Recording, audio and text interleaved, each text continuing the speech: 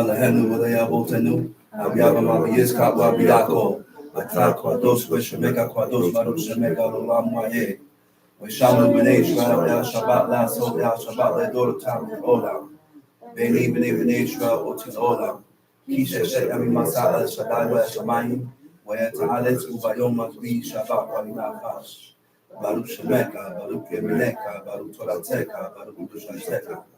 El Shaddai Melech, El Shaddai Malach, El Shaddai Unlo, Olam Wahe, Baruch Shem Kabod Makuto, Olam Wahe, Baruch Kabod Lohim, Min Kumo, Melech Elyon, Aluhu, Olam Wahe. First of all, I'd like to give all honor and praise to the God of Abraham, the God of Isaac, the God of Jacob, the great, mighty, and revered God, the Most High God, who bestows his loving kindness, possesses all things, who remembers the pious deeds of the patriarchs, the Most High, slow of anger, great in kindness, forgiving iniquity and transgressions, but who are by no means clear the guilty, visiting iniquities of fathers upon the children to the third and fourth generation. The Most High's work is perfect for all his ways of justice, a God of faithfulness and without iniquity, just and right is he. Shagul. Giving due respect and honor to a head in Israel, to the chief of chief and liaison, to the chiefmen, princes, brothers and sisters, I say unto you the tongue of my forefathers, Shabbat Shalom. Shabbat Shalom. Do we know what is unjust gain? Are we aware of what is unjust gain?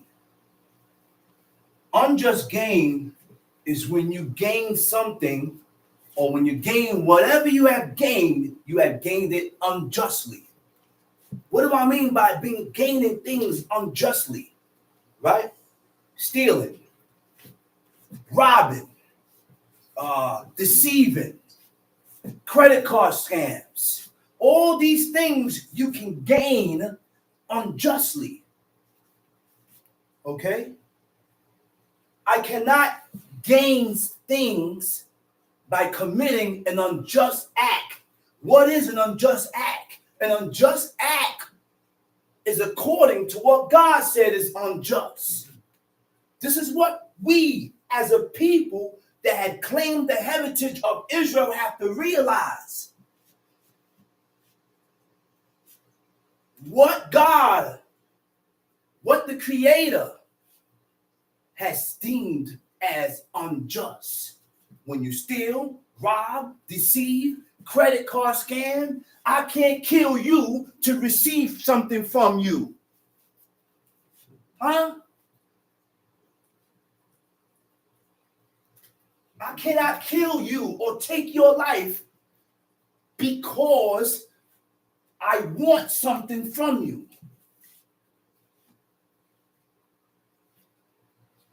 That should not be none of our mentality. None of us should be thinking that way. Those thoughts shouldn't cross your mind, because they damn sure don't cross minds. They damn sure don't cross minds. Listen, there was a point in time in life where I wasn't as fervent with God.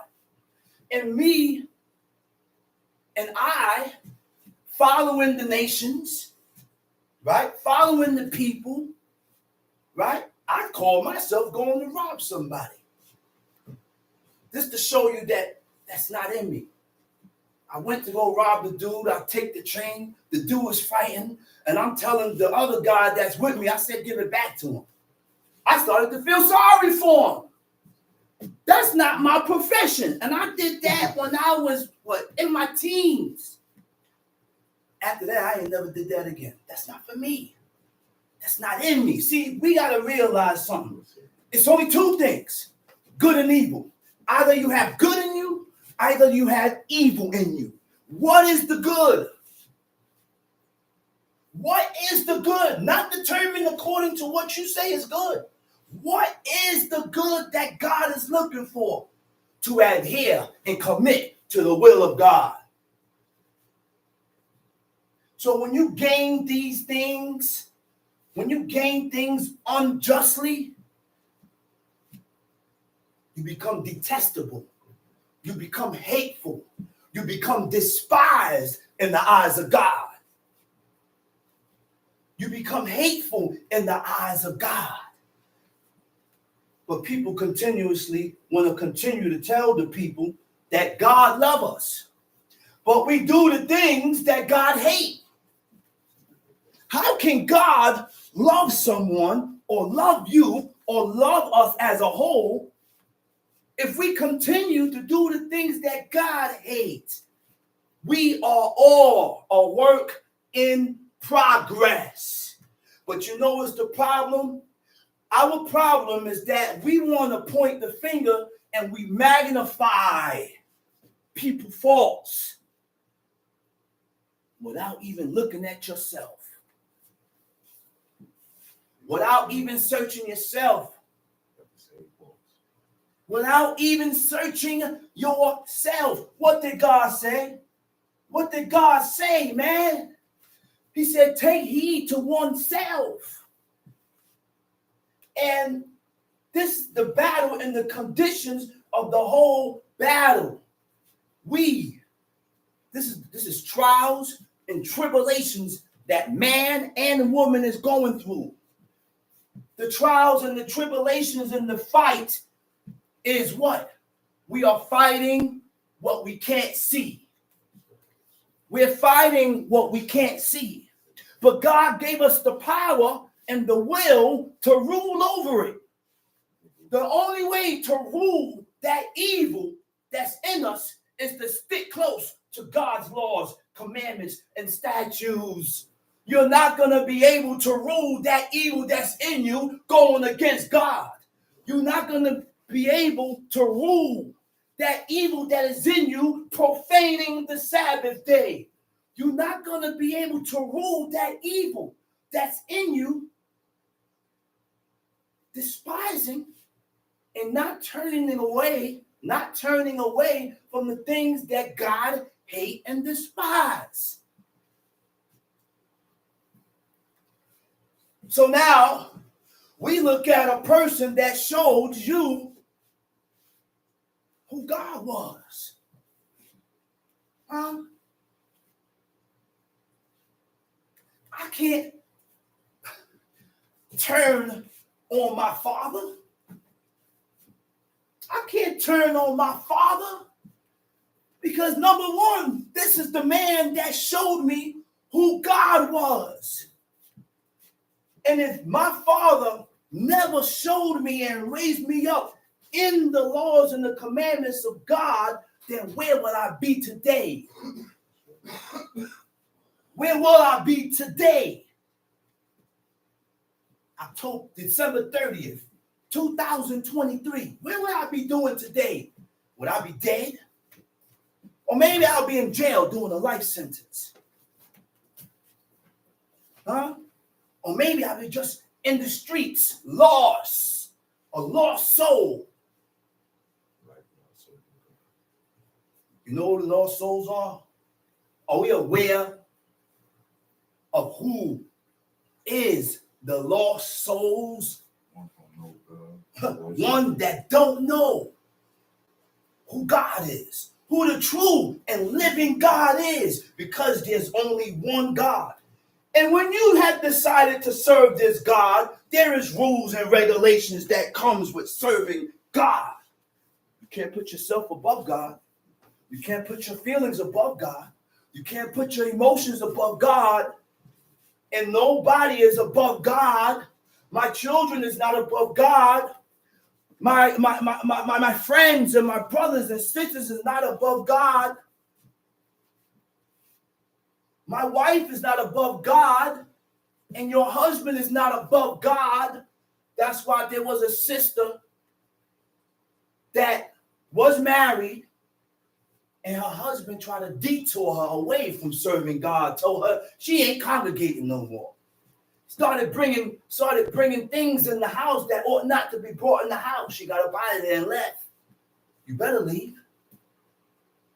You better leave. Why? Because it's God over everything. Nobody is above the Creator. So therefore, we, us, got to make our choices now. We got to choose now. Serve God or not. And when you're not serving God, everything else counts besides God. Everything else counts besides God. Huh? One of the ways of seeing that this person has made their choice is when they are able to voice this formally, to express this, and they're able to tell any and anybody, mother, sister, brother, and they're not ashamed, because that's one of the things that wise words in Ecclesiastes said, of these things be not thou ashamed of, and accept nobody to sin thereby. The first one was the commandments and the laws and the statutes of the living God, which means we cannot make exceptions. We cannot make exceptions, man. We cannot make exceptions. Why? Because you love, but God said love him first. God said love him first with all your heart, soul, and might. So in loving God with all your heart, soul, and might, I can't make exceptions for my daughter. I can't make exceptions for my sons. I can't make exceptions for my wife. I cannot make exceptions for my brothers and sisters and kinsmen and families and aunties and uncles. There's rules and regulations that is set. And the rules and regulations that set is the rules and the regulations of God. That's our problem. That's our problem. And this has been our problem for many years. Make sure everybody cut the Wi-Fi. For many years. Because Exodus 20 is my first chapter. And one of the first laws in Exodus 20 is what?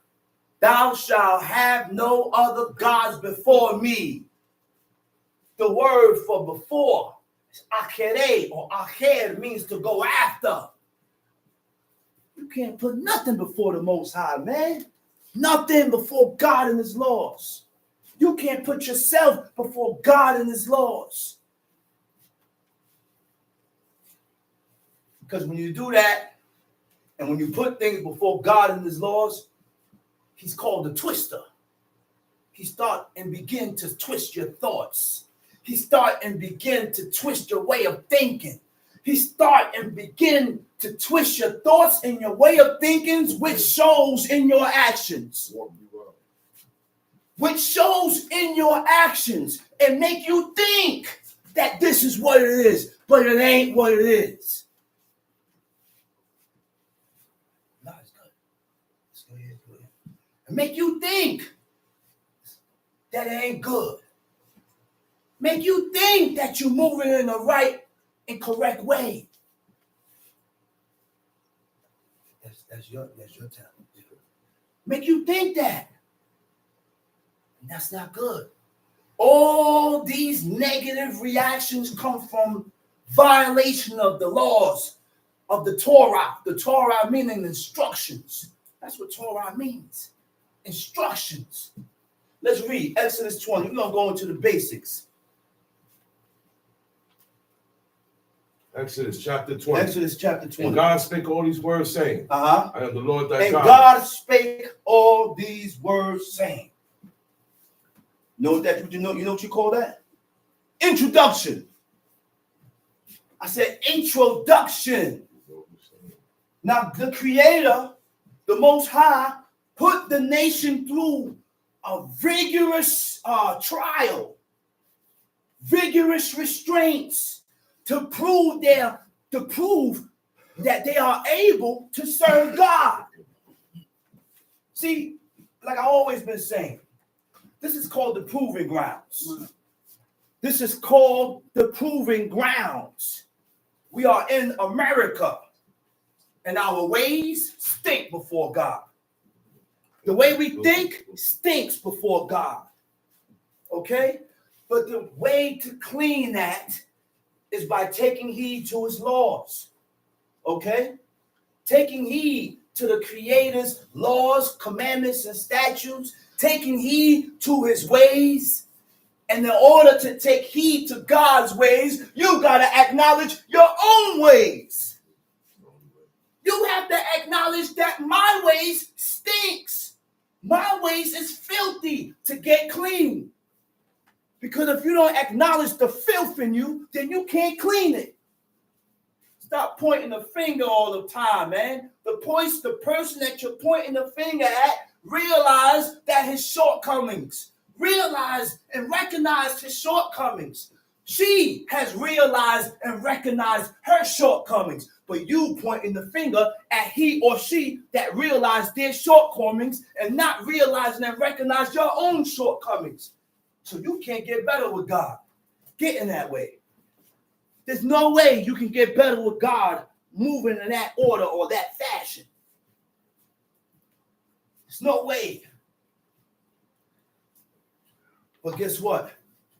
My job is to chastise and correct. And after I'm done chastising and correct, now guess what? I don't stay on that person. You don't stay on that person. We don't stay on that person. After you chastise, you jump back on yourself. Because I ain't got no time to be watching and picking at people. I got a whole lot of work on myself. But guess what's the problem? I have realized that. I have realized that. And I got a whole job to do and to accomplish before I turn to this. You know what that is? Dust. When you return to dust, dust to dust, ashes to ashes. That's what they say at a funeral. When you're dead, dust to dust, ashes to ashes. Change your ways before that day. Change your ways before that day. Before the dreadful day and the coming of God. Because I damn sure have to change minds. I'm not 100%. We are not 100%. We are all coming up short with God. The sooner we realize that we are all coming up short with God, then guess what comes after that? Changes. Guess what else comes after that? Correction. Guess what else comes after that? Mercy. Mercy comes with that. You know why I said mercy? Because being merciful, you'll correct a person, and I'm not going to stay on that person for months and years about the same situation. God ain't do that to you. I said, God didn't do that to you. God didn't do it to Ahab. Ahab, man. So who are you to do that to this person or that person? Ahab went aside from the Creator all the way. Allowed his wife to do things that was not supposed to be done in Israel. And when he humbled himself, acknowledged his fault, put on sackcloth, he had to stay. He had to hold back one of his angels. He said, hold up, don't do him. He said, you don't see how he humbled himself? He humbled himself before God. He said, and when you're humbling yourself before God, you are acknowledging your faults. When you acknowledge your faults, that person truly acknowledge his faults. He don't return back to them. You don't return back to them. But when you humble yourself to people, when you humble yourself to people in general, they kick you. They kick you. I'm humbling myself, acknowledging where I went wrong at. I'm sorry. Guess what happened? The person's still holding over you. You have people that still holding over you. Not God. I said, not God. Not the Creator. Not my God. And I thank him every day for his mercy and his compassion and his pity. But we cannot dwell on that.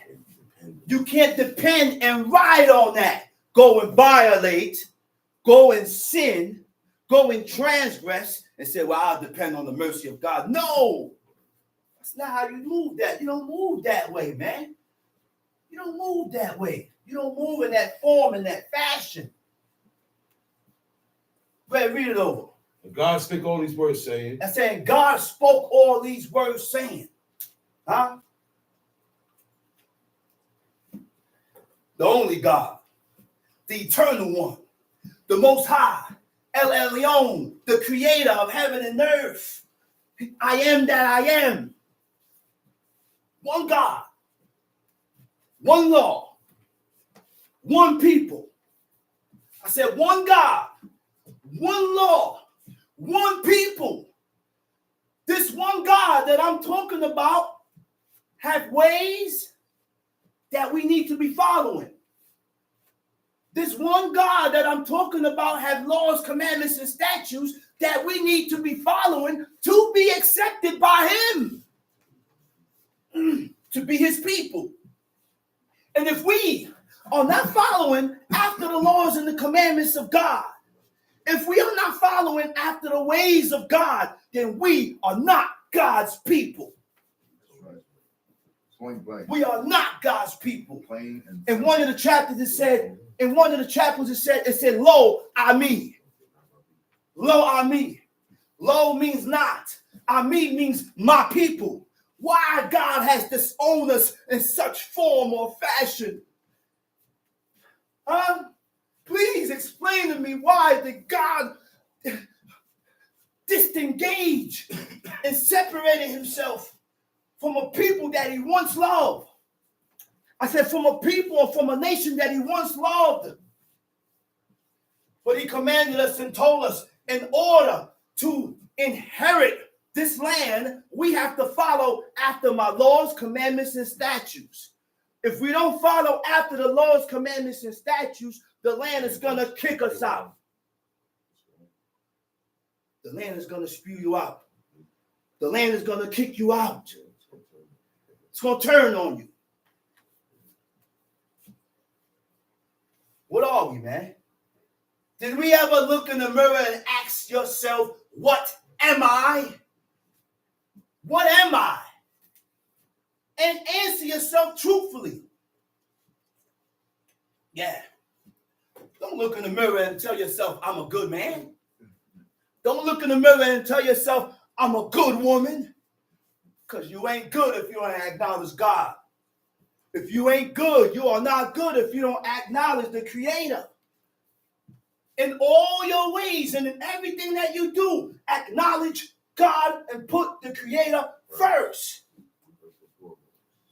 But people, I have noticed, turn away from God because of Luke Skywalker. Yeah. Because of what Luke Skywalker did to me. That's what caused me to turn away from God.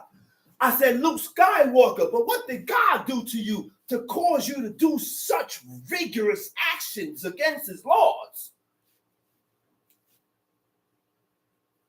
God didn't do nothing to you. You just entertained yourself with people, with men, and with women that don't want to serve God. Don't blame God. I said, don't blame God for your actions. I said, don't blame God for your actions.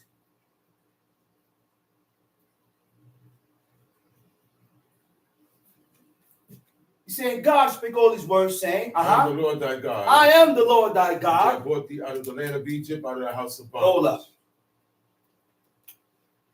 Mitzrayim. Mitzrayim do not mean bondage or slavery. I wish people would stop saying that. Mitzrayim means Egypt. That's it. That's all Mitzrayim means. All right? Okay?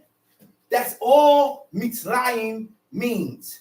Because in Deuteronomy 28, it says that I will bring. It said the Lord's going to. I gotta find this part here. Not verse 28. It's chapter 28.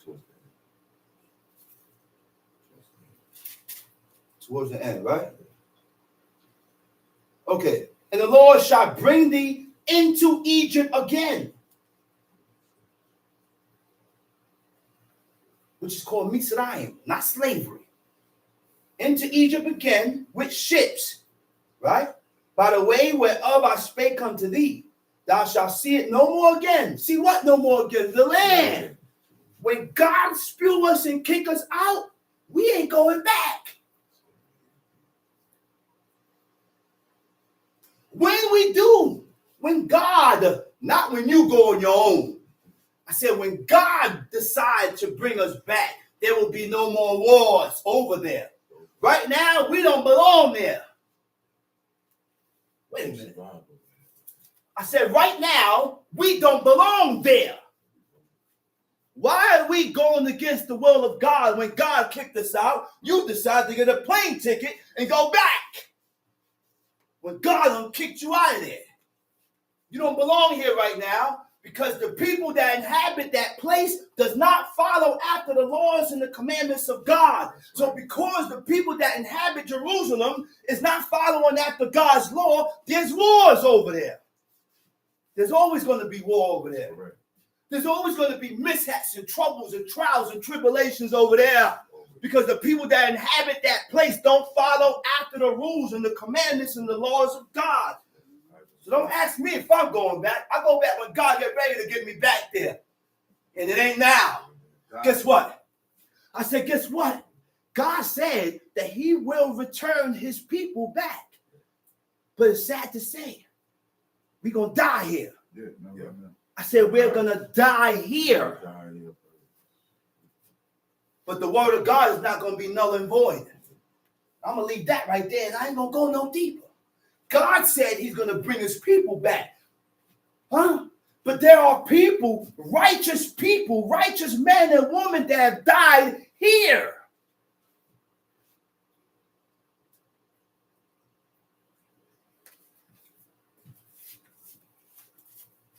Let's read. Thou shalt have no other gods before me. Thou shalt have no other gods before me. No other. The word for no other means what? Acher. Aleph, chet, resh. Acher or achareh means to go after. You shall not go after other gods, huh? Thou shalt have no other gods before me. Thou shalt not go after other gods before my face. What does go after means? Because in order to get these words and understand the essence of what God is talking about, we need a dictionary, Hebrew dictionary, and a damn good English dictionary, so that you don't go after other gods. Don't formulate in your mind that you have acknowledged what God is talking about, because we don't. And guess what? When you get these dictionaries, it has to coincide with what the book says. It has to coincide with what you read. So when you go after other gods, the first definition is subsequent to. Why subsequent to? Subsequent to means what? To have the same view of. Which means I have the same view about this problem like this person that don't serve God. So when you think the same and when you have the same view as a heathen or a person that doesn't acknowledge God, your thinking is going to show in your actions. This is why we must change our ways of thinking. We have to change the way we think, because the way we think is going to show into our actions. You're going to start moving in a way or in a manner that the way that you think. And this is why you have to change your way of thinking. Make your mind up. When you make your mind up, you're not straddling the fence. You're not halting between two opinions. Halting between two opinions, which means you can't make your mind up. You are undecided. You can't make your mind up. And when your mind is not made up, things are done in your life. You start to do things and start to move in a way that's not acceptable by God. And you make the littlest of things push you over to the edge. Because you don't agree with God. Because you don't agree with his laws. Because you don't agree with his commandments and his statutes and his ways. You are more susceptible to go back to your past because you haven't let it go. You haven't let go of your past, which God has denounced, which God has thumbs down. See, when you come to serve God, I got to let go of my past. I got to let go of the things that caused me to detour and turn away from God in order to accept this. That's the only way. Okay, subsequent to meaning to have the same view of. It also means what? To resemble. To resemble means to be like or similar. What is like? When you're like them, when you're like the heathens, when you're like the inhabitants of the world, when you're like the people, then you will start and begin to feel attraction for what attracts them. What attracts them attracts you. That's wrong. What attracts God attracts you. I said what attracts God is supposed to attract you. But because you are like them, because you are like the people or the inhabitants of the world, what attracts the inhabitants and these profane and common people attracts you. New Year. January 1st. Happy New Year. New Year's, nigga. Yeah. What attracts them attracts you. So now we come up with a new year. Yeah. Talking about we have a new year. No, why you always want to have the same thing like these people? Yeah. You want to be like them. So you come up with your own form of New Year that I ain't never read in the book. The book said beginning of months. Abib is the beginning of months. So now we have all smarty pants. So you mean to say So you mean to say Adon? The beginning of months is what? The first month, right? It's a new year. But I didn't read New Year in the book. You're putting that there. God only specified and said the beginning of months. But you know why you think like that? Because you're bald. That's why. You know why you think like that? Because you eat blood and fat. Blood and fat. You know why you think like that? Because you steal and rob. You know why you think like that? Because you falsify checks and you do things that is contrary to what God says. So God did what? He instilled opposite thoughts, contrary thoughts, forward thoughts in your mind to go against what God says. Majority of the world right now. All right? And that's the problem.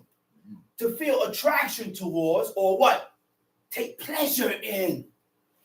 My pleasures is not your pleasures. I'm not supposed to have pleasure in what the heathen or the nations have pleasure in. That's right. Happy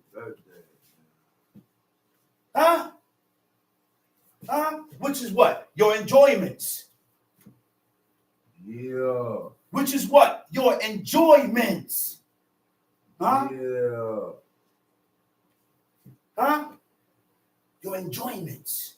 What they enjoy, you're not supposed to enjoy. What they accept, you're not supposed to accept because we're following different paths. We're following different paths. Different paths. Okay? Now, okay. To regard. Huh? To regard means what? A feeling of respect or affection for. A feeling of respect and affection for. That reminds me of what God said about Cain. He said, if you do is good, if you do well, shouldst thou be exalted? Mm-hmm. He said, I will regard you. Huh? God has regarded you. Only if you do good, according to what God says, he will regard you. He will consider you. Which means something down the line, Cain was not regarded by God of something, and it wasn't recorded. I didn't read where he did anything. It don't say. But guess what? The only thing that I can say is that God tries the heart and the reins of man. God knows what it was that was displeasing in his eyes. And I'm going to leave it with that. And Cain knew it too. So therefore, when he sent up the offering, meat and the consumption of meat did not have nothing to do with it. It had nothing to do with it. It is according to the heart of Cain, why God did not accept his offering. Something went down or something happened with Cain, why God did not accept him, so therefore he didn't accept his offering. But God accepted Abel. And how did Abel know that God accepted him? When King Solomon sent up that prayer during the building of that temple, when he was done, he sent up his prayer, and God answered his prayer and accepted his prayer by fire coming down from heaven and sucking up the offering. So Cain did not get a reaction from God, but Abel got a reaction.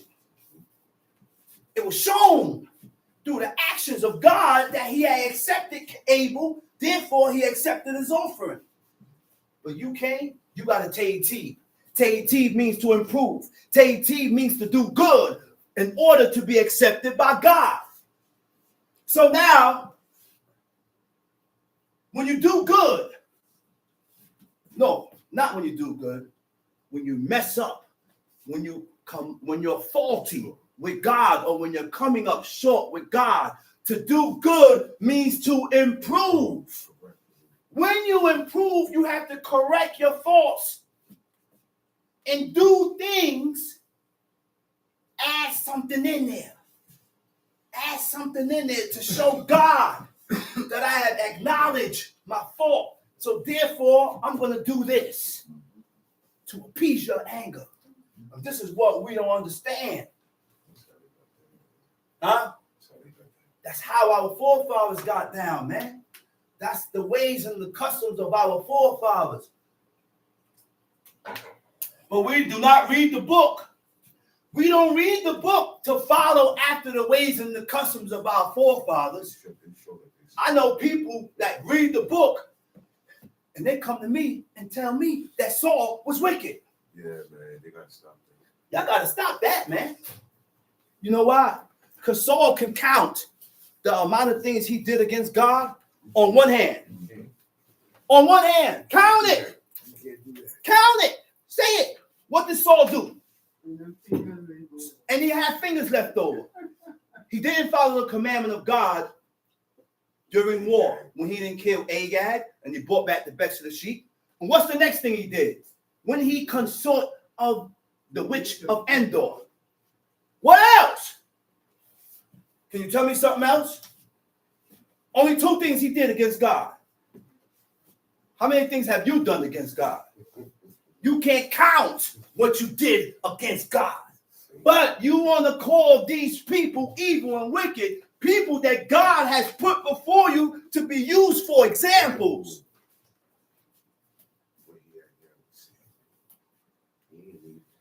This is why I don't read the book and call nobody in here wicked.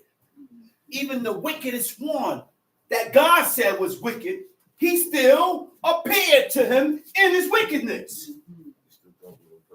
God still had a personal relationship with the most wickedest ones. Which means, guess what? Our wickedness cannot even be compared to these men's wickedness. Our wickedness cannot be compared to these people wickedness, that the things that's done here. It can't be compared. So we need to stop it. We need to stop. We need to stop. We don't know the mind of God. We don't know the mentality of God. God said, my thoughts is not your thoughts. My ways is not your ways. So when God come up with a decision of why he decided to do or what he decided to do, leave it alone. God accepted him. Don't worry about it.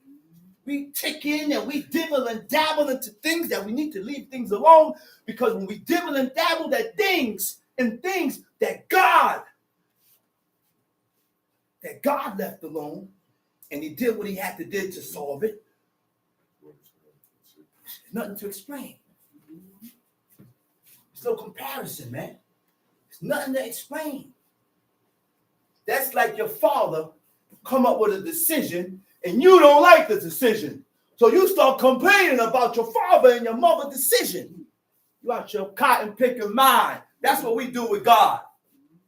We read about the decisions that God came up with and what God said, who we accept, who we don't accept. And then we want to question God and ask God, well, why would God accept him and he did this? Well, why did God accept him and he did that over here? Man, mind your business. People like that, you can stay away from me, man. You can stay away from me. You can't question God the same way you can't question your parents. You can't question God the same way you can't question your parents. We got to stop, man. We got to stop. Because guess what? We are far away. We so far away. You know what? I have a question. If you die right now, where do you think you're going? Ask yourself that, man. And be truthful with yourself when you ask yourself. If you die right now, where in the world you think you're going? Huh? Are you moving in accordance with what God said to be safe? Are you moving in according to what God said to be safe? Huh? No. You know why we not? Because there's a word. And this word, this is what causes us to move in the way that we move. It's called emotions. Our emotions is what detour us away from God. We have put our emotions ahead and before God, which means we have put ourselves before God, which means that how you feel counts before God, before how God feels. And how I feel don't count. We always got to backtrack to what God said and constantly formulate and think. Okay? We can't solve matters by how you think. You can't solve matters like that. Can't solve matters like that. It's either, you know how we solve matters? What you did and what you did not do. And when we solve these matters, God said to have 2 or more witnesses to establish a matter. And when you don't have 2 or more witnesses, guess what? The matter still remains here. But I can't judge. So yes, we judge each other. Let's read it. Thou shalt not make unto thee any graven image or any likeness of anything. Okay, now, right? I have to go into one more thing. A feeling of respect or affection for, right? To agree means you accept. To agree means you accept. Okay? Right? I agree. Now, so if I accept you, I agree with your actions. Huh? Okay, so in order to be accepted, you have to change before I accept you. Isn't that how God moves? God is not going to accept you if you don't change. I said, God is not going to accept you if you don't change. That comes with man and woman. You can approach a person, show a person their faults, and allow the person to change. That's what God did. Yo, you did this, and this. And if you have godly traits and you have the mindset of God, then I will give you a chance to hang yourself again. I will give you a chance to change.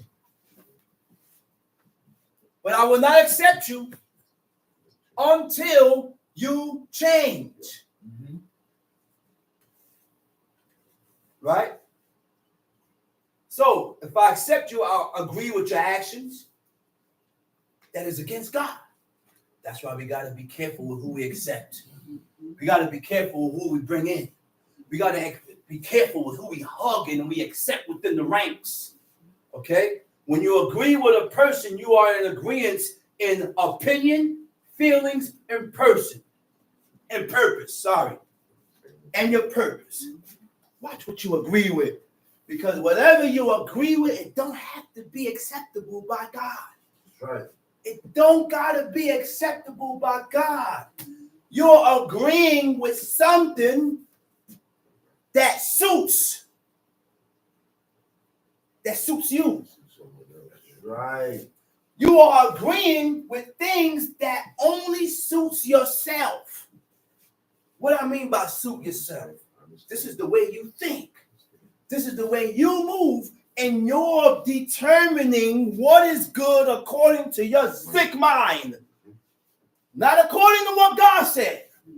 You're determining what is good according to your sick mind. Guess what? But the only one, the all-seeing one, the creator of heaven and earth, the eternal one is the one that can show us what is good.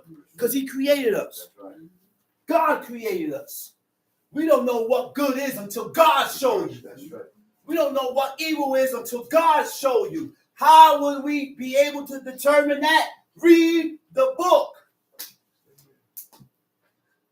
And hope that God show you. And open your eyes to what you're reading. Because sometimes you read and it flies right over.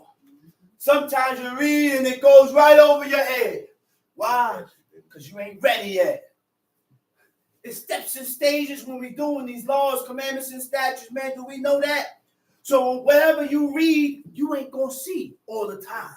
That's why it's very important to read every day, constantly, over and over, repetitively, over and over. I'm still seeing things that I'm still reading that I have always read over and over. And I've been reading this book for years. I didn't just start reading this book. I didn't just start doing this way of life. And guess what God deals with? God deals with time. How much time you got in doing this? You only got 1 year. You only got 6 months. You only got 3 months. You are just coming to knowledge of yourself, of who you are and who God is. You think God gonna open your eyes to what a person that had all his life living is, Yeah. you're not going to see what that man see. You're not going to see what that person see. That had all this time engraved in serving God. I said, that's what God deals with, man. Time. God deals with everything. Everything is dealt with. Time. He even give you time to change. He even give you enough rope to hang yourself. He said, go ahead. He said, I'm giving you enough rope to hang yourself. And I'm in your ear. I'm in your ear at the same time as I'm giving you the rope to hang yourself. I said, I'm in your ear. At the same time, I'm giving you enough rope to hang yourself. But there also comes a time when the time for repentance is short. I don't give you the time. I don't give you enough rope. And I give you time to return. Send wisdom your way. Send wisdom your way. Send this person to talk to you. Send this person to keep coming to you and telling you about you haven't returned. You're not. He said, now I'm going to darken your path. I'm going to darken your path. The path is darkened and you think you have light. You think you're walking in the light. That's right. But you're not. God has darkened it. And he has put a mirage before your eyes to make you think. To make you think you're doing the right thing. But you're not. That's the wrong You know thing. why? Because God has left the door open and you was afraid to walk through. You was afraid to change and walk through. That's the So wrong now thing. God has shut the door. This offer expires. Okay? Okay, now. Verse 4. That's like, oh. Thou shalt not make unto thee any graven image. Now we're going to dig deep in this here. And this is why God said, leave the images alone. And I never came up with this explanation before. Okay? Never. That's why it's very good to read. And every time you read, God show you something new that you haven't seen. Graven image is the Hebrew word for graven image is fesel, which means an idol. Okay? Now, an idol is what? A false god, right? An idol is also likeness of something, a form or appearance, visible without substance. Without substance, meaning life. Okay? Now, the word that it has for likeness is temuna. It means pictures. Okay? Now we're going to dig deep on what this graven image is. And through my studies and history books and digging into what graven image is, graven images also refers to cult image. It is the same. Same thing. It is the same. A graven image is a cult image because a cult image is a graven image. Read the definitions of it. Now, I'm going to read it. Deuteronomy 4 states, Deuteronomy 4, verse, now you stay where you at. I'm going to read it myself. Deuteronomy 4, verse, okay, there it is. I got it. Deuteronomy 4, verse 15, right? It says, take ye therefore good heed unto yourself.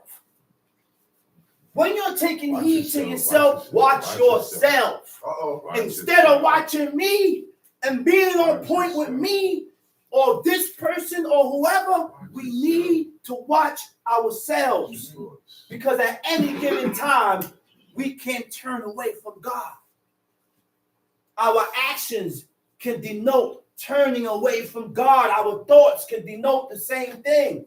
So, he said, take heed to yourselves, for you saw no manner of similitude on the day that the Lord spake unto you in Horeb out of the midst of the fire. You didn't see no image of God.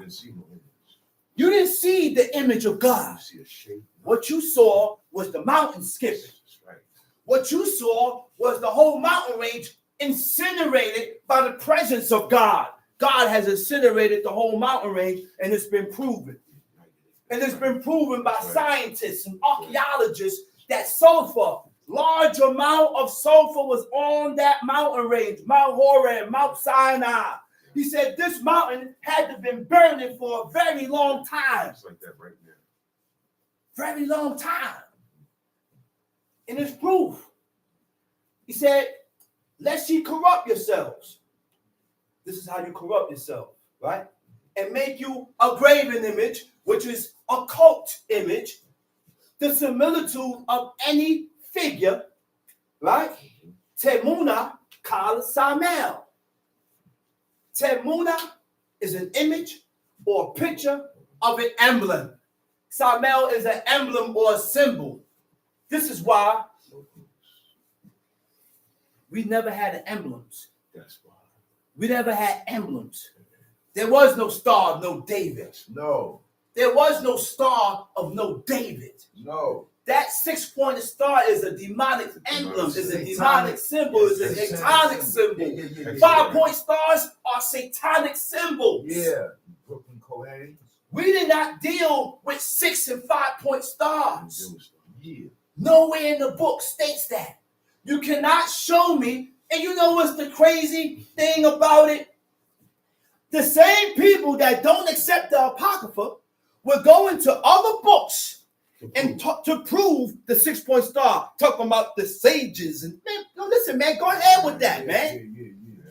Because there was a separation between the Old Testament and the New Testament, was a 400-year separation where the Apocrypha, which means apocryphos, which means hidden books, was taken out and removed from the Bible.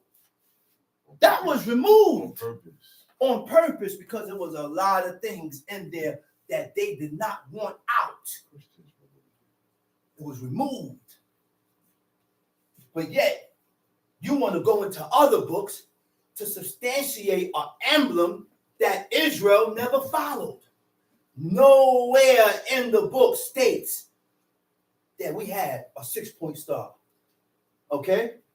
Similitude of any figure, likeness of male and female. Tabnit is a likeness of male or female. The likeness of beasts that is on the earth. The likeness of any creeping thing, creeping on the ground. The likeness of any fish. Okay? So now I'm going to go back to the definition of graven image. Also refers to cult image. A human-made object that is worshipped for the deity or spirit that it embodies or represents.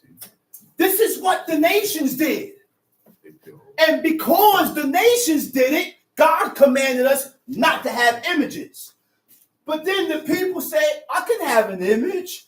I'm not worshiping it. But the reason why God said not to have the image is because the image was used during worship with the nations. So God said to stay away from it all the way. It becomes abominable to have images. Because the people and the nations and the 7 nations and all these Hamitic and crazy nations used images for what? Human-made objects that was worshipped for the deity or spirit that it embodies or represents. Don't you notice during witchcraft, they can have a doll that resembles you or don't even got to resemble you, and your spirit is in that doll, and when they bend that doll foot back, your foot back. When they stab that doll, you get stabbed, and that's true.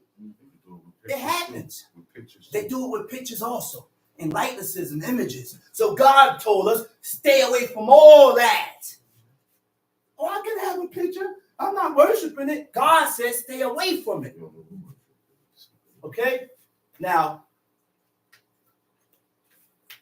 cult image started in Mesopotamia. Date back to early dynastic times. Egyptian cult images date back to pre-dynastic times, late 4th millennium BC. Before Abraham. This is before Abraham was born. This is why God said to stay away from it. It's the spirits and everything. Tom Sheep. That's Verse 4. Thou shalt not make unto thee any graven image or any likeness of anything that is in heaven above, Thou shalt have no graven image or any likeness of anything, any picture, no timuna, of anything that is in heaven above, above, or that is in the earth beneath, beneath, or that is in the water under the earth. or that is in the waters under the earth. Thou shalt not bow down thyself to them, nor serve them. For I, the Lord thy God, am a jealous God. To bow down. The word bow down is tistakawe. Tistakawe means to prostrate, to worship, admiration, adoration. So when you prostrate, which was the first form of prayer when we prostrated, we did not start spreading our hands until after Solomon made that prayer. But before Solomon made that prayer, we prostrated, face to the ground. And when you're prostrated, you don't have to face no direction. No. Isaac was caught in the field meditating. In the Hebrew, it says he was prostrating. That order was not set up yet until the temple got built. Solomon's temple got built. Then we started facing towards this place. Then we started facing the temple. And this is why my father stopped spreading forth his hands, because the temple ain't there no more. So the same rules and regulations stands. There's no more temple there. So what are we facing? This is why my father prostrated himself every time he decided to pray. It's different. Prostrate. That's what you're facing. Tom Sheik. For I, the Lord thy God, am a jealous God. For I, the Lord thy God, am a jealous God. What verse is that? 5, right? Okay. Now, he said, thou shalt not bow down thyself to them. He said, nor serve them. The word for serve is abad. When you're serving, you are complying. Anything you serve, you comply to their commands and their demands. Which means we got to be careful with what we comply. Comply means what? Agree. To agree with. Agree. Be careful with what we agree with.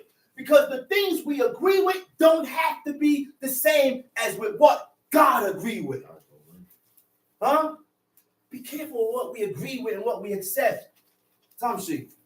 For I, the Lord thy God, am a jealous God. It said, for I, the Lord thy God, I'm a jealous God. What made God jealous? What do you mean God is jealous? Why did God become jealous?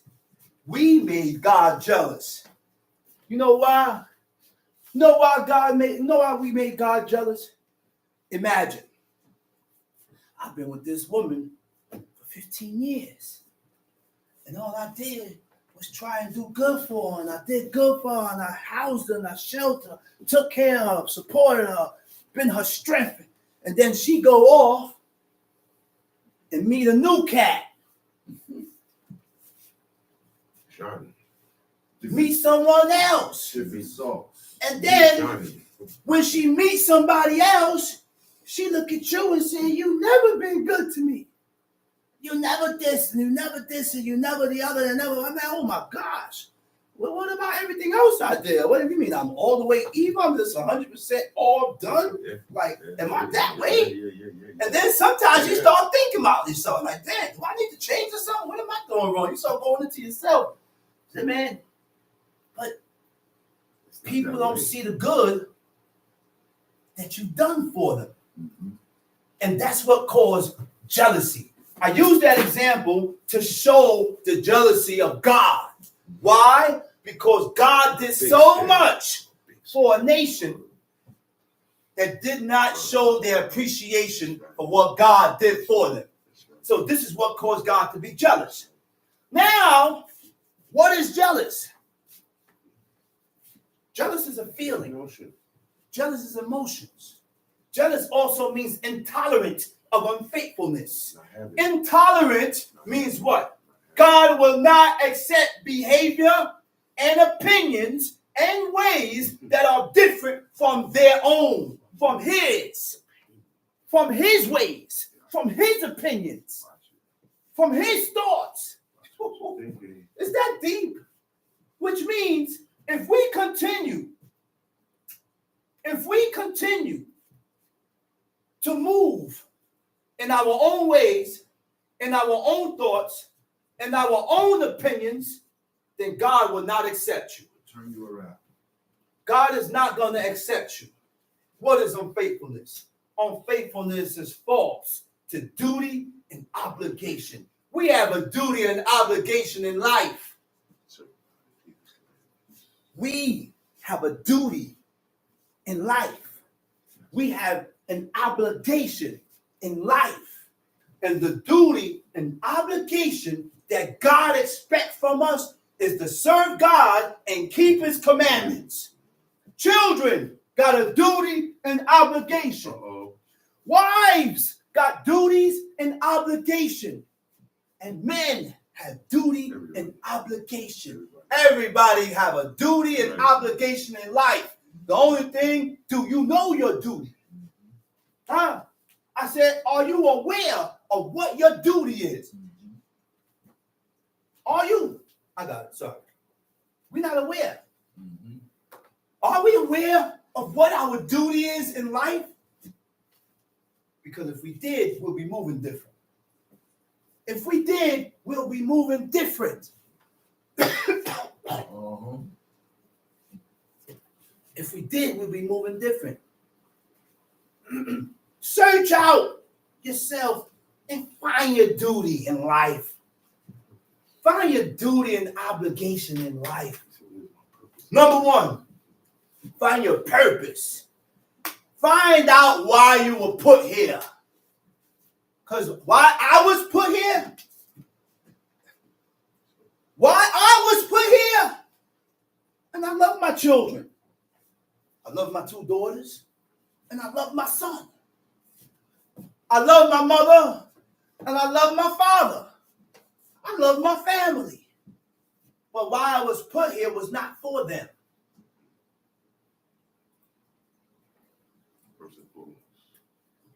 My duty is not towards them. First and foremost, my duty and obligation is to God. And then, when your duty and obligation is to God, then you will start and have a duty and obligation towards your parents, because he commanded us to honor your father and your mother. Then you will have a duty and obligation to your children. They didn't say love your children. They didn't say despise. They didn't have to put that there, because our forefathers took care of their children. They didn't kick them out the house. You're a grown man now, leave. God didn't have to put that there, because that wasn't our forefathers' mindset. Oh, the book didn't say love your wife. Yeah, God had to put that there because men sort of automatically love a woman. God said Abraham loved Sarah. They didn't ill-treat their wives. God didn't have to put that there, because that was naturally done. That it wasn't in them to do these things. They didn't have that in them. They didn't have that in them. Was no limit. Today people got limits. Right. Right. Did we read the chapter in Ezra where it said what a man would do for a woman? Oh yeah. Look into the mouth of Did you read that? He said, what ruled it over all? You know what he said? One of the things he said was woman. He said, man, why you say woman? He said, because a man would go out and rob, and everything that he went out and got, he'd bring it all to his woman. He said, everything he'd do, I said, he'd do it for his woman. He said, look into the mouth of a lion. He'd look into the mouth of a lion just to get that woman out of there. Yes, a man will give up his life for a woman that he loves. And because of love, this is what happened. A man would totally submit himself to you. Yeah, he ain't gonna say it, but he will totally submit himself to you. And because of the love and the attraction and the connection that he have, he ain't gonna stop. or else the love wasn't real. He'll keep coming. You gonna see it. And he'll keep drawing and keep drawing and keep drawing and keep drawing. You can keep pulling away, but he gonna keep drawing and keep drawing and keep drawing. But guess what? When he's tired, when his arms get tired and weighed from keep drawing and drawing, and when that drawing stop, that's to believe now it's over. Now it's done. That's what the man said in that book, man. The other one he said was kings. King, woman, and wine. Wine. Wine. Those are the three things he said. The last one, it was the best one, was truth. But behind the truth was woman. That's right. Woman beat the king. Woman beat the king, and woman beat the wine. Yeah. He said, so even the king. Yeah. Look at Vashti. Vashti got called by the king. And what she, Vashti said she ain't coming. that was her violation. Right? No, listen. But the reason why, and the only reason why he did something was because his men told him. You should do something about that because all the rest of the women are going to follow suit and follow behind her. And that's why he did something. Other than that, if his men ain't said nothing, he was like, oh, you're not coming out, no problem. Which means what? Even in your faults, a man will look over it. Or because of that 4-letter word called love. I say you look over your faults. Guess what? Hoping for you to acknowledge and change without me having to put my foot down. Why you swinging your hand? You're making his body react. You're making his body react. You're making my body react. Hoping for you to change. That's how the Most High gets. I said, that's how God deals. That's how God deals, man. That's how God deals. Come on, man. Come on, man. Come on, man. Let's read. Thou shalt not bow down thyself to Yeah. Okay, we got verse what? 4? 5. Verse 5. Thou shalt not bow down thyself to them. Okay. Nor serve them. Go ahead. But I, the Lord thy God, am a jealous But I, the God. Lord thy God, am a jealous God. Visiting the iniquity of the Visiting. fathers. Hold up. Break it down. The word for visiting is paquad. Paquad means to remember. Remember the what? The iniquity The iniquities of the fathers. Commanding the iniquities of the fathers upon the children. In the Hebrew, it says upon the sons, which means he will command your sins to ride your son. He will remember your sins to ride your children. Because of your false doings, because of your atrocious doings before God, God is going to visit your sins upon your children. Huh? I said, God going to visit your sins upon your children. And this is the reason why. Because iniquity has increased. Iniquity has increased after every generation. Iniquity has increased on a large scale, on a vehement, on a rapid pace. So now, women had born monsters. Now you have women that have born children with 2 kids that stuck together.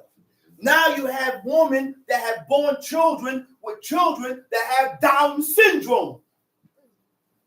ASD, PPSD, all these crazy ADD and ABC, ZDAF, TUXY, all these disorders that's coming out in these children today. They come out looking old.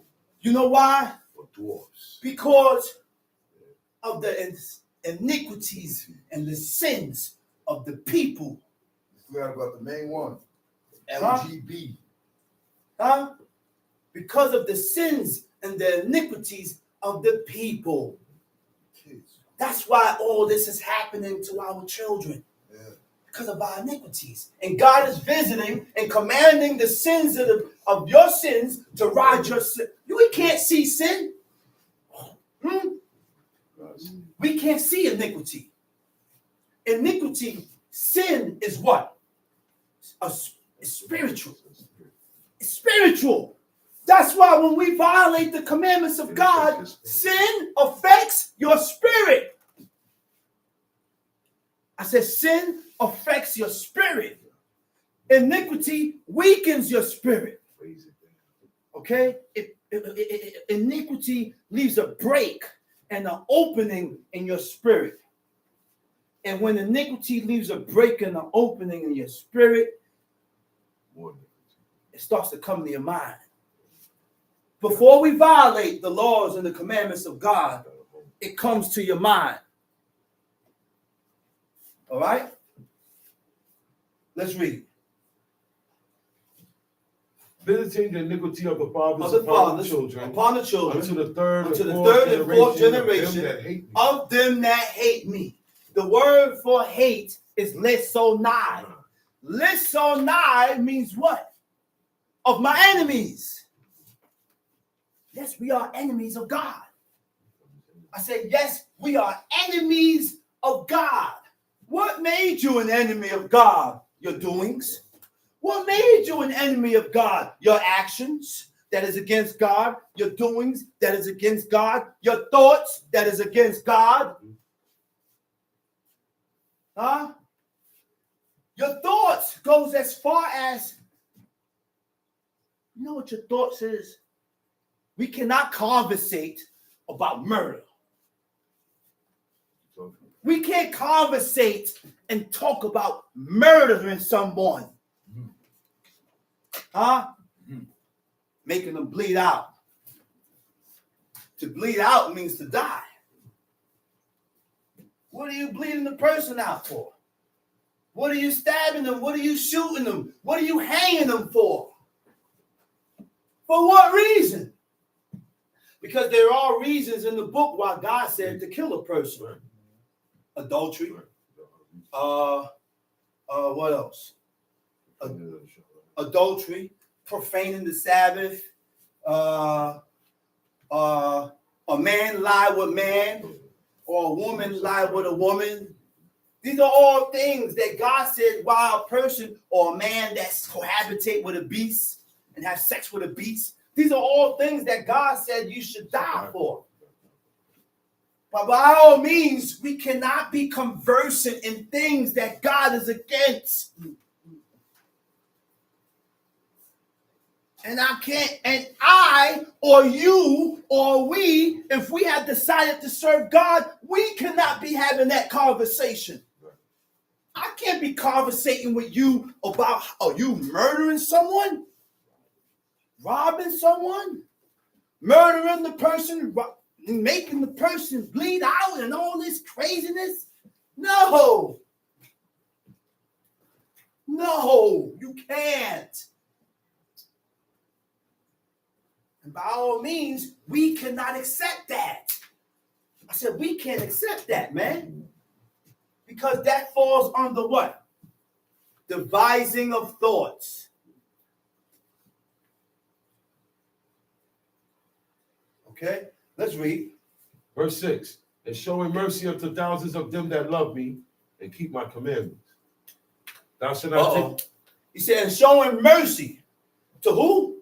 To thousands of them that love me and keep my commandments. So love goes hand in hand. Hand in hand. Okay? God will show you mercy only if you love God.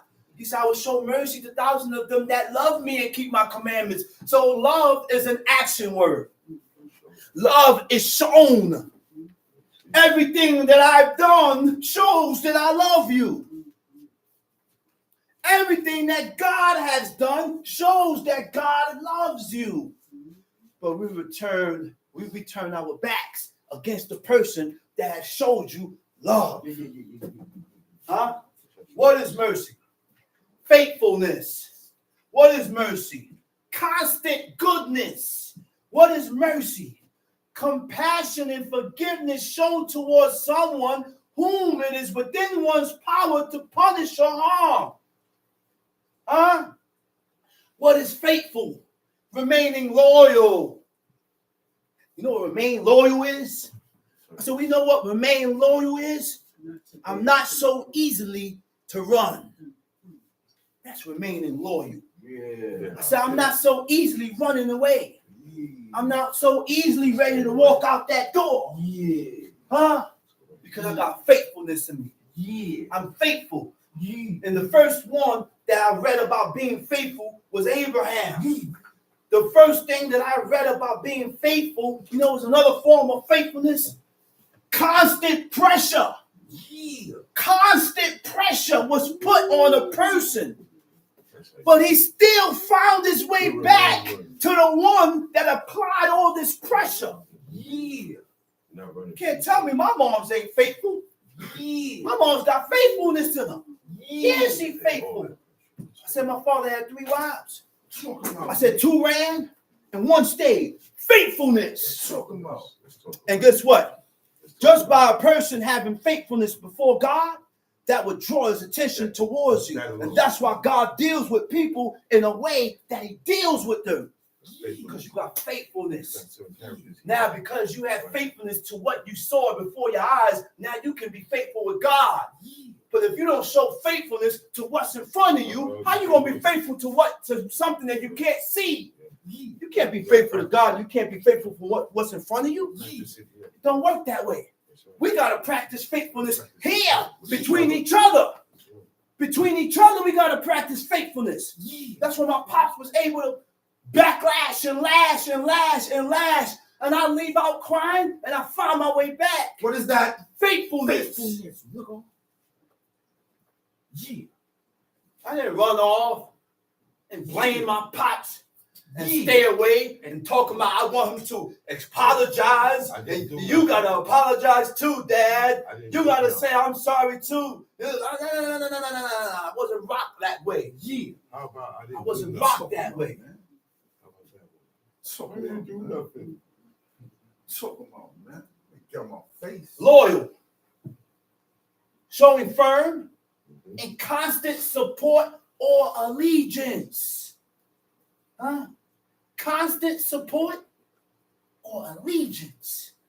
Same as faithfulness. Steadfast, devoted, and loyal to belief or cause. Devoted and loyal to your belief. Whatever you believe in, whatever you believe in is what you are what you have devoted yourself to. What you have committed yourself to. All right? Read that verse over. Verse 6. And showing mercy unto thousands of them that love me and keep my commandments. Okay, what is love? Love is what? Affection. I said affection based on admiration, benevolence, and common interest. Common interest. Admiration, benevolence, and common interest. Common interest is our interests are the same. Me and you have the same interests. You and God have the same interests. Now, because you have the same interests that God had, my interest is the same as God's, now you can begin to develop a love for God. That's right. But you're not going to develop love for God sinning presumptuously. Right. That means we don't have the same interests. That's right. That means your interest is different from what God, from God's interest. You know why? My interest is different from God because I sin presumptuously. I'm telling God that his decision about this law is wrong. And I should be able to do this. I should be able to do otherwise. So you're never going to love God. You're never going to develop a love for God going against his laws. Huh? Admiration. Admiration is feelings of delighted or astonished. Approbation. Approbation means approving formally. Formally. And it takes time to approve things formally, especially when it's dealing with God's law, with laws that restricts you from doing your own will, My liking. your own likings, your own desires. Yeah. Approve formally, you start making declarations. Yeah. You start declaring and making declaration Come on, man. of who God is. Come on with it. Of who God is. Come on with it. And how happy you are that you have shown me who God is. Yeah. How happy you are that you have showed me who God is and about his laws and his commandments and statutes, so I can save myself from myself. That's salvation. So that I can save myself from myself. Not save myself from you. Save myself from myself. You know why? Because what's in me is against God. I said we have good and evil in us. What we have in us is against God. So now we have to wean the evil out of us by acknowledging the commandments and the statutes and the laws of God. By adhering and taking heed to the laws and the commandments and statutes of God. You're never going to despise that or this without staying away from it. I got to stay away from it. I got to detach myself from it. I got to separate and detach myself from it so that the love and the desire that I have for this abominable thing can be detached and separated. You're not going to stop loving it living around your family. I say you're not going to stop loving it living around your family because your family don't want to serve God. Your family do abominable things. Your family do things that God hates. Say it again. I say your family do things that God hates. And you are trying to train yourself to hate these things, but you're still around it.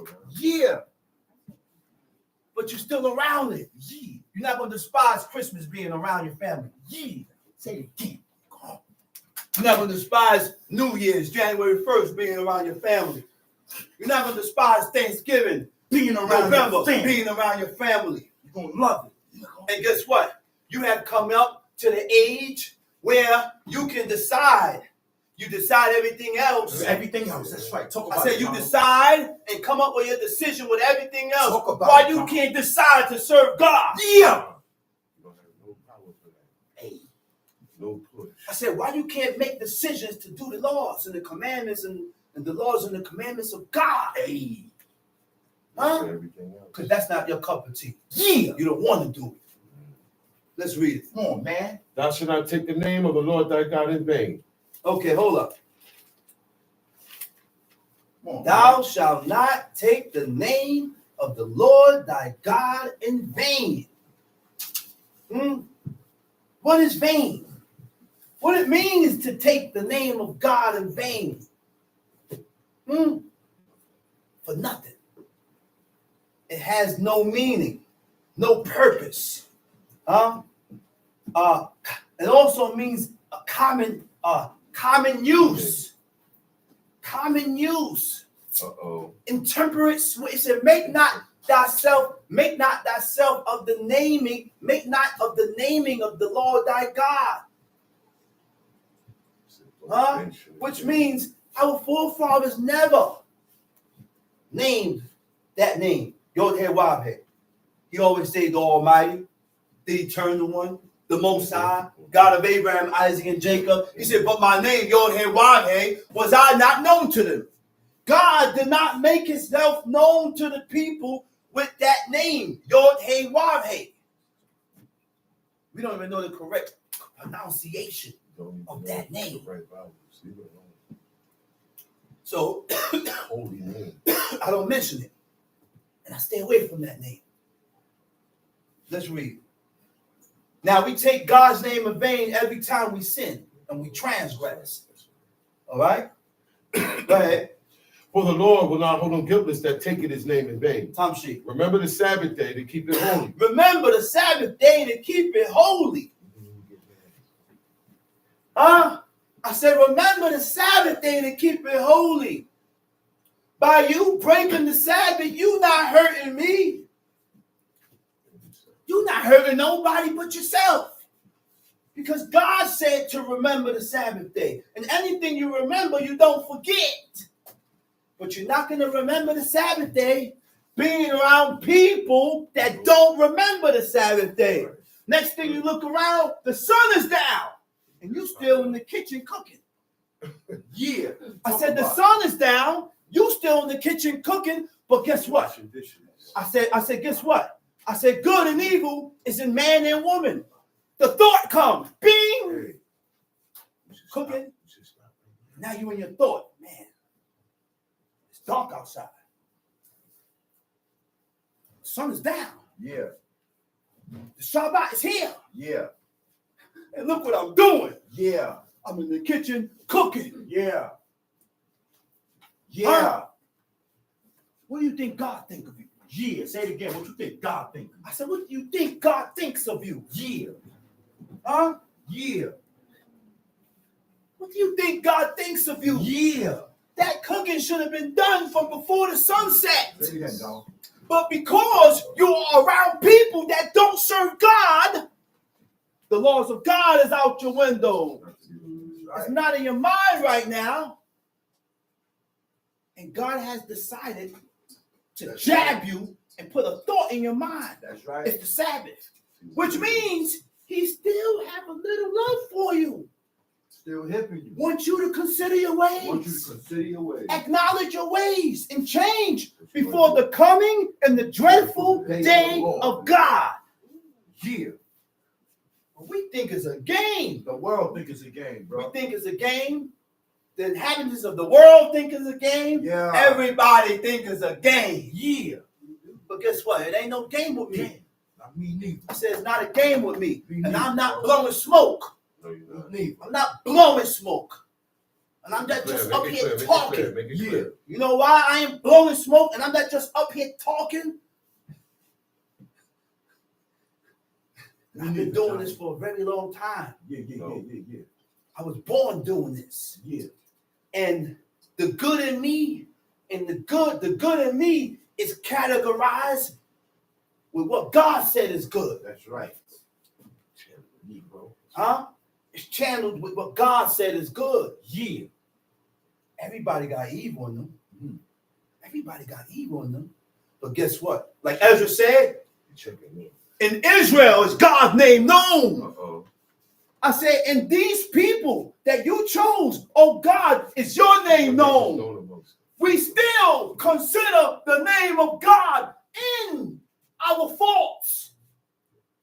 In our faults. And when we violate and commit sin before God, guess what? On the up and up, we consider the name of God.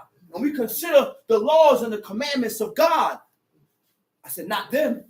No, they don't think. You know who's those words?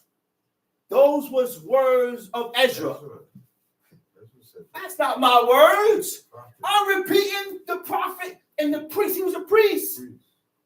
Ezra. Because he asked the creator, he said, oh, Most High, he said, why? The heathen flourish. The heathens and these people is flourishing, but in this nation, whom your name is known in, they're suffering. He said, why? He said, why that happen? Why you deal dust with your people whom only in your name, whom only your name is known in? Yeah. So don't compare me to Negroes that don't serve God. I'm not the same like them. That's right. That's how you know what I you said, I ain't the same like them. Talking about. Don't compare me to these Negroes Talking about. that don't want nothing to do with my God. Talking about.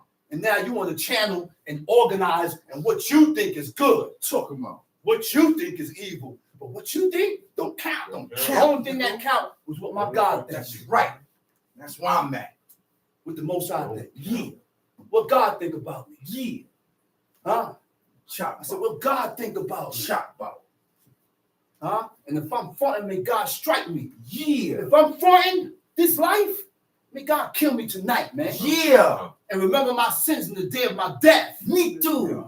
I said, may God kill me tonight and remember my sins in the day of death if I'm fronting this. Yeah, me too, I bro. ain't fronting this, man. Me neither. I'm not fronting this. Me I neither. said, may God visit my sins on my children. May God visit my sins upon my own head and take my life tonight if I'm fronting with this. Yeah, me too, bro. Yeah. Oh, man, this is the life. Let's read. Verse 6, verse 9. Talk about. 6 days shalt thou labor and do all thy work. 6 days shall thou labor and do all your work. But the 7th day, God gave us 6 days to cook. God gave us 6 days to do whatsoever we want to do. The only thing that God asked for was 1 day. 1 day. Cut the TV off for 1 day. Restrict. I said restrict the children for 1 day and cause them to understand of why they're being restricted for 1 day. For 1 day. You can't give God 1 day. The kids don't have choices until they're grown. My son is 11 years old. And he ain't got his own choices. He's 11. Sure. When you give a child their own choice, you are pampering them. That's right. That's conquering the child. That's and the right. book said, don't pamper the child. That's right. Hear it. I said the book said, don't pamper the child. When you pamper the child, you allow them to live and do things of their own. You allow them to curse you. That's pampering. And God said don't pamper it. You know why? I said, you know why? Now I'm going to show you why. Why God said don't pamper? Because guess what? There's a reaction. That's right. There's a reaction that comes when you pamper the child. That's right. Right? Let's read it now. Now we're going to go into that for a little bit. I'm just going to read that part. And it is in, Little nigga gonna flip on you. it's in Ecclesiasticus.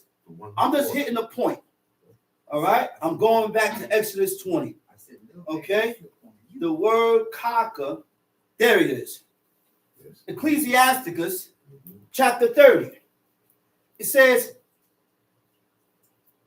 conquer the child, and he shall make thee afraid. To conquer means to pamper. And when you pamper that kid like that, you're going to be afraid of him. You know why? You know why you're going to be afraid of him? Because the disrespect comes after that. When you try to put your foot down, the child going to disrespect you, and his chest going to blow out. That's right. His chest going to push out. Yeah. Okay? Want to play games? He said, play with him, and he will bring thee the heaviness. Play with him. When you play with him, you get familiar. And when you get familiar, the respect and the honor goes out the door. Mm-hmm. You say something, the child walk away and say, come on, ma. Yeah. He look at you and say, come on, ma. You look at him, who are you talking to? I be ready to jump, but I had to bite my tongue. I had to bite my tongue many times. Come on, ma. Boy, if you was my son, I would body slam you. Yeah. If you was my daughter, I would hang you off this damn ledge. Yeah, say it again, brother. Hang you. That's me. He said, conquer the child, and he shall make thee afraid. Play with him, and he will bring thee to heaviness. Laugh not with him, lest thou have sorrows with him, and lest thou gnash thy teeth in the end. Give him no liberty in his youth, and wink not at his follies. That's cute. No, it ain't cute. The disrespect that the child is showing is not cute. No. Don't wink at it and don't laugh at it. Put it in check. Correct it before the sore spreads. You know what happens when it spreads? Now he's older, and you say something to him, and he say something back, and you smack him. There's a hand coming back. Yeah, coming back to whack. After you smack him, man, why you hit me, man? Blow! Yeah. He gonna smack your butt back. Yeah. That's what's gonna happen next. Yeah, it's coming. Dude told his mom, you're coming down, mom. It's All coming. right? It's coming. It said, bow down his neck while he is young. That's right. Beat him on his sides while he's a child, lest he wax stubborn and be disobedient unto thee. Huh? So when the child is young, 10, 11, 9, 8, 7, 6, at some point in time, you gotta whip his butt. That's right. You gotta whip her little butt so that when they get older, the respect stays. Yeah, it stays. Right. It stays. The respect and the honor stays. Yeah. That's right. When we was kids, my father Yeah. didn't allow us out the house because he didn't want us playing with Mingling. the nigga. That's right. She called them nigga. Why? Because when you allow your children to play with other children out there, their ways and their mind frame, how they think, rub off on your kid. That's right. And then your kid starts doing this, and then you ask the kid where you learned this Yeah, from. you ain't never did this. You never did this, Yeah. but the streets gonna teach them if you don't teach them. Johnny, Oh, yeah. Johnny will teach So, because we wasn't allowed to go outside and play that much, we went out sometimes, but most of the time we was in the house. We used to build tents. I said my email used to let us do our thing. We used to build tents and call tug of war. I'm going to explain both of those games. Tent is when we had sticks, we had crates, and we actually built, I don't know how we did it. We built tunnels going up, around, up on the ceiling and down. My email come inside like it's a damn obstacle course. And we running through the tents like mad men and mad children. The girls playing with the boys and we wilding out. Next thing, this thing called tug of war. We built 2 sheets on each side of the room. 1 sheet there, 1 sheet there, and there was a lot of us. Had like 9 of us, so it was enough of us. 4 and 5, 4 behind 1 sheet, 4 on 1. Each one pop out. You better be careful because a spoon comes. When you pop out the sheet, something getting thrown at you. Floom, you better dip back. Stuff is being thrown. Yo, so we had fun in that room. But that was because we wasn't able to go outside. So, and my Ima knew that we needed to burn that energy. Now, why I said this is because once you hear the key in the door, click, click, That's we knew who that was. When that key clicked, everything stopped. You know who that was coming in the door? everything. Abba. Sit down. When Abba came in that house, you can hear a pin drop. That's correct. Ain't no running no more. Ping! You hear everything. Everybody sitting down quiet. Quiet. We That's whispering and we talking low. And he wasn't abusive No, And he wasn't abusive at all. at Just all. knew. He wasn't abusive to Just us. knew. Man knew he was raising money. Yeah. That was just Just that was just from the honor Yeah. and the respect that we had with our Father. Now, because of that, and I'm happy that he raised us in that manner, because as I was a grown man, I was able to accept chastisement from him. Right. That's He the was problem. my father in his old age, and me in my strength. My father was able to smack me being an old man. That's right. And all I did was hold my head down. That's right.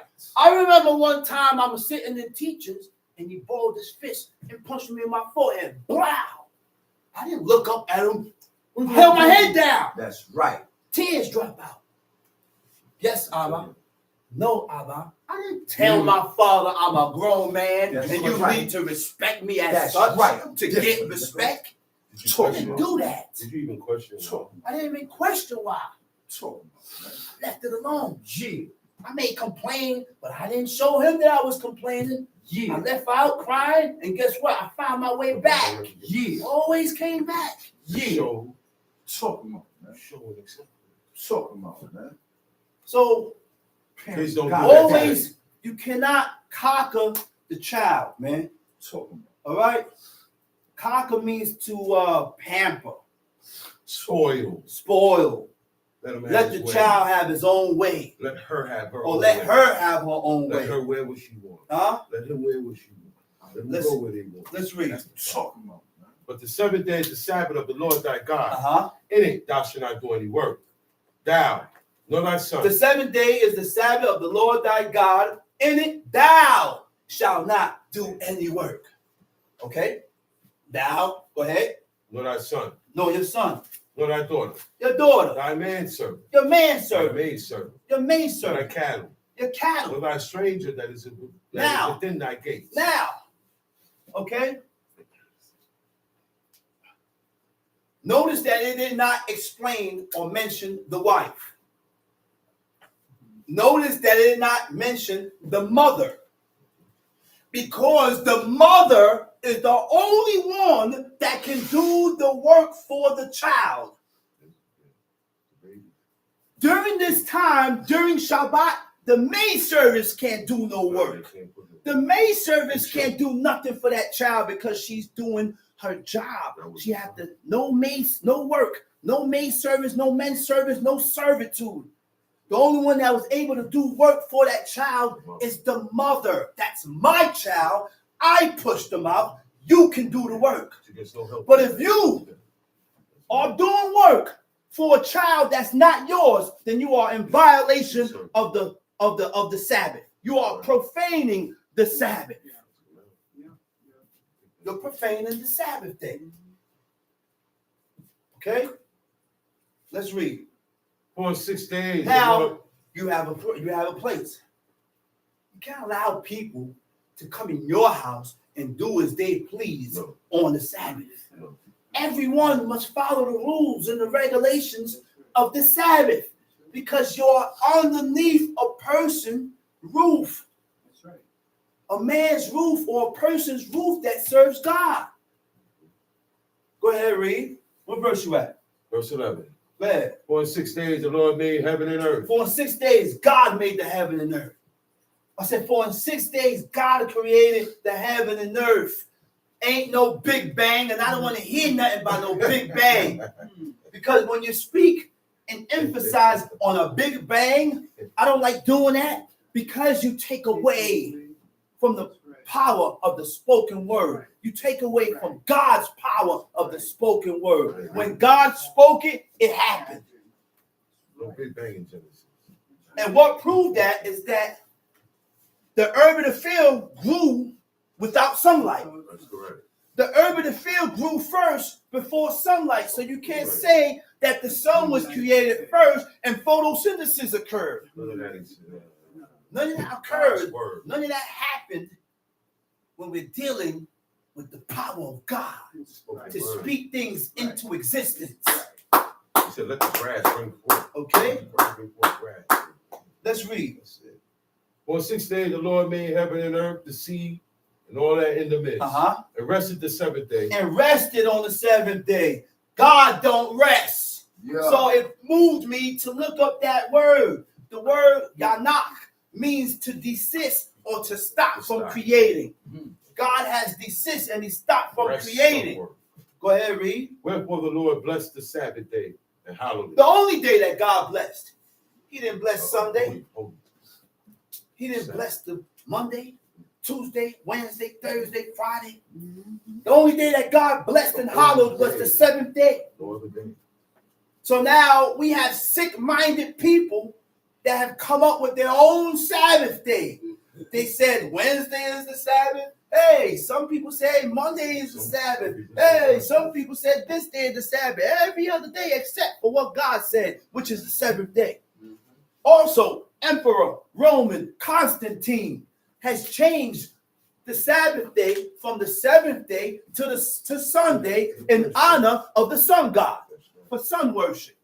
Sunday is an Anglo-Saxon word, which is Sonan the egg. Sonan the egg means the day of the sun. Sun worship. All religions derived from astrology. All religions derived from astrology. Every last one of them. Let's read. Wherefore the Lord blessed the Sabbath day and hallowed it. Wherefore the Lord blessed the Sabbath day and he hallowed it. He separated it. He hallowed it. Go ahead, read. Honor thy father and thy mother. That thy days may be long upon the land which the Lord thy God. Honor thy father and thy mother. Honor and glorify your father and your mother. And when you honor your father and your mother, honor means what? to live up to or fulfill the conditions of. What is the conditions that your parents expect you to be or to live by? This is just Huh? rules. The conditions is their rules. Now, when you honor your father, it makes atonement for sins. Yeah. But you can't ride on that. You know why I said that? Because in order for that to work, you have to stop sinning presumptuously for that to work. I can't go rob and say, I honor my father, so God won't get rid of it because I honor my father. No, that's not how it is. That's not what that means. That only works if I stop sinning presumptuously. You got to stop. And then that will work. That kicks in. That kicks in. You know what the honoring of your father kicks in for? Not for presumptuous iniquity, but for iniquity that we cannot but for laws that we can accomplish today. That's what that stands for. And this is what we need to realize. The honoring of your father makes atonement for sins, for iniquity, for laws that we cannot accomplish today. I had to go deep in that. Because people think, oh, I could steal and just honor my father and God will relinquish the stealing. No, that's not what that means. The honoring of your father make atonement for sins, for laws that cannot be accomplished today, like the offerings, like the Jubilee law, for laws that can't be done today. It ain't talking about presumptuous sins. You got to stop doing that. You got to draw the line for that. For laws, you know what the honoring your father relinquish? When you get unclean for the day. You can't do nothing about that. You can't, for laws that you can't do nothing about. That's what that stands for. That's what that stands for. Huh? You can't get over. Let's read, man. Thou shalt not murder. Thou shalt not murder. God said don't murder. You can't take nobody's life. That's not justifiable according to law, right? And I don't want to be conversant in no murder. And I don't want to be talking about no murder. Because God is against it. Huh? God is against that. So why do we conversate about things that God is against? Which means you're not against it. You agree with it. You accept it. Let's read. Thou shalt not commit adultery. What is adultery? Huh? Adultery, hold up.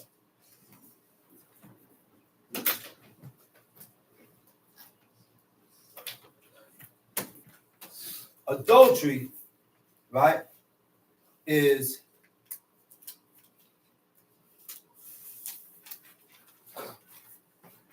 adultery. Come from the word adulterate, right? Adulterate. Adulterate means to corrupt. You have corrupt yourselves when you commit adultery. When you have allowed a strange man to go inside of you to release strange juices. Strange juices. Because it ain't your husband's juices. Foreign juices. Because it ain't your husband's juices. Anything other than the juices of your husband is foreign to you. So now it's abominable. So now you have been corrupt. Adultery. When a man has cohabitate and has sex with a married woman. To make impure by the addition of foreign or inferior substance. Foreign or inferior substance. What is the substance? The seed of life. It's called seed of life. It's called the sperm. Strange and weak. Anytime, and this is from scientists, anytime you change a man, you jump from man to man, the chemistry of your body changes. Throws off. It throws it off. 304. Huh? And then when your body and your chemistry throws off, you ever realize that and that just came to me just now, the woman said, I wasn't smelling this way. You came in me. You ejaculated in me. And because you ejaculated in her, it caused a different reaction because her body is not used to your juices. Not supposed to be there. Causes it to vibrate. 304 phase. It takes a while. It's not no month, 2 months, a year. It takes a while for your body to be accustomed to them to grow accustomed to this man. Okay? All right? Anytime you change a man, the chemistry of your body changes. Anytime something foreign enters your body, it alters your body chemistry. Huh? It can't go back to what it was before. That would be the same. It will never be the same. Huh? It'll never be the same like in the beginning. That's why it's hard for people to Huh? produce milk.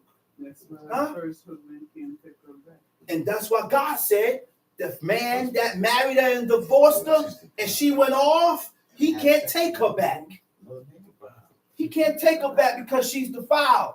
It said it can't go back to what it was before. That's why God said once you divorce her and she gets remarried, she is profaned for you. You can't take her back. You can't accept her because you had her already and you let her go. Now she has allowed another man to dominate her. To dominate her. Look, man, look. It's different, man. It's different. You know what that is? For you to be with a woman, y'all break up, and then you hear that she's with someone else. Another man is dominating her. Another man, you laugh. That's the first thing gonna come to my mind about how this man had my woman. I don't want to get into detail, but you know the beat, man. That's why I say you know the beat. a man's jealousy is deadly. A man's jealousy is very deadly. That's why. And it's different. It's different. It's bad. And that's all that's going to be on my mind about how and what this man was doing with my woman behind that door. Pulling your hair, bending your back, doing all these crazy. Stay with him. Don't come back here. Yeah. You can't come slipping back here. Because that's all that's going to be in my mind. It look good now. I said that's all going to be in my mind. Go see Johnny. Woman. I said woman retains. Anything you retain, you absorb. Woman retain and absorb DNA from every man she sleeps with. That's right. I said scientifically proven. That's right. Every man you've been with, and how they found that out? Through a corpse. A dead woman's corpse. They found men's DNA in her. In her body. You think it's a joke? DNA. You think it's a joke? What is the DNA? The sperm. My sperm. When you ejaculate in a woman, that's your DNA. That's why when you start to ejaculate in a woman, she start to retain certain and absorb certain amount of your ways. You start talking like She start to retain and absorb certain amount of your ways. Your thinking. Huh? Your ways and your thinking. Huh? Women release a hormone that caused them to pair bond. Pair bond. Pair bond. Men don't release that. Men release it too. I'm good to that. Oh, But not as much as that's women. the same as women. I said not as much as women, because if we didn't have pair bond, then we won't be able to bond with our wife. We won't be able to bond with God. It's just enough. But I'm gonna explain that. I'm going into that next. So yes, women release a hormone called pair bond, which allows her to bond with her man. This is why after so many years, 10, 11, 20, 15 years, the woman, a real woman with honor and virtue, she's not so quick to move on. I said she's not so quick to move on because the man that I truly love and I bonded with, he's not here. I'm not with him. And it takes a while for her to get him out of her system. Man. Sometimes she don't. When you have casual sex, it leads to a decrease in this neurochemical production and interferes with the woman peer bonding. What is casual sex? What is that? One night stand. I meet a man, I cohabitate with him. I don't want no relationship. I'm just having fun. Are you dating? I'm just dating. I'm just having fun. Sneaky link. Sneaky link. I'm just having fun. It's called sneaky link. That's what they call it now. So when you do that, it interferes with the woman's peer bonding. Now when you have decided to settle down and you really like this man, it's a problem. I don't know. It's a problem for you to peer bond with this man because you've been sleeping around and jumping from man to man. So it interacts with that hormone. It causes a neurochemical production and interferes with the woman's peer bonding, right? With the man because of repeated sexual encounters with multiple partners neutralizes the brain. It neutralizes the brain. When a female chooses to engage in casual sex, breaking bond after bond. You know what breaking bond after bond? Because once you get with a man, the bond comes up. Then you leave off from that man. You broke the bond with him. Now you're trying to bond. This is something, a natural reaction from a woman's body. Chemically, this is a chemical reaction from a woman's body. That's how God created the woman. I said, that's how God created the woman. And this is why God said you can have two husbands. Because you're not able to bond with both. One of them you're going to bond with, and you're going to let go of one. I seen that. I seen that in regular life where a woman was dealing with two guys and she had more attachment towards him, towards this one than the other one. Okay? Now, it said when a woman chooses to engage in casual sex, breaking bond after bond with each new sexual partner, the brain forms a new synaptic map of one night stand. When the individual later desires a permanent partner, the brain mapping will have to be overcome, making a permanent bond more difficult. Okay, that's when the argument come at. That's when the discrepancies come at, because you're trying to bond, but it makes it damn near difficult to bond because of you sleeping around or having casual sex. Scientists found DNA in the brain of a woman during autopsy. Each man she encounters during sex, that man's DNA can be found in that woman, which will make it hard for that woman to be one with that man. That's why she become more stubborn and difficult to handle. The name of that hormone is oxytocin. Oxytocin is produced in the hypothalamus part of the brain. It's a certain part in the brain that produces that. Females usually have higher levels than men. Women have higher levels of this hormone than men. Men have it, but not as much as women. Right? Hypothalamus is a region of the forebrain which coordinates both the autonomic nervous system and the activity of the pituitary, controlling body temperatures, thirst, hunger, and other homeostatic systems, and involved in sleep, and emotional activity. Is that heavy or what? Now we get a somewhat of an understanding. Put that in my notepad. Now we get a so much amount of understanding of why God did what he did. Yeah. Why God said what he said, and he allowed certain things. Yeah, chop about. Okay? Because in everything that we read, God don't explain everything that we read. He just said, don't do it. He just said, don't do it. Then we say, don't to do it. Now we have to learn one thing, that we cannot look for everything, look for explanation for everything. What's wrong? What is our problem? Like Cody said, mine's not the question. What's your problem? Why do we look for explanations for everything? Why? Because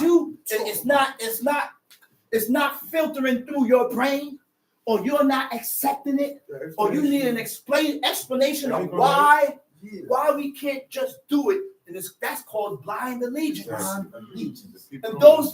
that is one of the things that would draw God's attention towards That's you. right.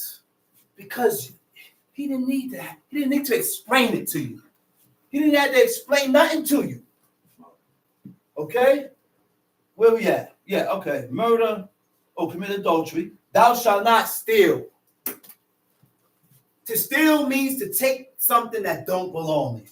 It ain't yours. Why are you stretching forth your hand to take it? You know why we steal? Because we don't consider each other. You know why we steal? Because we don't consider each other. You don't have a heart. Because if you had a heart and you considered one another, then you won't take something that don't belong to you. I ain't take it. I scammed it. Okay? He said, thou shalt not steal. Thou shalt not bear false witness against thy neighbor. Right? The word, what's the word? What does that mean? To bear false witness against your neighbor. Huh? Lying witness. Lo teane bereaka el shakwe. You shall not answer as a false witness against your neighbor. You have an answer for everything. You have a solution for things that you have no proof of. That's iniquity. That is sin. When people come up with solutions and answers that you don't have proof of what you're talking about. I said, that is iniquity. When you do things like that. And God, these are the first, this is the beginning. 10 laws. Right? And every other law that we read about in the book stems from these 10. If you don't steal, you're not going to deal in a false matter. If you don't deceive, you're not going to deal in a false matter. God didn't have to say, stay away from all false matters. That's right. Because if you're not going to steal, I'm going to stay away from things that's false. That's right. Because you're stealing. That's right. You're deceiving. That's You're right. robbing. Rob? What is, who rob? Rob who? Rob who? And I ain't got the intentions, and we should not have the intentions of robbing nobody. That's right. Because it ain't yours. I can ask for it. But when you have the intentions and the thought and the mind frame to rob and take something from someone that don't belong to you, what you think? Who do you think?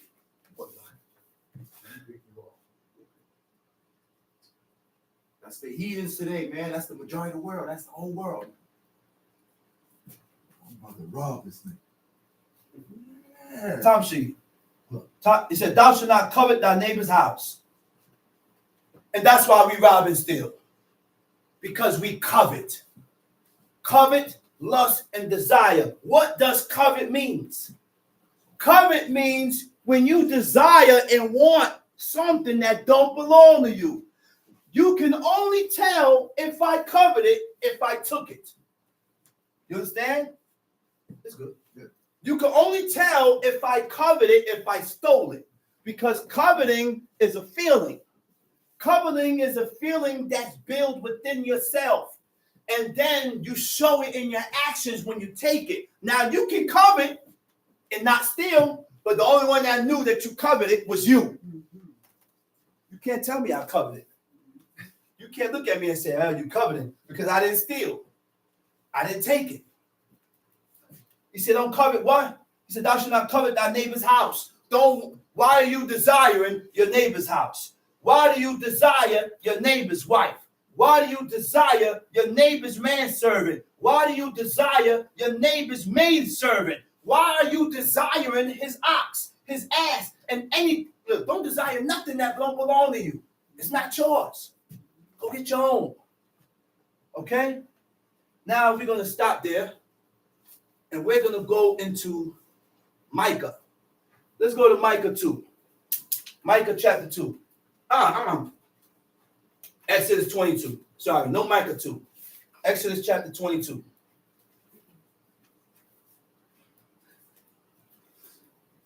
Exodus chapter 22. We're gonna stomp around the law because the people need law.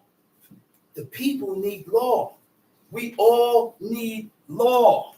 Why do we need these laws? Because the law is what's gonna correct us before God. The laws of God is what's gonna correct us before God and make us better before God. So we need the law so that we can start putting it into action, so that we can learn the way that God thinks, right, so that we can learn his ways and start putting it into oneself, right, to make yourself better with God. Right. That's the only way to make yourself better with God. That's it. Let's read. If a man shall steal an ox, you not read my said? Yeah, all right. You got it? No, Exodus 22. If you don't have any glasses. Exodus chapter 22. Time sheet. If a man shall steal an ox or a sheep and kill it or sell it, he shall restore 5 oxen for an ox. It said, if a man. Okay, hold up. Go ahead. Go ahead. No. Exodus 22. Exodus 22, chapter 1. Exodus 22, verse 1.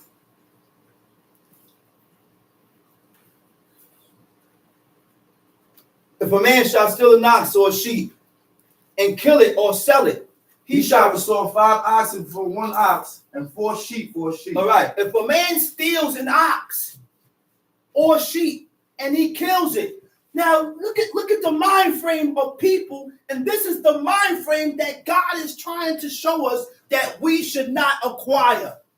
All right. It said, if a man steal an ox or a sheep, you done stole someone else's ox. You done stole someone else's sheep. And then after you stole it, you killed it. Listen to that. After you stole the man's ox, you killed it. Huh? And then, or you didn't kill it, you sold it and made merchandise of it. This is a person only interested in his own self.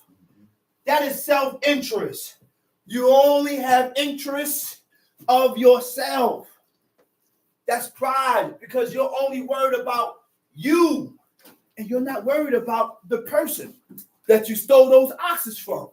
You're not worried about the person that you stole the sheep from, and you're not considering the person that you stole that ox and that sheep from, because if you consider them, you would never steal from them. Then you ate it, you sold it, and you did whatever with it. Right? It said 5 oxen, 5 oxen for an ox. And 4 sheep for a sheep. Now, because I stole that ox, you gotta you have to replace it with 5 oxen. Because you stole the sheep, I gotta replace it with 4 sheep. So what that mean now? I'm coming up short. I'm losing.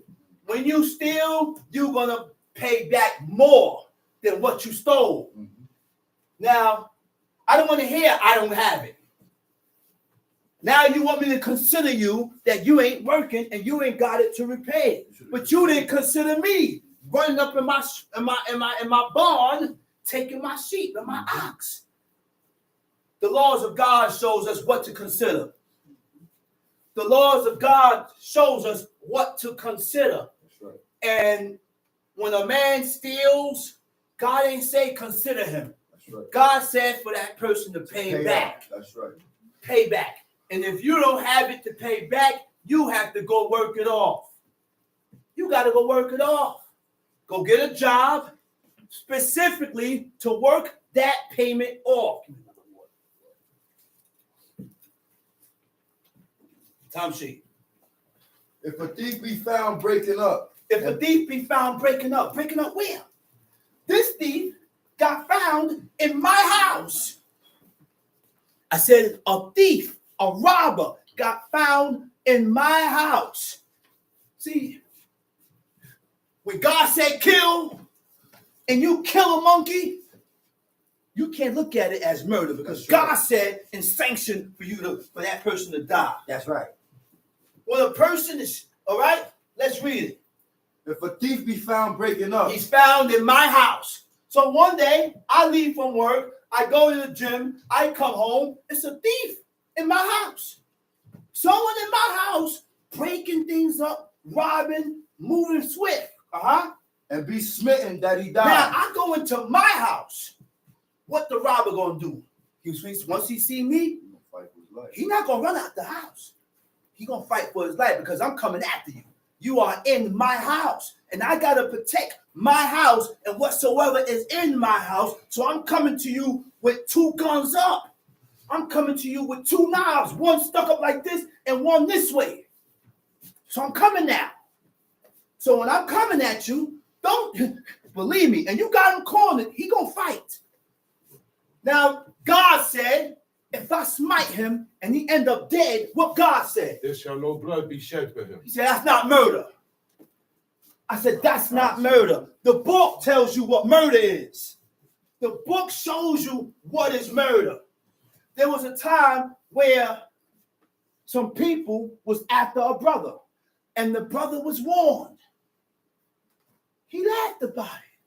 He said, oh, don't say that about him. It ain't true. It ain't gonna happen. He said, listen, man, they right now coming after you right now. Give me the word and I will go after them. He slept, and guess what happened? The same ones that was coming after him got to him and killed them. That's not murder. Because by all means, if you chasing me and you coming after my life, I'm not gonna turn my back and close my eyes and allow you to stab me and shoot me in the back of my head. No, that's not happening. That's not murder. That's not what God said. I'm not doing that. I'm not doing that. And our forefathers didn't move that way. God don't allow me to move that way. And you know why we inhabit these thoughts and these ideas? Because our mind frame and the way we think is not according to the mind frame of God. That's right. It's not according to the way God thinks. That's right. Let's read it. If the sun be risen upon him, there shall be blood shed. Now, what that mean? If the sun be risen upon him. When you come into your house and the thief is in there and he gets away. But if the sun be risen upon him, there shall be blood shed for him. There shall be blood shed for him. For he should make full restitution. If he have now, if the person got away, I can't go look for the person to kill him. Because if I go look for the person that was in my house after he got away and I kill him, now it's murder. God said after he got away, he has to make full restitution. He has to restore everything that he done took out of your house. God said that. You can't let him get away. God said that. You got to restore. Only counts if the person got away. Exactly. I go in my house and the robber got away. Now the only thing he has to do is restore what he took. I can't kill him. That's murder. I said, God said what is God murder. said it's When we read the book, the laws of God shows us what is murder. Go ahead and read. For he should make full restitution. If he have nothing, then he shall be sold. You hear for that? his theft. If you ain't got nothing to restore, then guess what? You got to work it off. That's what they did. You got to work it off. Don't have me waiting a year and a half, 2 years, waiting for you to restore back to me what you done took. Yeah. No, go find you a job and go work that payment off and pay me back the things that you done stole. Guess what? At that point in time, nothing counts. Nothing else counts. But you repaying this debt back. My rent don't count. My bills don't count. Con Edison don't count. National Grid don't count. None of that stuff counts. Just pay me what you done restored. Pay me what you done stole. Okay? Time sheet. If the theft be certainly found in his hand alive, whether it be ox or ass or sheep, he shall restore double. Now, when it says alive, that should tell you it ain't talking about a piano. And it ain't talking about drums. It is talking about livestock. Alive. Talking about an ox, an ass, or a sheep. Now you got to get back double. The sheep got caught in this man's hand. Now guess what? You got to give back 2 sheep. Give him back his sheep, and you have to give up another sheep. Restore it back double. How do we know whose sheep is who? Because in the law, it says burning for burning. In the Hebrew, it says branding for branding. Branding is like a symbol or a symbol or a name that's burnt. You burn the animal, and that's your logo. That's like to show who animal that is, who ox that is, who sheep that is. See the person's name. Right. Time sheet. If a man shall cause a field or vineyard to be eaten. If a man, where should that? If a man shall cause a field, right? Go ahead. Or vineyard to be eaten, and shall put in his beast. And shall If a feed. man shall cause a field or a vineyard to be eaten, if I'm not mistaken, one of the words, it says be aired. Be aired means to burn or to consume. You go in a man's field and you burn his field. What that remind you of? And who does that remind you of? Absalom. Absalom. Absalom was away from his father for 2 years. And he didn't see his father for 2 years. And because of the 2 years that he didn't see his father, it bugged him. Huh? I say it bugged him. How? See, our forefathers wasn't that way. And this to show you that our mind frame and our ways are far from it. How can you stay away from your parents for so long and not miss them? Yes, son. How can you stay away from your parents and not come check them and check their face? Yes, son. Talk that ha. Because it bothered Absalom. Yes, And son. why was Absalom put away? Because he killed his brother. He killed Amnon. Because Amnon developed a desire from his sister. Why did Amnon develop a desire from his sister? Because God stirred up trouble within his house. That's why. If God would have never stirred up trouble in his house, then he would have never desired his own sister.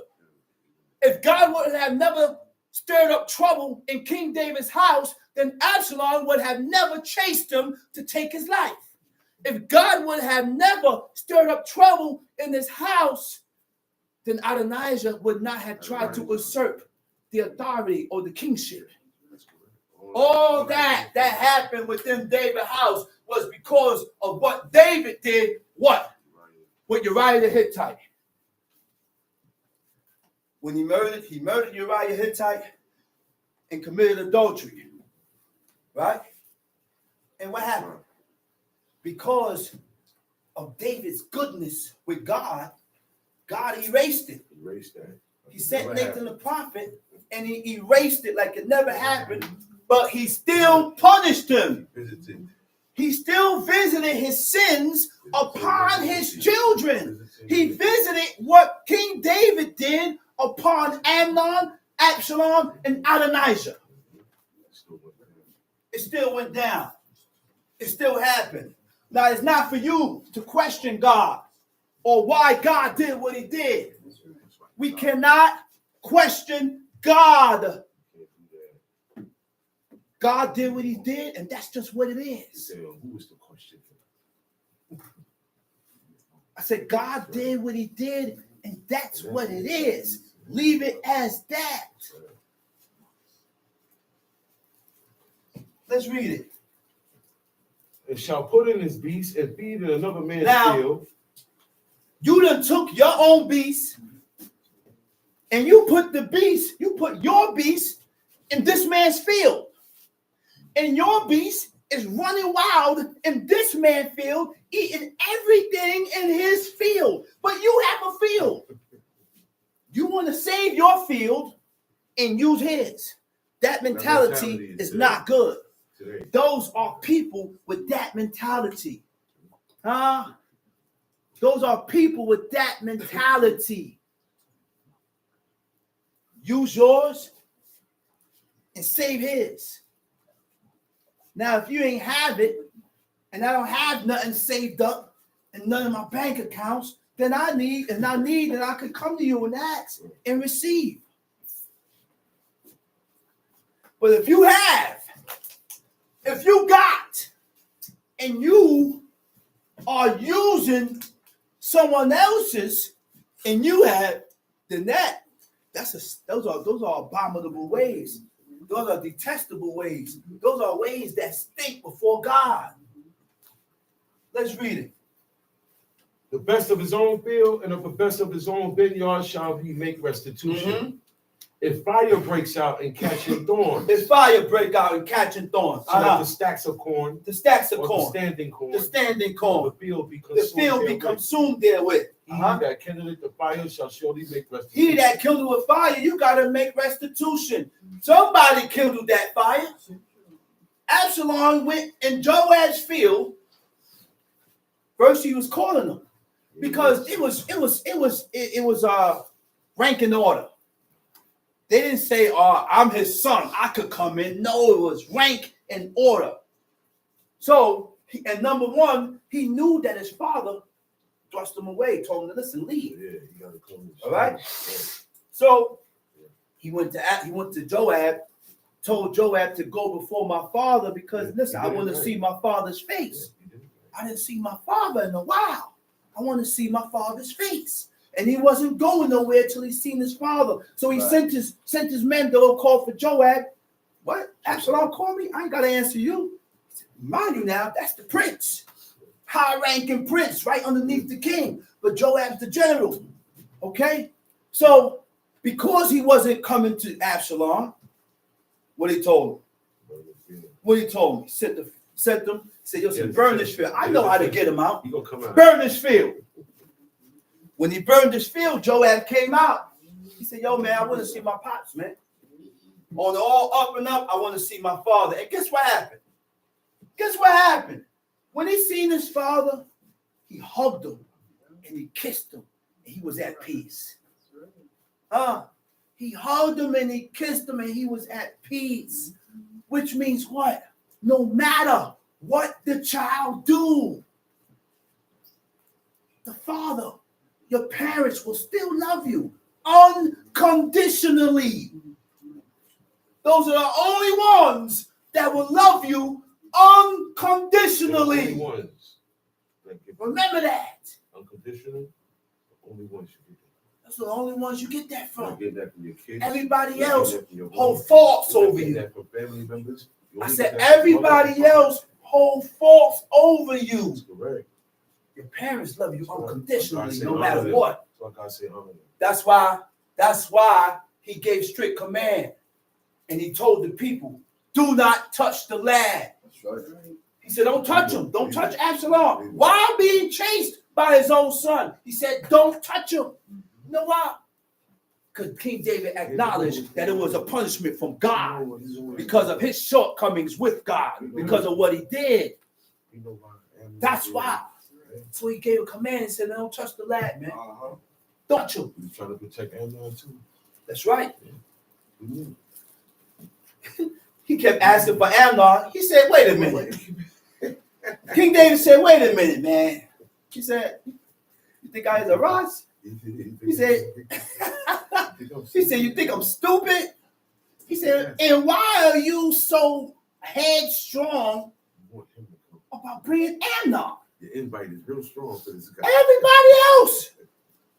King David had a lot of sons. Oh, yeah, he had more sons. But you're more inclined to getting Amnon. And he was no dummy. He already knew. But by him pursuing, you know what Absalom said? And he knew what to do too, because Amnon was nice. He said, listen. He said, when he's married, don't make a move. Wait. Until he's drunk. That's what marry means. When he's drunk and he's saucy. Yeah, he's saucy. I'm feeling saucy. Nice. I'm feeling good. I'm feeling nice. Give me 1, 2 Guinness and I'm feeling good. I don't need a whole case. Just give me one. The first one gonna buzz me. Bing. I'm gonna say, I'm gonna start seeing stars. The second one is gonna put me on my back. I ain't driving now. I'm gonna chill out. He said, wait till he's saucy. When he's saucy and when he's feeling good, he said, move on him. He said, haven't I commanded thee? Because they didn't want to do it. That's the king's son.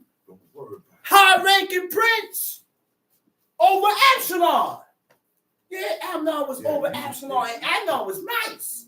He had look. One thing with these princes, they had their own men. Each one of the king's sons had their own men. Just like today. You got boys that don't rock with me. Right. I got boys that rock with me that don't rock with you. Right. You got boys that rock with you but don't rock with them. Every one of us had their own men. Let's read. If a man shall deliver unto his neighbor money or stuff to keep, and it shall be stolen out of the man's house. If a man said, read that again. If a man shall deliver unto his neighbor money or stuff to keep. If a man shall deliver unto his neighbor money or stuff to keep. Right? I'll give you something to hold for me. Tomshi. And it be stolen out of And the the man's thing house. that I gave you to hold for me, it was stolen. Tomshi. If the thief be found, let him pay double. If you find the thief that stole from you, he got to pay back double. Read. If the thief be not found, then the master of the house shall be brought unto the judge. Okay, now, if the thief ain't found, now you're the culprit. You're responsible. Responsibility. Be responsible for your actions. It was given to you.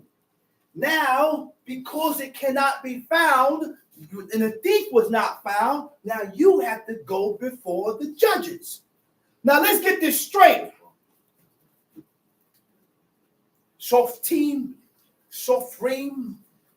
Yeah, you can have your judges, but guess what? Who's the all judge? Yeah, God is the all judge, and guess what else? The government. Right now, you got to do it. Laugh loud, sister.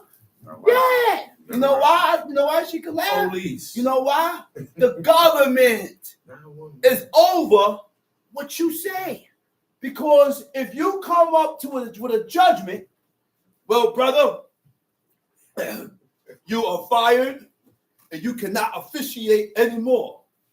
Now, if the brother go and be rebellious and say, well, listen, man, I'm going to put up my own platform. What you going to do? You can't do nothing about that. You going to run up in his room, in his crib, and distort all he got there? All he got to do is call the police. The police. 911. And the police will put all that in check. The cops. Blue and white. Whoop, whoop, whoop. You know what whoop, whoop, whoop is, right? Well, with whoop, whoop, whoop, everything gets clinched. That was how they did it. Clinch. You know why? Because we are still under a government. We're still under a government, and that's why God said, that's why God said, Moses said, we cannot serve God here. We can't serve God here in Egypt. We have to Can't do go. sacrifices here. Can't do that here. We need to go. We need a home. We can't do that here. We had our own government to set up. When a person commit adultery, you can't kill the adulterer and adulteress here. No, you can't. You know why? Because when you let one person start singing, well, the officer, there was a tragedy that took down. There was a murder. A man and a woman got murdered. They live here and here, and this so and so did it. They coming. What? A murder? They coming in swarms. You're a suspect. They're gonna come. They're gonna pick you. Come on, sir. Relax. Relax. Let it happen. Come on in. And you don't relax and let them put them cuffs on, they're gonna beat you down. They're gonna make you relax. You're gonna relax. And let me put these cuffs on, and now you're gonna answer to the judge, Judge Popenstein. You're gonna go before that judge, and whatever the judge said, that's what it is. Why? Because you want to set up the judgment of God in the place that God told us to allow ourselves and fall under the subjection of the government. He said, have children, get wives, and accept. He told us basically accept and live under the government for a certain amount of time. The law of the land, respect the laws of the land. You better. So all that judgment stuff, brother so-and-so, brother this one, we are the judges. We're the council of Israel. So now you want me to come before 3 bald heads that eat blood and fat, and y'all gonna judge me? A man that's better than you? You must be out of your mind. Judge who? Judge who? Kangaroo. That's better than you. Yo, Paulie said kangaroo court. Right. I said kangaroo court. That's what it is. It's a joke. Yeah, It's a joke. it's a joke. Come on, man. Where we at, brother? Yeah, verse 8. If the thief be not found, then the master of the house shall be brought unto the judges to see whether he have put his hand unto his neighbor's You're going to goods. bring forth to the judges, and the judge going to determine whether you put your hands to your neighbor's goods. Read. For all manner of trespass, whether it be for ox, for ass, for sheep, for raiment, or for any manner of lost thing, which another challengeth to be his. The cause of both parties shall come before the judges, and whom the judges shall condemn, he shall pay double unto his neighbor. Whom the judges condemn, you got to pay double. But we are dealing with a people. We are dealing with honorable people. You know why? Because I have seen throughout the years where a judge or a head or an elder come up with a decision, and the person that he came up with the decision with, they don't accept it. I ain't coming back either. They don't accept it. They leave. They leave, or they still move forward in what they want to do. God said, kill a person like that. When the person can't accept the judgment or the decision of the judge, God said that's a death penalty, man. Go ahead and read. If a man deliver unto his neighbor an ass or an ox or a sheep or any beast to keep, and it die, or be hurt, or driven away, no man seeing it, then shall an oath of the Lord be between them both, that he had not put his hand unto his neighbor's goods, and the owner of it shall accept thereof, and he shall not make it good. See that? What verse was that? 9? 11.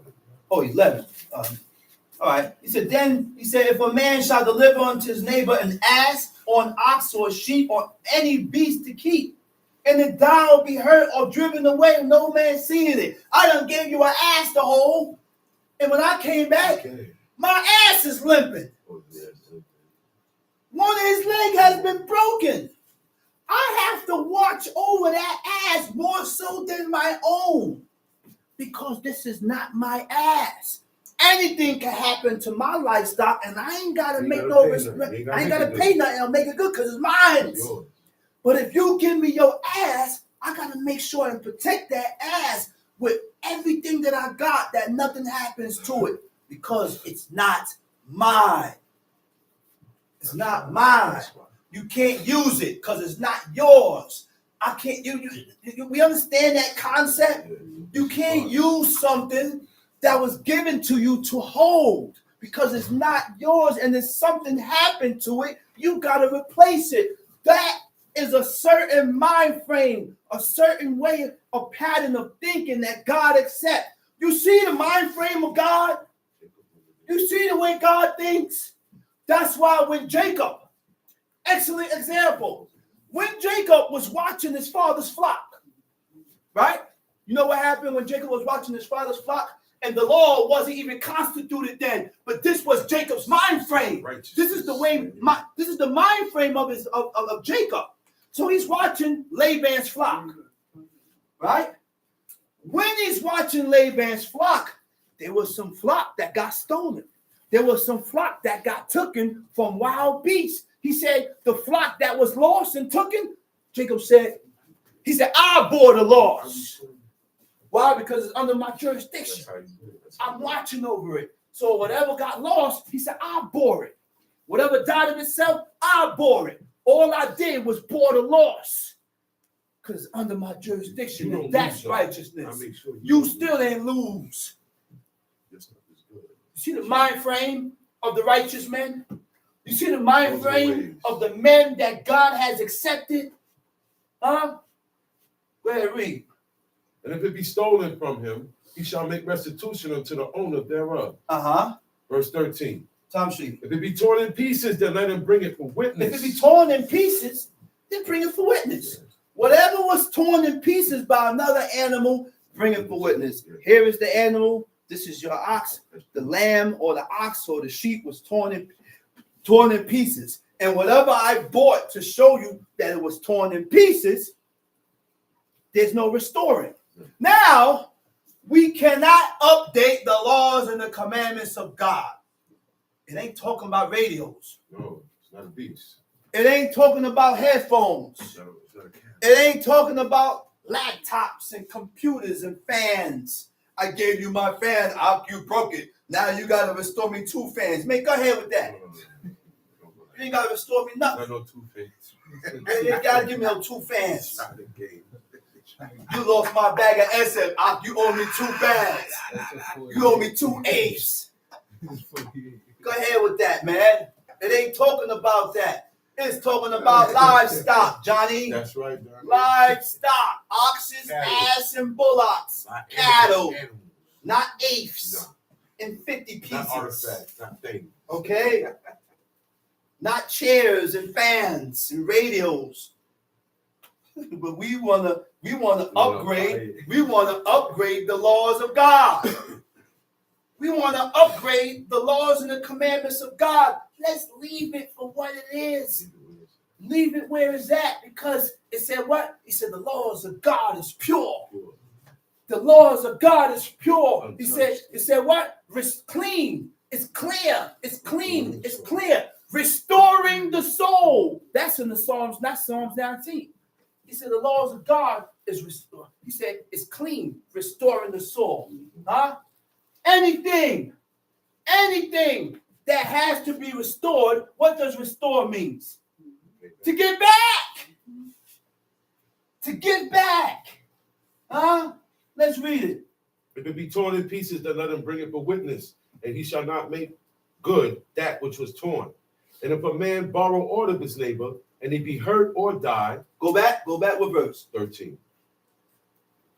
If it be torn in pieces, then let him bring it for witness. Bring it for witness. And he shall not make good that which was torn. Uh-huh. And if a man borrow aught of his neighbor, and it be hurt or die, the owner thereof being not with it, he shall surely make it good. The owner thereof being not with it, because you wasn't with it, you have to make it good.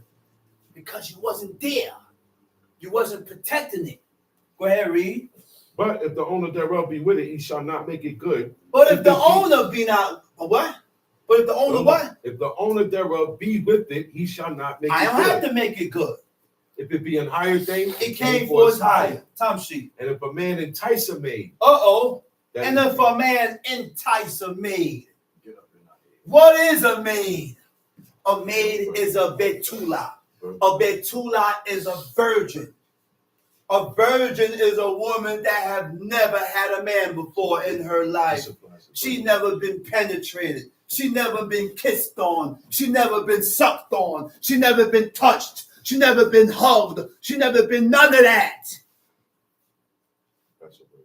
I stopped hugging my daughter because I don't want her to get used to the scent of man. My 11-year-old daughter. No, you can't sit on my lap, daughter. No, I don't want you sitting next to me, daughter. You're 11 years old, and I don't need you getting used to the scent and the comfort of a man. Yeah. And the affection of men. Yeah. Okay? Yeah. Let's read it. Entice, hold up. Entice. Huh? Entice means what?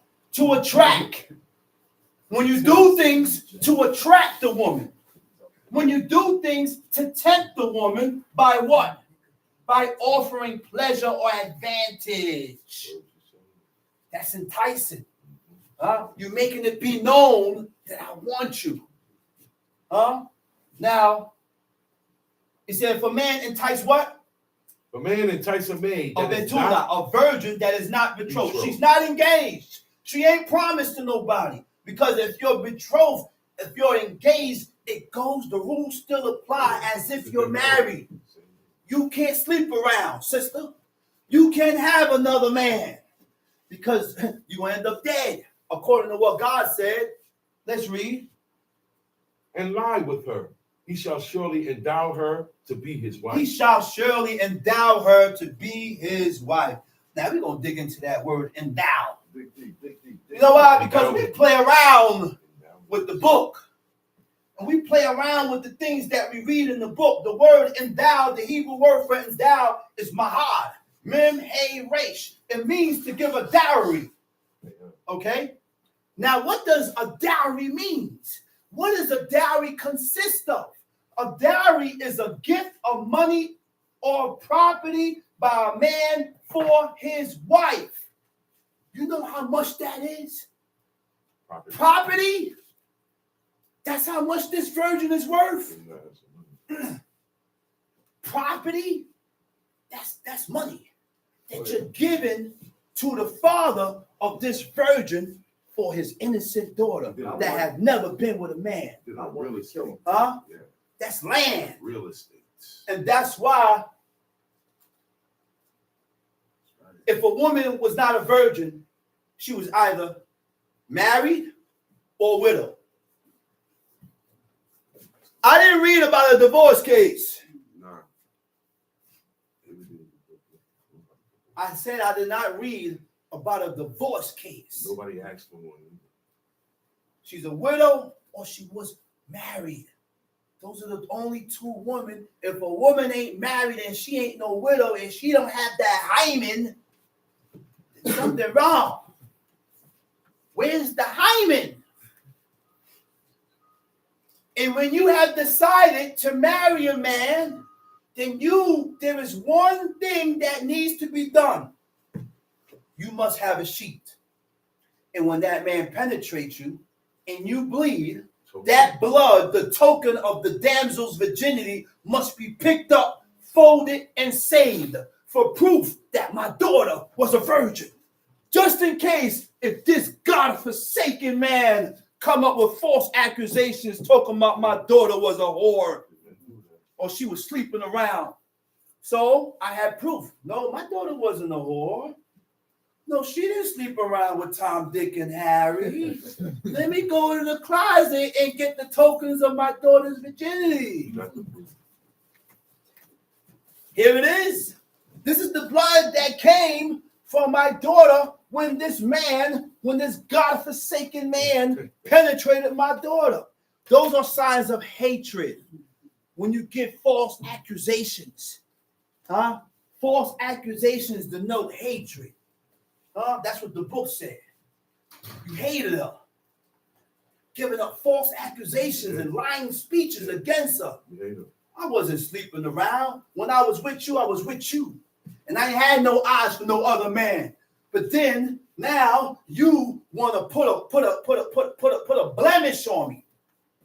You want to put a spot on me to have me looking bad amongst the people. Huh? Where we at? Verse 17. Go ahead. If her father utterly refuse to give her unto him, he shall pay money according to the dowry of virgin. Uh-huh. Thou shalt not suffer a witch. You hear that?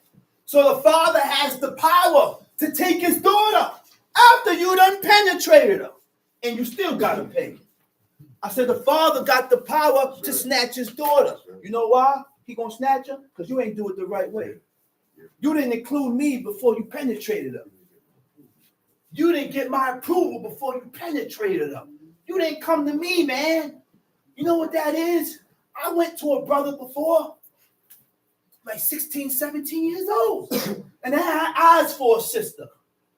And my mind frame was always according to Torah. At 16 and 15 years old in the camp.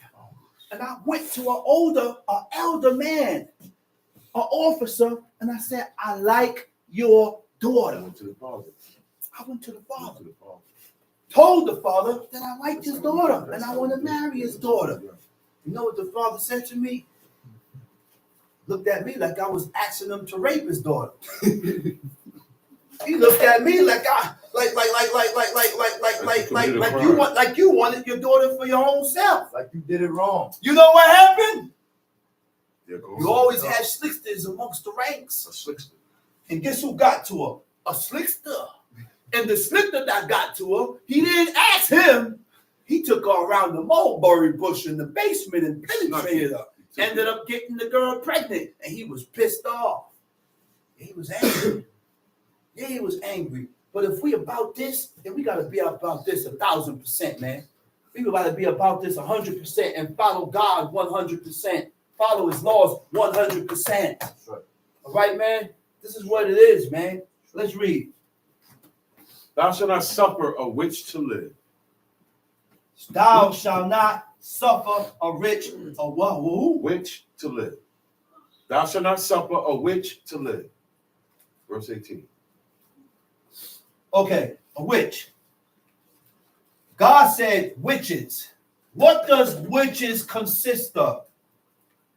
Readings. You're a witch. Divination. You're a witch. The calling of spirits. You're a witch. Anything that has to do with that world, you are a witch. And God said you should not be living.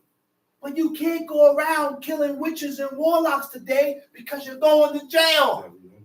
You got to leave certain things alone because we are under a different government. Go ahead, read. Whosoever lieth with a beast shall surely be put to death. If you have desire for Casey, then something wrong. If you have desire for Rover, then something wrong. You got desire to cohabitate and have sex with beasts and animals and dogs, then you got a sick mentality. And all these ways came from Greeks and Romans. Before this man got married to this woman, he and she had to been penetrated by the king. And they penetrated the animal, which was bestiality. These are all ways and customs of foreign nations where God told us and commanded us not to follow after and do accordingly. Tom, see? He that sacrificeth unto any god, save unto the Lord only, he shall be utterly destroyed. Say that again. He that sacrificeth unto any god, He that sacrificeth unto any god, save unto the Lord only, he shall be utterly destroyed. Okay. All sacrifices was brought to God. I said all sacrifices was brought to the Creator. All offerings was brought to the Creator. Right. If you decide to set up a sacrifice and it wasn't before God, what was the first thing we did? We brought the sacrifice where? At the door of the tabernacle. And we slayed the ox or whatever offering that we was doing before the tabernacle because it's dedicated to God. When the woman has ran off and slept with a man living in her father's house. What the book said? Bring her to the door, to the entrance of a father's house. Ownership. Huh? That's what that means. So that's why we can't have offerings. That's why we can't have offerings and sacrifices today, because today, there are no Kohens. No. Brooklyn Kohens. I better go ahead. To have a Kohen, you have to be Consecrated. consecrated. And who did the consecration? Nobody consecrated nobody. God picked And that you man. need the temple to have a high priest. So if there's no consecrations, you can't have no priest. We get no hallelujah. We get no Haggadah, Kohen. Yeah. Yeah. There's no promotion to no being no priest. No voting. Say it again. There's none of that. Okay? None of that counts right now. God done took away. Took the king Listen, away. Took the priest away. if God took the priests away and the prophets away, who are you to replace them again? Uh-oh. I said, who are you to replace these, It's game. to replace them again? It's game. Why are you calling yourself priest or high priest when God removed them? God took the priests away. God took the prophets away because we was not appreciative of them. We didn't appreciate We it. consented with them. We didn't appreciate it. Contended with them. That's right. We contended with the priests and the Yeah. prophets and wanted Yeah. to kill them We'll chase and them out. slay them. Yeah. So God removed them. Now we got rebellious men and women that want to put priests and high priests and promote. kings. Ain't no promotion to a priest. Come on, We got man. kings. We got kings now. Huh? Butterball, bald-headed, eat You- blood and fat, and you a priest? You can't be no priest today, man. Let's read. Thou shalt neither vex a stranger Thou shalt neither vex a stranger, nor oppress him. nor oppress him. Huh? Don't wrong the stranger, nor oppress him. You know how you wrong the stranger? Huh? And I see this throughout Israel. I see this in every camp. Yeah. I see this in every camp. Yeah. Because I done had brothers come to me. And they say they feel they're not wanted there. Yeah. They feel they're not accepted there. So Yeah. They feel, you know why? They felt they wasn't accepted there? Because my skin color is not the same as your skin color. Racism. You're racist. I may be white. Say I may be Spanish, Puerto Rican. Yeah. And then we look at these people as strange. Yeah. You strange. But guess what? The strange one is you. That's right. Because guess what? This is what we got to realize. What makes it strange? I said, not because we black means you Israel. All nations was black. We had many people that was black, but they wasn't of Israel descent. No, you already Now, knew. by reading the book, you know what the book says? He said, my people shall hear my voice. So if it ain't specify color. So if I'm pink and I hear the voice of God and I acknowledge the word of God and I feel myself in this, then you are God's people. Yeah, monkey. But you can be black as tar Yeah. and you don't hear the word of God. You are not You're not God's a- people. you So are a stop nigger. calling Michael Jordan God's people. Yeah. And Bill Cosby. Stop calling these men God's people Not because God's people. stop calling these men God's people because they're black. But they despise God. Yeah. Yeah, they despise They have God their own gods. because they're not doing what you're doing right now. Yeah. They have their own God. They have their own gods Yes. and their own ways that they're following. Talk Come see. about it, man. Thou shalt neither vex a stranger nor oppress him. Thou shalt for neither vex a stranger nor oppress him. For Come he was see. strangers in the land of Egypt. Because you were strangers in the land of Egypt. You know what that means? Because you know. Who's in that same position? Because you was in the same position that this person was in. So now we should have an idea of how to treat this. You should have an idea of what it feels like to be treated that way. So because you know how it feels to be treated that way, I'm hoping that you would know how to treat this person. But you know what happened? You was never in that predicament. Our forefathers were in that predicament. You was never around the congregation of Chinamen, But you was the only person. Orientals. And then you will acknowledge and realize that, wow, They let you know who you yes.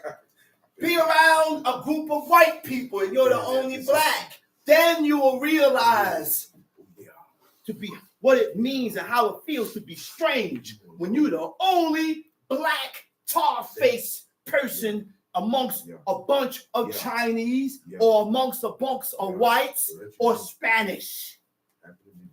They call you negro maldito. You get the last of everything and Yeah. you don't get nothing. The treatment. That treatment is real. So God said, realize and recognize the stranger and don't wrong him and don't treat him in such form and fashion, because you know the ways of a stranger, being a stranger in the land of Egypt, which means what? Which means what? God also look at treatment.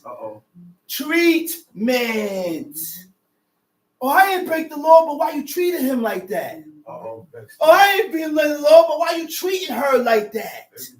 Why you doing that? Because by you treating this person in such form of fashion, by you treating this woman like that, guess what happened? She or he is not going to want to be here no more. Right. You done ran them away. That's right. You done made the person run. Why? Right. Because of the way you treated them. That's right. That's not because of the way you treated them. So we got to watch how we treat people, man. That's right. We got to watch how we treat people, man. Because guess what? God don't like it. God don't like it. That's a fact. Tom, where we at? Verse 22. Let's read. You shall not afflict any widow. You shall not afflict any widow. A widow is a woman that had a husband and her husband died. A fatherless child. Yatum, meaning unprotected.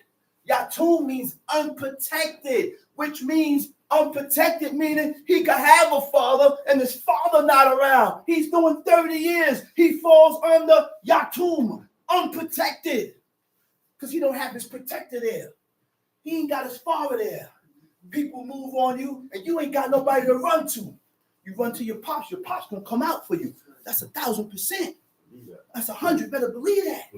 Now your father not around, so you gotta handle it on your own. You're Yatum. You're unprotected. Tamshi. Thou shalt not afflict, if thou afflict them in any wise. And they look what God said. If you afflict them in any wise, you afflict the widow or the fatherless child.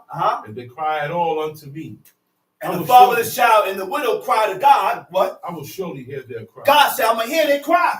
And my wrath shall wax hot. He said, I'm going to get angry. And I will kill you. He said, now, because you afflicted the fatherless child and the widow, I'm going to kill the one that did the affliction. And guess what? And your wives. Now, your wives going to be a widow. And your children. And now your children going to be fatherless. God done switched it. Turn the tables around. Real easy. Real easy. Since you don't know how to treat the fatherless and the widow, I'm going to kill you, remove you. Now your woman is going to be a widow. Now your children going to be fatherless. Right. Let's read. If thou lend money to any of my people that is poor by thee, thou shalt not be to him as a usurer. If you lend money to the poor, don't be to him as a usurer. Okay? He borrowed $20 and he needs to pay you back 40. He said, don't be usury. Don't put interest on it. He you gave him 20, let him pay you back 20. That's it. So God said, don't do that to the poor. Read. If thou at all take thy neighbor's raiment to pledge, thou shalt deliver it unto him, by that the sun goeth down. And that's how valuable the robe and the garment was. The robe and the garment ain't valuable like that no more. Well, hell, we don't even want to wear it. It ain't valuable like that no more. I can't borrow money from you and you give me your road for collateral. I'm gonna say, no, I don't want that. I ain't gonna want that. I'm gonna want to come in your house and I want the gold chain around your neck. I want a stereo. I want speakers. That's why God said, hey. I said, that's why God said, he said, hey, man, stay outside. You're not gonna go in the man's house and start picking and choosing what you want to take for collateral until he pay you back. No, man, say, keep your butt outside, man. Keep your butt outside. Now, go ahead, read. But that is his covering only. That is his covering only. It is his raiment for his skin. It is his raiment for his skin. Wherein shall he sleep? He said, what are you going to sleep in? And this is why. See, again, we read the mind frame of God. So my father read that. He said, wow. He said, man, God said, when you give a man your garment for collateral, for a payment that you have to pay back, God said, make sure you return the garment back to him. He said, because our forefathers slept in our robe. We slept in our clothes. We didn't sleep in negligees. I didn't go to sleep in my underwears. I feel kind of weird sleeping in my underwears. I gotta get up, man. Put a shorts on, some shorts to my knees, or some sweatpants on. I feel weird sleeping in my underwears. And that's not the ways and the customs of our forefathers. They slept in their robes. They slept in their clothes. And God said, listen, man, return the robe back to him because by sundown, because what is he going to sleep in? Which means what? God teaches us what to have a heart for. Huh?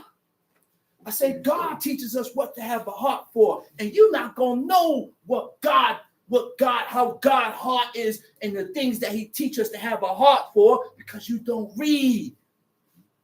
And when a person have a heart like God, you looking at the person like he evil.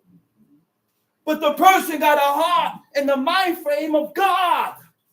And you looking at him and telling him or her that she or he is evil. No, you evil. Because you got an American mentality. Yeah. You think like American. You think like a Canaanite. Yeah. You think like a Perizzite. Yeah. You think like an African. Yeah. You think like a Hamite. Yeah. You think like everything else except for God. Yeah. How God thinks. Yeah. Play with me. Let's read it. And it shall come to pass when he crieth unto me that I will hear. God gonna hear him. Gracious. He said, because I'm gracious. Uh-huh. Thou shalt not revile the gods. Okay. That's what I wanted to get to. Let's read it. Thou shalt not revile the gods. The word for revile the gods is Elohim lo tiqualel. When it speaks and it says Elohim, it also means judges. Okay? Tiqualel means curse, lightly esteem, to despise, to contemn. He said, you shall not revile the judges, right? In this verse, we ain't talking about the creator. It's talking about judges, okay? Now, to revile, lightly esteem, something that is not valued or highly regarded. Contemn, when a person is beneath consideration, you don't consider, right? To disregard for something that should be taken into account. To revile means what? To criticize in an abusive manner. Now, we got to really take this into consideration and realize this, all right? To criticize means to point out the faults of someone in a disapproving way. Now, we got to take this with a grain of salt. You know why I say that? It could go either way. Because God commanded that the prophets show the nation their sinful deeds. And if the prophets is showing the nation their sinful deeds, then you will say, well, you're criticizing. No, I'm showing you where you went wrong at so you can make correction. Correcting you. I'm showing you where you went wrong at so you can make a correction with yourself. That's why. Okay? I got a whole lot to go, man. That word criticize. I got a whole lot to go, but I gotta save some space for the drummer. And all right, and I'm gonna come down and I'm gonna call up another speaker. I hope everybody got what was bought, because I got somebody what was bought from this whole lesson. And I'm gonna say Shabbat Shalom. Shabbat shalom. And I'm gonna call up the next speaker, teacher indeed, Chief Mika Ben Level.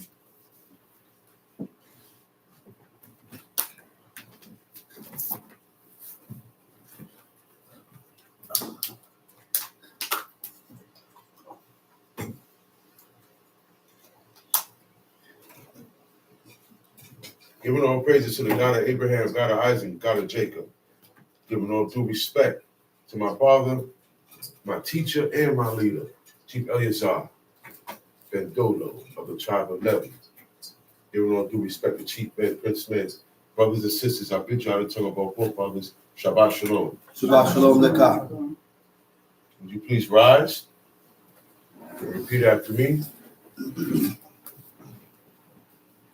And God spake all these words, saying, And God spake all his words, saying, I am the Lord thy God, I am the Lord thy God, which have brought thee out of the land of Egypt, which hath brought thee out of the land of Egypt, out of the house of bondage. out of the house of bondage. Thou shalt have no other gods before me. Thou shalt have no other God before me. Thou shalt not make unto thee any graven image, Thou shalt not make unto thee any graven image, or any likeness of anything or any likeness of anything that is in heaven above, that is in heaven above, that is in the earth beneath, that is in the earth beneath, that is in the water under the earth. or that is in the waters under the earth.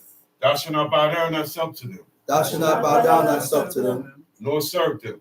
nor serve them. For I, the Lord thy God, For I, the Lord thy God, am a jealous God, am a jealous God, visiting the iniquity visiting the iniquity of the fathers of the fathers upon the children upon the children unto the third unto the third and fourth and the fourth generation of them that hate me, generation of them that hate me, and showing mercy and showing mercy unto thousands of them unto thousands of them that love me that love me and keep my commandments. and keep my commandments. Thou shalt not take the name of the Lord thy God in vain. Thou shalt not take the name of the Lord thy God in vain. For the Lord will not hold him guiltless that taketh his name in vain. For the Lord will not hold him guiltless that taketh his name in vain. Remember the Sabbath day Remember the Sabbath day to keep it holy. to keep it holy. 6 days shalt thou labor 6 days shalt thou labor and do all thy work. and do all thy work. But the 7th day is the Sabbath of the Lord thy God. But the 7th day is the Sabbath of the Lord thy God. In it In it thou shalt not do any work. thou shalt not do any work, Thou,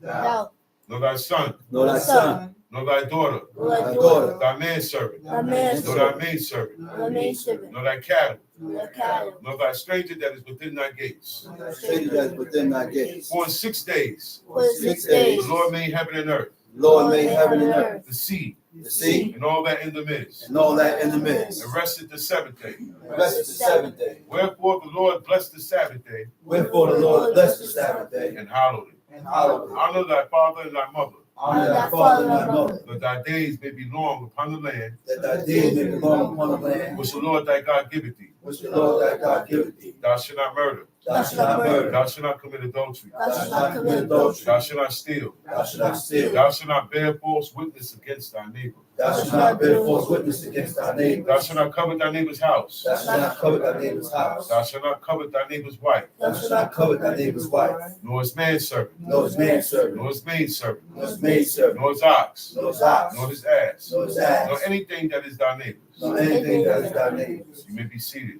And all the people saw the thunderings and the lightnings and the noise of the trumpet and the mountain smoking. And when the people saw it, they removed and stood afar off. And they said unto Moses, Speak thou with us, and we will hear. But let not God speak with us, lest we die. And Moses said unto the people, Fear not, for God is come to prove you, and that his fear may be before your faces, that ye sin not. And the people stood afar off, and Moses drew near to the thick darkness where God was. The Lord said unto Moses, Thus thou shalt say unto the children of Israel, Ye have seen that I have talked with you from heaven. Ye shall not make with me gods of silver, neither shall ye make unto you gods of gold. An altar of earth thou shalt make unto me, and shalt sacrifice thereon thy burnt offerings and thy peace offerings, thy sheep and thine oxen, in all places where I record my name. I will come unto thee, and I will bless thee. And if thou wilt make me an altar of stone, thou shalt not build it of hewn stone, for if thou lift up thy tool upon it, thou hast polluted it. Neither shalt thou go up by steps unto mine altar, that thy nakedness be not discovered thereon. Mm-hmm. He said, altar of earth thou shalt make unto me. He said, when you make your altars, you make your altars of earth to me. Meaning, we can't take plastic and make an altar. We can't take something that was used already or chiseled or hammered or that was worked on already and make an altar. The altar was made of big giant boulders and stones. Because altars, some altars are bigger than this building and higher than this building. And you construct it with a ramp. Mm-hmm. He said no steps, because then you can look up the priest's robe. Right. He said that thy nakedness be not discovered thereon. You looking up, you seeing his thighs, his legs and stuff. Right. That's why he said put ramps there, right? Not for crippled people, not for handicapped. We didn't have handicapped people then. No. We The have only none of people that. that we didn't have that. The only No. ones that needed it, unless he got crippled, Yeah. right? Uh-huh. Or the elderly. Uh-huh. Other than that, we didn't have No, handicaps. we had no handicap. Okay? They didn't come out like that. No. So the ramp was only for the priests to go up. He said that thy nakedness be not discovered by other people. You don't get to see it. Right. He said, in all places, this is to be done in all places where I record my name. Where right now, 2000, about to be 24, right? Is there any place where God recorded his name No. that we take our sacrifices to? No. That shit dead all the sacrifice and priest talk. Right. There is no place. God said the door of the tabernacle of the congregation where I record my name, where my name is being praised continually. Mm-hmm. The burnt offering is being burnt continually. Mm-hmm. There are praises being sent up to God continually. I told one brother, he said, oh man, I'm sorry, you was in there praying. I said, don't worry about that. In the temple, all types of prayers was going up at different times. Right. All you had was priests in there. That's it. No regular people was allowed in there. The king didn't walk up in there like that. One king did it, and he died for that. That wasn't their place. That was a holy place. Wherever God said he put his name is where all the sacrifices go to. So we don't have that today. Okay? It's been taken. The kings have been taken. Uh-huh. The government, all right? The judges, Mm-hmm. that order, All that was taken away. That's right. We were kicked out of the land by God. Wait a minute. We the only people in the world that's going to become slaves and still hold on to their heritage? Yeah. No, it don't go like that. Yeah. It don't go like that. God kicked them out for a reason, because they did not keep and uphold his commandments, Mm-hmm. because they started copying what they see people do. Oh, well, I'm going to serve God the way they serve. No, I'm still serving the Most High, but you can't serve God, this God, the way they serve their gods. You can't even pray to the Most High the way they pray to their gods. You can't even use certain words to the Most High. You can't use the word you to Most High. You use thou. Right now. Use the word Most High, you know. No, you can't talk to him like that. You know You what I can't meant. talk to him like you're so close to him. You know what I meant, God. They were able to do it. They said certain things I wouldn't dare say to God, right or wrong, because I'm not close to him like that. They were blessed, and they pushed the blessing away and went after other gods. We wasn't in that slot. Stop thinking so high of yourself. Humble yourself out and consider your ways. That's what God said. God said in Haggai chapter 1, he said, consider your ways. He said, because you do this, you do a lot, and you get a little bit. Consider your ways. Wow, I put in so much, I didn't get none. Consider your ways. He said, I put my money in a bag with holes. Consider your ways. Nothing's going to work. Look, even if you follow these commandments, it ain't guarantee everything going to work. Some people need to be kept here. Because if you give them too much, the head gets full. He said they wax fat and kick. That's right. The Israelites got conceited on God. Mhm. They got big-headed on them. All right, we good now, we good. We ain't even got to listen to him no more. That's what happened. Yeah. And when you don't listen to the Most High, you're going to listen to somebody. That's right. You're going to listen to someone. That's right. If you don't listen to the Most High, you're going to listen to what the adversary got in store. Everything else outside of this is what the adversary has set up. Police. Okay? Everything. The sword. His sword is the heathen. Uh-huh. And at the top of that pile is, what he said, the government, the police, the officials, all that. Yeah. And whenever God allowed them to snatch and grab on you, it's because of your iniquities by him. Hamas. Okay? Just remember that. God's sword. Now, we're going to go to the book of the law. We're going to start off Leviticus 19. I need you to go through, we're going to go through this kind of fast. Because I want to bring something. I want to have enough time to bring something. This chapter. Exodus chapter 19. Leviticus 19? Or Leviticus 19, my bad. read. Mm-hmm. And the Lord spake unto Moses, saying, Speak unto all the congregation of the children of Israel, and say unto them, Ye shall be holy, for I, the Lord your God, am holy. First of all, you guys gonna have to separate yourselves because I'm separated. That's what God said. I'm not with all of that other stuff everybody in the world do. You're gonna have to cut all of that out. It said, holy beings praise thee daily. So really the only praises and glorification, all right, and prayers that God accepts is from a person that is holy. Are you holy? Ask yourself, am I holy before God? Am I there? Am I at that level? What does it require for you to be holy? First of all, in order to know what to do, you got to read. You're gonna read here a little, there a little. Everything ain't gonna be straight up. That's right. You gotta read and believe what you're reading. Accept when you believe, it's because you accept. That's right. Accept what you're reading in order to do the same thing or not to do it. Because that's what you read, what to do and what not to do. But once you accept to do this now, you keep reading and you will be adding on and you will come into, okay, this is how holy set apart to the service of God. I can be in service to God because I have set my life apart from people. I don't do nothing like people who don't serve God live. Mm-hmm. That takes a lifetime to do. Okay? That's right. You die doing that and Facts. keeping that. Facts. It doesn't stop. Facts. Now, you're doing things and you're living this law. More and more time go in. You're not a rookie no more. Been in for 5 or 10 years now. What you started doing, right, was a little bit. Now, you know a lot. You can tell somebody else and you can explain what you didn't understand 5 years ago. Right. That means you're reading, you're adding on, you're reading, you're adding on. And as this keeps going, you become more separate. God looks at you and he separates how you live. He said, yeah, this person is different to everybody in the city. Or everybody on this house or in this block or wherever you at.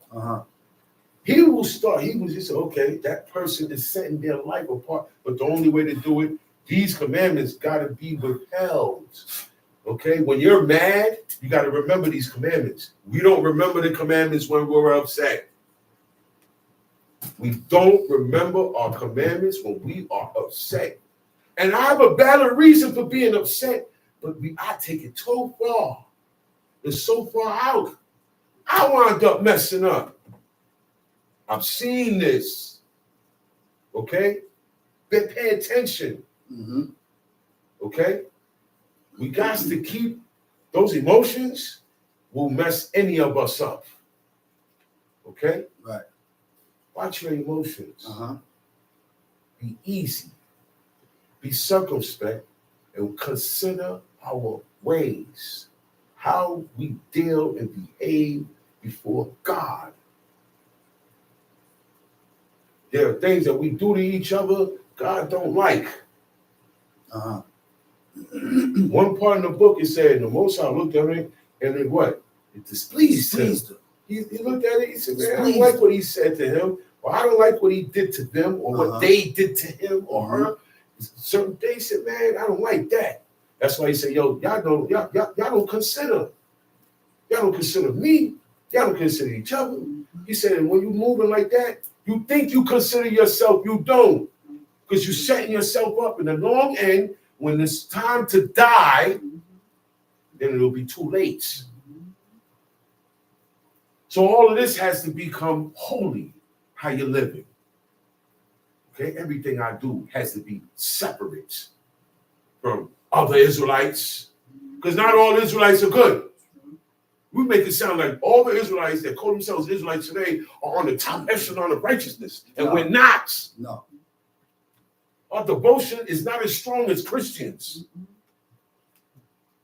We get an attitude, we get tight. Well, I'm not coming here no more. I'm gonna go somewhere else until I'm dissatisfied over there. And then I keep bouncing around. And guess what's gonna happen? You ain't gonna do no Shabbat. Then you're gonna say the Shabbat is on the wrong day. Then the day that you say the Shabbat is on, you don't have no rules for that day. What you do on that day? This is how God gets you out of here. It's a step-by-step thing. Man, it's all behavior. Say, yeah, man, you don't eat this, you don't eat that, but I don't like how he act. I don't like how she act. Right or wrong? That's right. Am I correct? We all said that before. That's right. That's right. So how you think God looking at us? Mm-hmm. He said, consider your ways. That's what we're all right. You got this law down pat. We're doing this, that, that, but then the ways now. The ways, my father said, that's the hard part. That's the part. He said, because now I got to get on myself. That's right. I ain't got to get on myself or not stealing, not doing it. Those laws is covered. He said, but what I got in me and my heart is not correct before God yet. Mm-hmm. He said that. Yeah, That's right. man. And he said, you got to look inside yourself now. Be truthful. Look into your scrotum. Yeah, that's the word he used. He don't say the heart. He said the scrotum. Deep within you, who you are. You know you. The only one that know you, like you, and more than you is God. That's right. That's right. That's why I say take good heed to yourself. That's right. So there are times, well, you know what? Let me sit down. Forget about everybody. But if I die now, everybody gonna keep doing what they do. Right? Me dying don't stop nothing. That's right. So my mind should be more on taking good heed to myself and what I got up in here, how I feel for God's things that he like. Okay? Am I enthused? Or I'm just going along with it? Or I'm not really that gung-ho for it, I'm just going along with it. I'm gonna just say I don't feel no conviction. People are just doing it to do it and get by, and then when they're ready, they're gonna be out there. You gotta pump yourself. You have to pump yourself up during the week. There's all types of pumping going on. There's other camps that pumping. Everybody's saying that, but when you by yourself, what do you pump? You have to pump yourself. That's what my father told me. He said, when I'm going, what I do with you guys, you're going to have to do with yourself triple time. Now see what he's talking about. Yeah, now you on your own. Now, and them kids, they have to be trained correctly. Yeah. Separate the kids. No trips. No class trips. All the class trips is dealing with idolatry and of the heathen. Okay? They go to the movies. They go to the Statue of Liberty. They go inside of statues, of idols. That's an idol. Okay? And they go inside of it. And what you do, you go inside, go all the way to the top and look at everything. Oh, yeah. And then after that, you leave. That's all you can do there. It's vain, it's vanity. And see, this is why a lot of our children are coming up American, the generation right now. I see more American in the children of Israel than Israel in the children. Tell me I'm lying. Tell me I'm wrong. You know? It's true. You can't get them to wear a robe to school. Mm-hmm. True. I come from a generation where we wore ourselves to school in Portport. Yeah. So, you know what I'm saying? We don't have no problem with that. But we don't have a generation that go to school with these stuff. Some of them change up. They leave out one way, got book bags, or they got something hidden. They switch up to look like who? Them. Subsequent. That's what subsequent means. That's right. Resemblance means. Okay? Uh-huh. He said, well, the police wouldn't have messed with you because you look like them. If you was dressed different, the way you're supposed to, the way an Israelite's supposed to be dressed, they can't mistake you. They'll say, oh, no, not him. This the weird dressing guy, or the guy with this, or the woman with this. No, you stick out because you're the only one. That's what makes you holy. That's right. So now, before we go into any other law, you have to be holy. Before we get to the burying of mother and father, before we get into the idol, you got to be holy. So that means I have to stop the things that I've been taught all my life. How my traditions, all these days and holidays and mannerisms of the heathen have to stop. And even as born as an Israelite, there are mannerisms that were taught that are heathen that have to stop. Birthdays is one. That's the number one. That's the number one holiday. That holiday is over Christmas because it's about you. And everybody gives you and treats you like you God. You become an idol on that day when you celebrate your birthday. You know that, right? You look for it too. You know that, right? Yeah. You look for treatment. You look for it. You don't tell me Damn. happy birthday. Look, man. I had people, yeah, man, it's my birthday, man. Man, get out of here. What am I? I'm a grown man. You a grown man. What are you coming to me about that for? What am I supposed to do? Give you something free? That's what you're looking for? Yeah. Yeah. Even in that world, they come with it. Hey, man, it's my birthday. So what? I said, so what? You get nothing. What you looking for, you're not getting. Go call somebody else. Yeah. That's how deep that thing is down in there. But look, if I get a present, wrap it up and give it to him, he don't want that. Nowadays, people are past that. Ain't no thing about, oh man, I'll accept it. Back then, it was the gift that counts, right? It ain't like that now. It's games. Devilistic, deceitful games to get your pockets. That's why the man said, I want Xmas all over the place. I want it to be, you know why? Because it's spending money. All the worshipers spend money. All the worshipers of Baal, all the worshipers of all those idol gods spend money. They give up their sacrifices and everything went this way. That's why the temple had to get shut down because there's no food coming in there. How do you think the priests eat? The priests eat what you, the people, bring to the door of the tabernacle congregation. God don't eat that sheep. The blood gets taken from that animal and he makes an atonement for it. I can't tell you how that's done because it's not explained. That's why another reason you can't be a priest. What you going to do with that blood? That's why God said don't eat with the blood. What the priests do with that blood is something that's not explained, but it makes God pardon you. It gives an atonement for you. Okay? The rest of the world eat the blood. Okay? In Israel, we pour it out. We pour it out. And in ancient Israel, in the temple, it was made an atonement. Like I said, I don't know. It's never explained how to make an atonement for the people. So how can you be a priest today? You can't make an atonement for us. Clown. You can't bless us. Clown. That may the Lord make his to shine upon you. But that right there, that was for Aaron. No other priest said it. He said for Aaron and his sons. Unless you are a direct lineage out of Aaron, you couldn't say that part. They was the priests later on after having the sons died out. They didn't say that.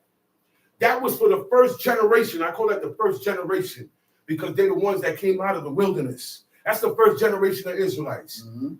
And most of them were children because the parents had to get killed off because they couldn't stop bowing down to gods, bowing down to this, turning, bowing down, going with the Midianites, going with these people. That's our problem. We follow the heathens too much. But you're always programmed. TV, radio, outside, school, work. So that's why you got to read every day to counter.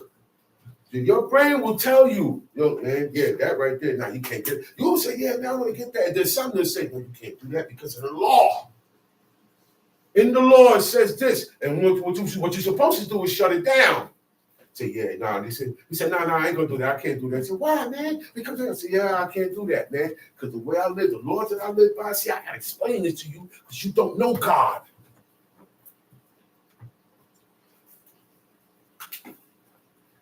I gotta explain this to you, cuzzo, sis, bro, auntie, uncle.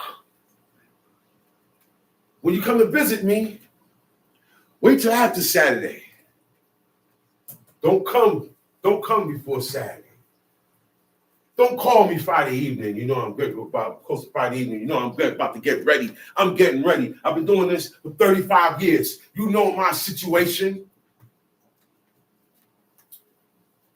All of a sudden, you want to call me and mess with me about matters that I don't concern with on Shabbat. People do that. Family do that. People outside does that. You got to make them respect this. Hey, man, I couldn't get to you all day. You mean to tell me I can't even get a text? No.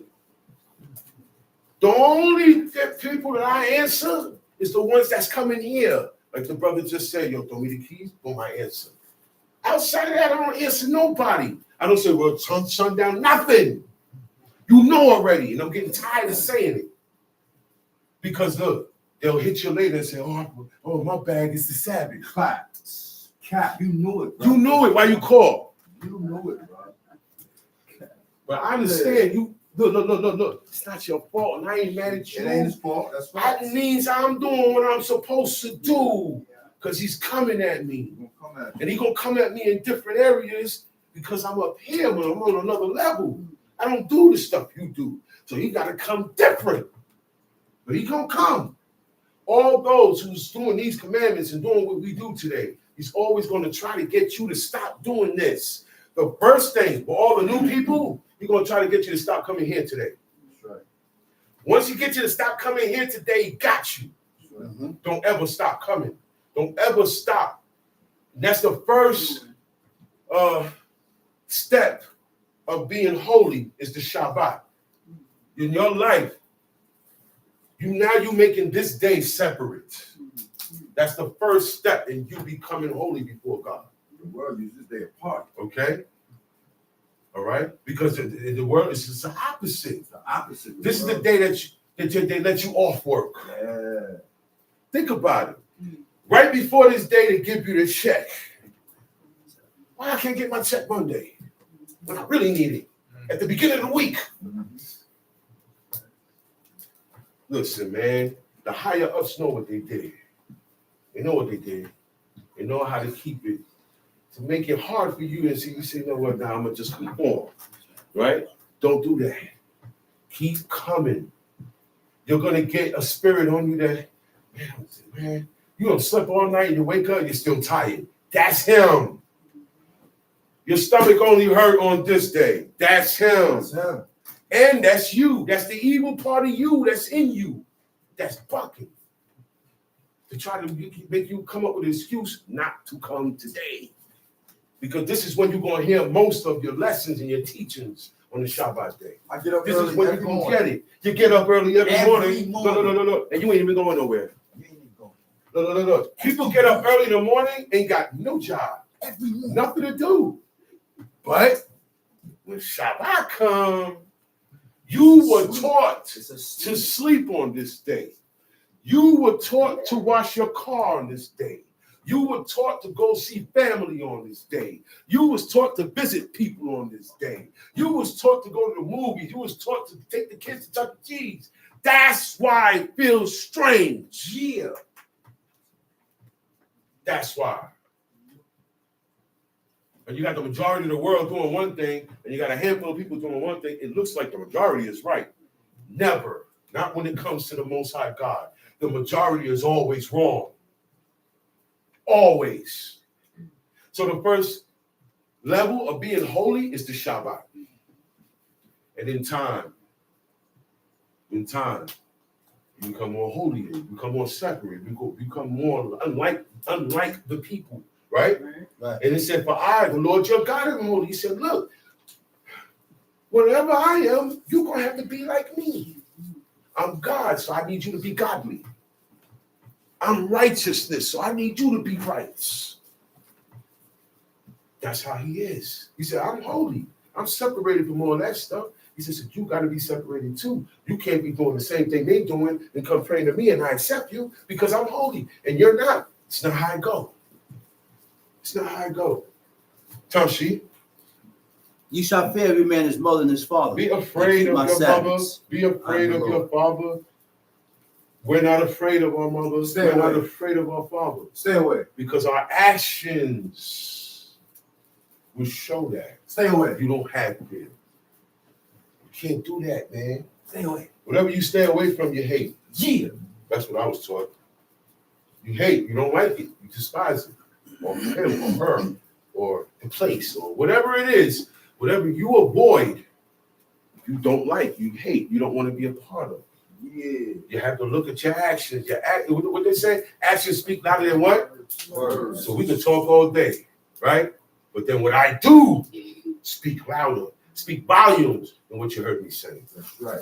Now, if my actions match my words, he said, well, no, he said it and he did it. That's right. But for you to say that, I have to do it. I have to put action. That's right. Clown. Show that you're scared of your mother, man. That's right. Clown. Especially the men, the young men, the older men. We have to give it up to our mother. That's right. Clown. Same way we gave it up to our father. Or else we're not right and just before God. That's right. And everything else we doing, it's out the window. That's cat. That's Everything right. else we'll be doing is cat. Y'all know what cat means? Just talk. Okay? It said mother and father. That's right. Honor them. My asshole. Oh, but mama, you know, mind your business. Yeah. I noticed something. Children don't know how to mind their parents' business. Stay out of that. To you, nobody is right or wrong. Stay out of that. That's right. Stay out of it. I see a lot of Israelites. Look. I've seen Americans do stuff as if they was reading this book towards their parents. Yeah. I don't see it with the Israelites today. Right.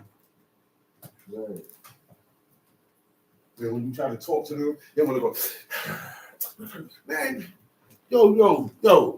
Their mother. What you breathing hard on? Who you breathing hard on? Who you breathing hard on, boy? Who you breathing hard on, girl? Who you cutting your eyes at? Who you walk up? I ain't finished talking to you. Yeah.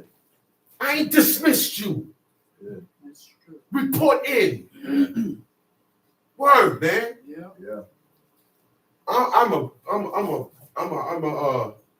an advocate of disciplining children Yeah. because I see what happens when you don't. That's right. An undisciplined child is wicked. Yeah. And he gonna turn on you. You're gonna turn on the one who always let him rock. After he finished turning on everybody else, Listen. he gonna turn on you. Listen. Not saying that's justification. He's wrong. But I'm letting parents know. I'm letting people know this is what happens. They don't stay cute. Boy. They get grown just like us. Boy, keep your distance. They get hair. Okay? I say, boy, They keep get your old. distance. They don't stay in that mode. I say, boy, keep your distance. You wonder, you honor your father and your mother, your life will be longer on this earth. Yeah. I've seen people who have not, and their life been cut, Yeah. killed outside like a dog in the street, man. Hey, gang. Grandparents included. Okay? Oh man, if Grandparents you included. give it up to your Iman, your Abba, everything else falls in line. I ain't got to tell you about this. Look. Man. You got right down this block. You got grandma. Did you want And that? they, look. Grandma, grandpa, you say whatever they want. Clown. It's all good. I've seen them come. They say, hey, grandma, what you doing today? Yeah. What you need done? Yeah. I don't see that in the Israelites. I see that with look. I'm gonna switch it up. We always getting on them out there. Now I'm gonna switch it up. I'm gonna show y'all what y'all don't do that I see out there. Yeah, one guy say, well, I'm the only child. I'm my mother's only child. My father been dead. He said, so that's why I'm still here in Brooklyn. He said, that's why I don't, he said, and I moved my next apartment. I moved closer to my mother. I make sure she good. That's what everybody. He said, sometimes I gotta go take care of something. He said, and I'll leave my girl there. I'll throw my glasses at you.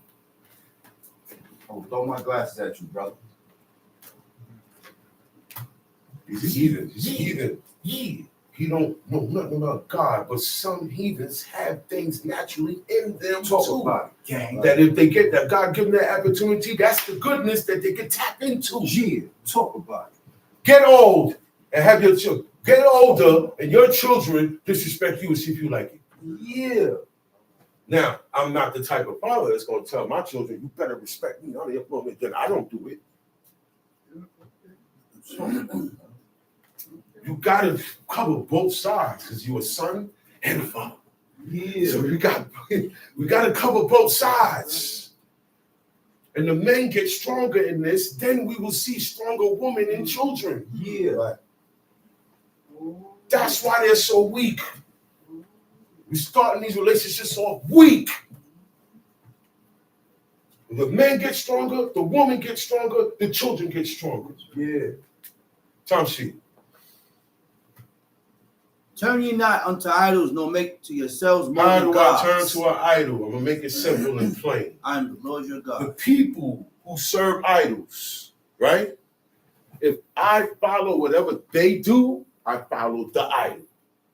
I don't have to go where they go. I don't have to bow down to their idol. I don't have to say the idol name. I can still say, hey, the Most High is God, but still live like the people who serve the idol. Then I turn to other idols.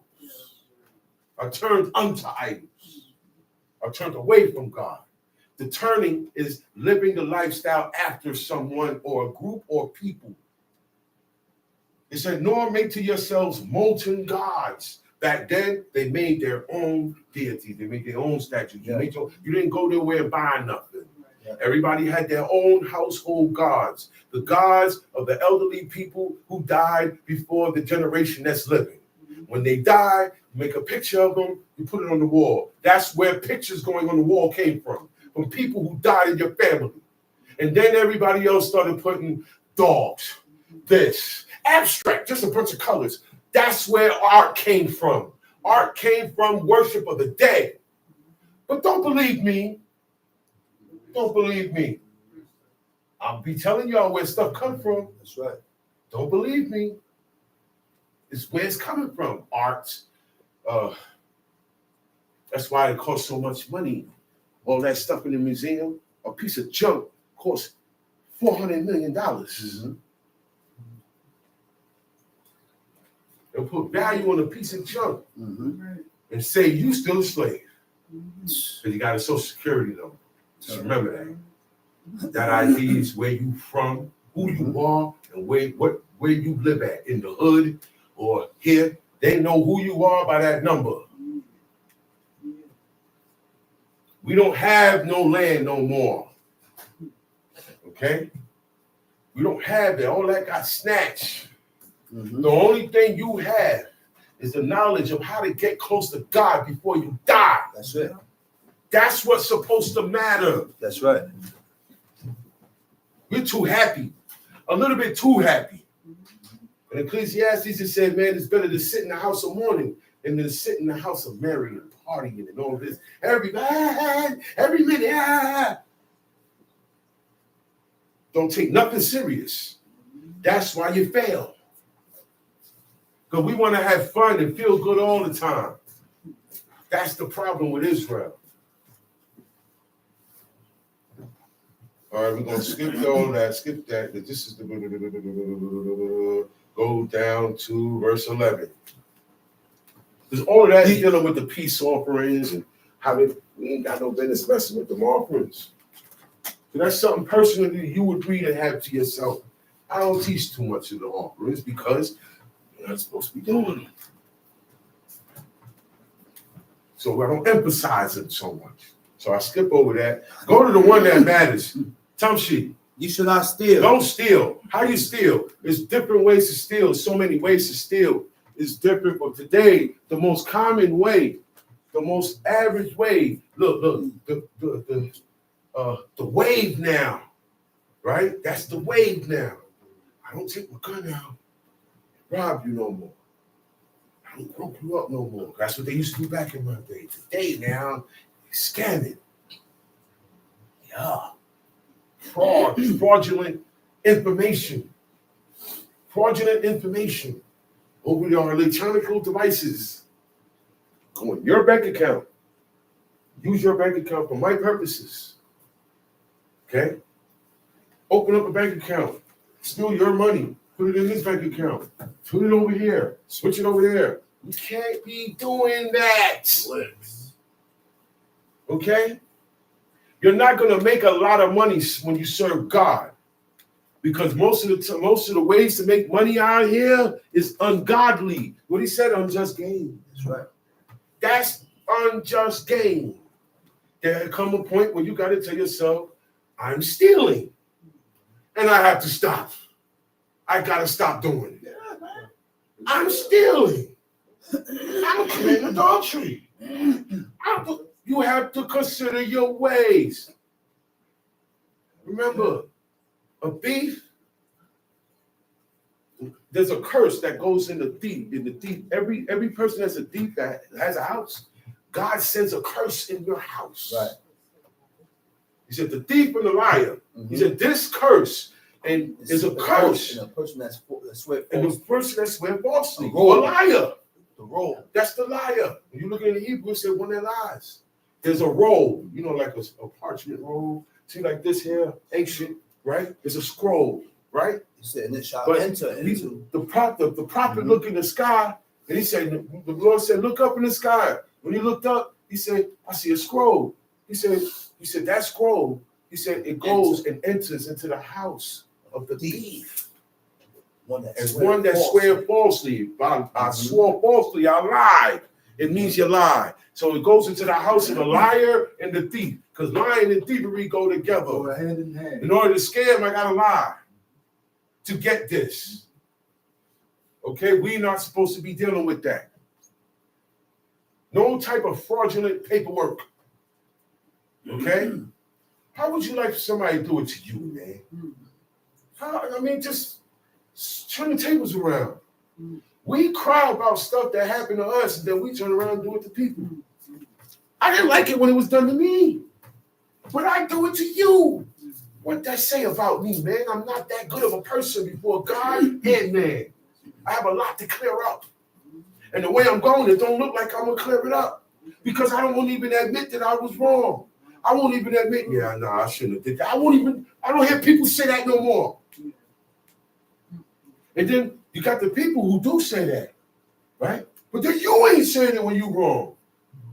So how that person gonna feel when he's been humbling? How do you gonna get that person riled up? Exactly. It's gonna get listen, what you trying to take me for? I've been, come on. But you're pushing and you're wrong. And you're pushing and you're wrong. And you're pushing and you're wrong. You're gonna get wiped up one day. Somebody here, somebody gonna get tired of it. Okay? What you don't like for yourself, don't do it to nobody else. That's one of God's commandments. We don't follow that either. We pick and choose what we want to follow so that we can point the finger at other people and do this. Boom. Pow. I'm going to put fire on this one. Pow. But then, same old me. Hey, change. You got to do nothing happening here. That's the problem. Neither deal falsely, deceive, rob, lie. All these things going into deceiving falsely.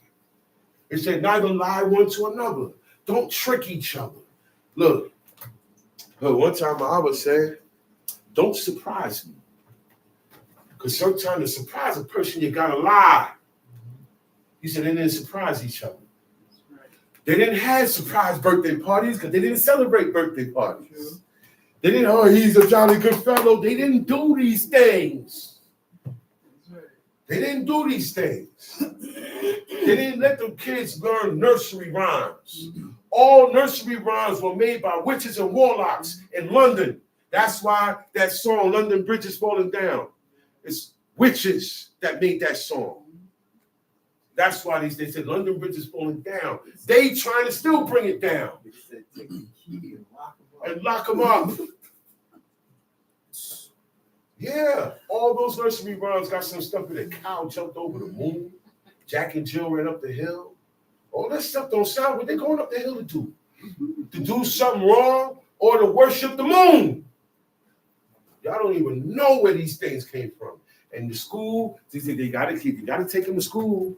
Because you don't take them to school, they take them from you. And you can't do nothing about it. Right? So you have to counter because they're coming after your children. They're coming after them harder than before. They're teaching them homosexuality. They're teaching them astrology. They're going in right now.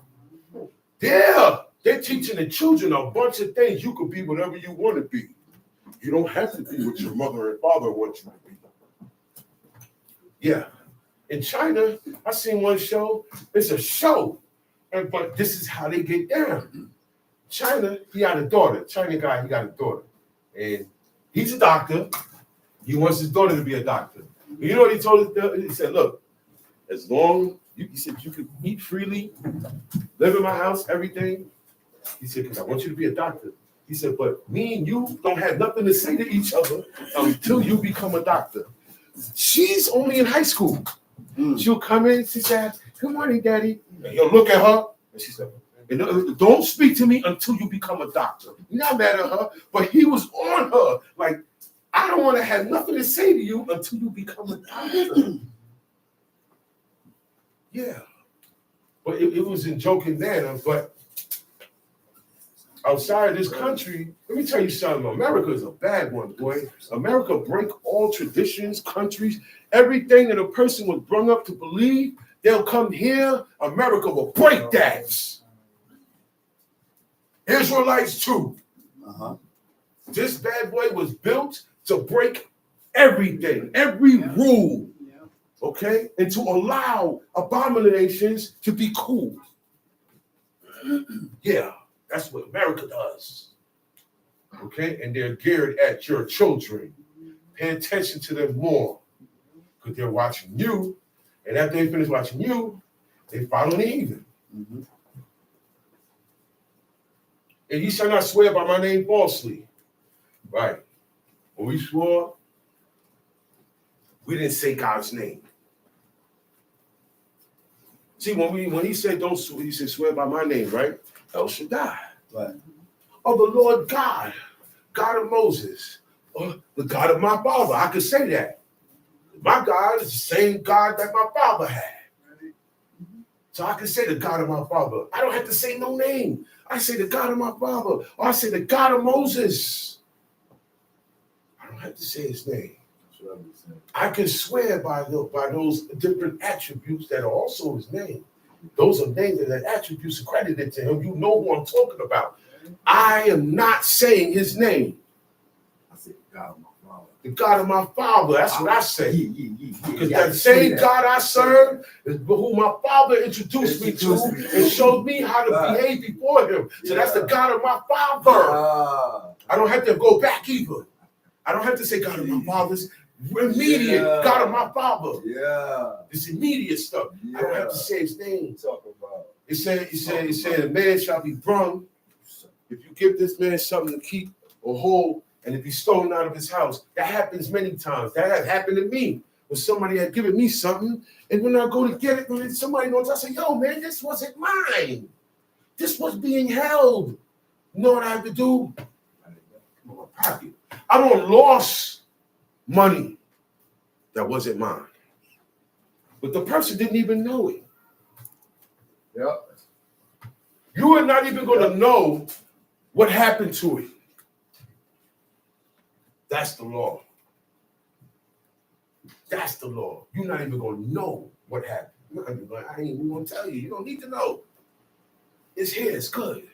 The piece is there. It's good. Whatever you left, whatever I borrowed, whatever it is, it must be brought back in the same condition. I don't see people take stuff that don't belong to them, and they wound up saying it was theirs. I said, no, you didn't.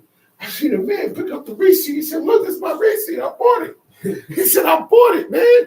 He said, nah, this is mine, man. Some real wicked people, and they were Israelites. You would think I was talking about some heathens, right? No, these were Israelites. Tom sheep. And you shall not swear by my name falsely, neither shalt thou profane the name of thy God. I am the Lord. Thou shalt not defraud thy neighbor, neither shalt thou neither rob him. The wages of him that is highest shall not abide with thee all night until the morning. Okay. We don't have that system now where you pay every day at the window. But just pay me, man. Whenever you say you're gonna pay me, pay me. Right or wrong? Right. Because that system doesn't exist today. It exists. That's right. In order for me to be a rich tycoon, entrepreneur, and all this, right, I gotta go by the system of today. I'm not gonna be able to pay everybody by that. Right.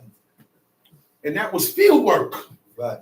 This wasn't like company field work. All right. The wages of him that is hired. The only thing that I'm gonna hire a man for is to come work with the livestock or with my farm. That's it. That's what he was hired for.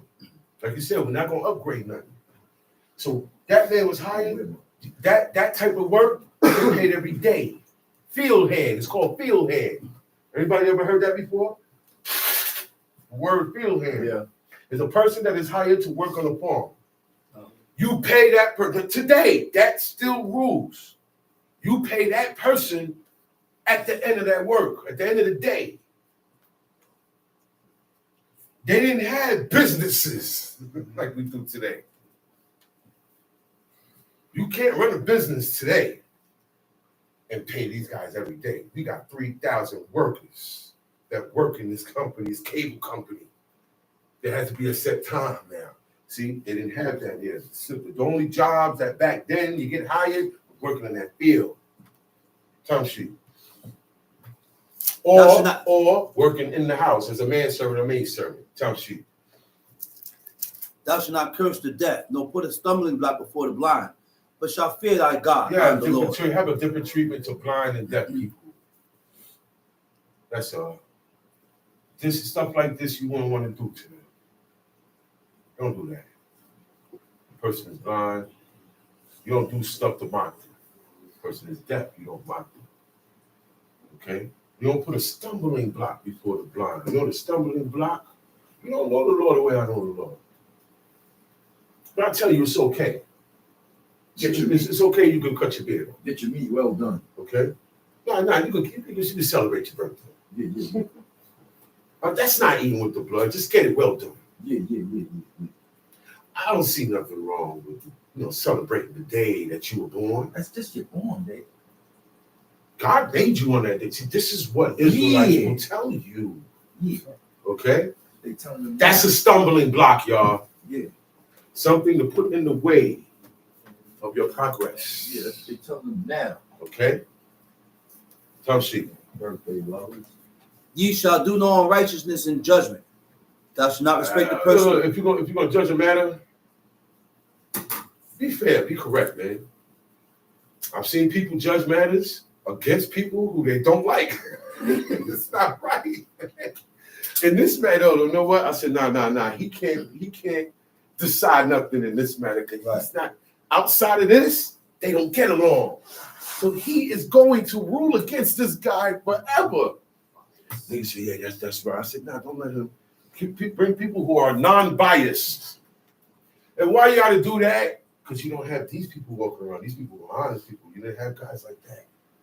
The judges back then, they weren't personal. If you're wrong, you're guilty. You are wrong and you're guilty by the law. That's it.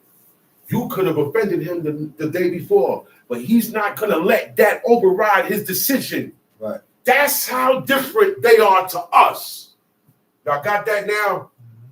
We're not going to allow our feelings to override our decisions. Time sheet. Thou shalt not respect the person of the poor, nor honor the person of the mighty. But in righteousness shall thou You don't judge care thy if he got neighbor. money or not. You don't care if he's strong. You don't let that intimidate you. Well, yo, he got money. He can get. So what?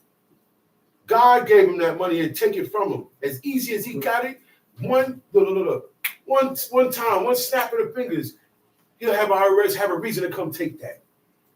You got guys that's $100 million strong. They say the wrong thing on videos, and now they're $1 million strong. It ain't nothing to take that money away, or just kill you. The money's still there, but you not here now. So don't look at that as, well, he got money, so you're honoring him because a lot of people do that to the guy that got money. The guy that got money, that look good, that got this and that got that. Israelites and heathens, that's who they listen to. They listen to that guy. They listen to the guy that got money. Give him a All title right? immediately. And they'll even call him up. And he never taught before. That's how Israelites are. Okay, the guy that ain't got no money, that's correct by God, man, get out of here. I don't want to listen to him. He said the same thing he said. Mm-hmm. But you don't look at this guy the same because he got money. Y'all like money. Y'all like money be your God. That's right. Time sheet.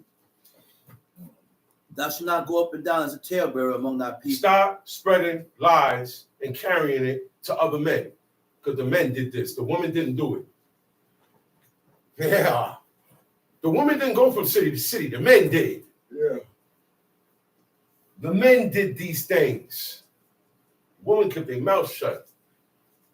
That's why they were clear. Sometimes it's better to keep your mouth shut. If you ain't got the right thing to say, keep your mouth shut. Sometimes I said, man, I should have minded my business. Should have kept my mouth shut. So now to stand against the blood of thy neighbor. I know that this brother is going to get some violence done to him. And I don't blow the whistle. I don't warn him. I don't stop it. I don't get beside him when it's going down. The argument happening right in front of me. And I'll be like, well, you don't go to my camp. No good. Because that's how church people think. Well, they're not part of our congregation, so. Or for whatever reason, we'll justify all our wrongdoings. That's the problem too.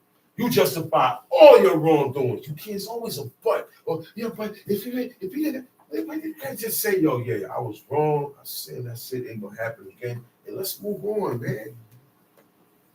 Because when you do that, you aggravate God. You're wrong, and you're still trying to debate and explain, and then you're getting louder and you're getting offensive.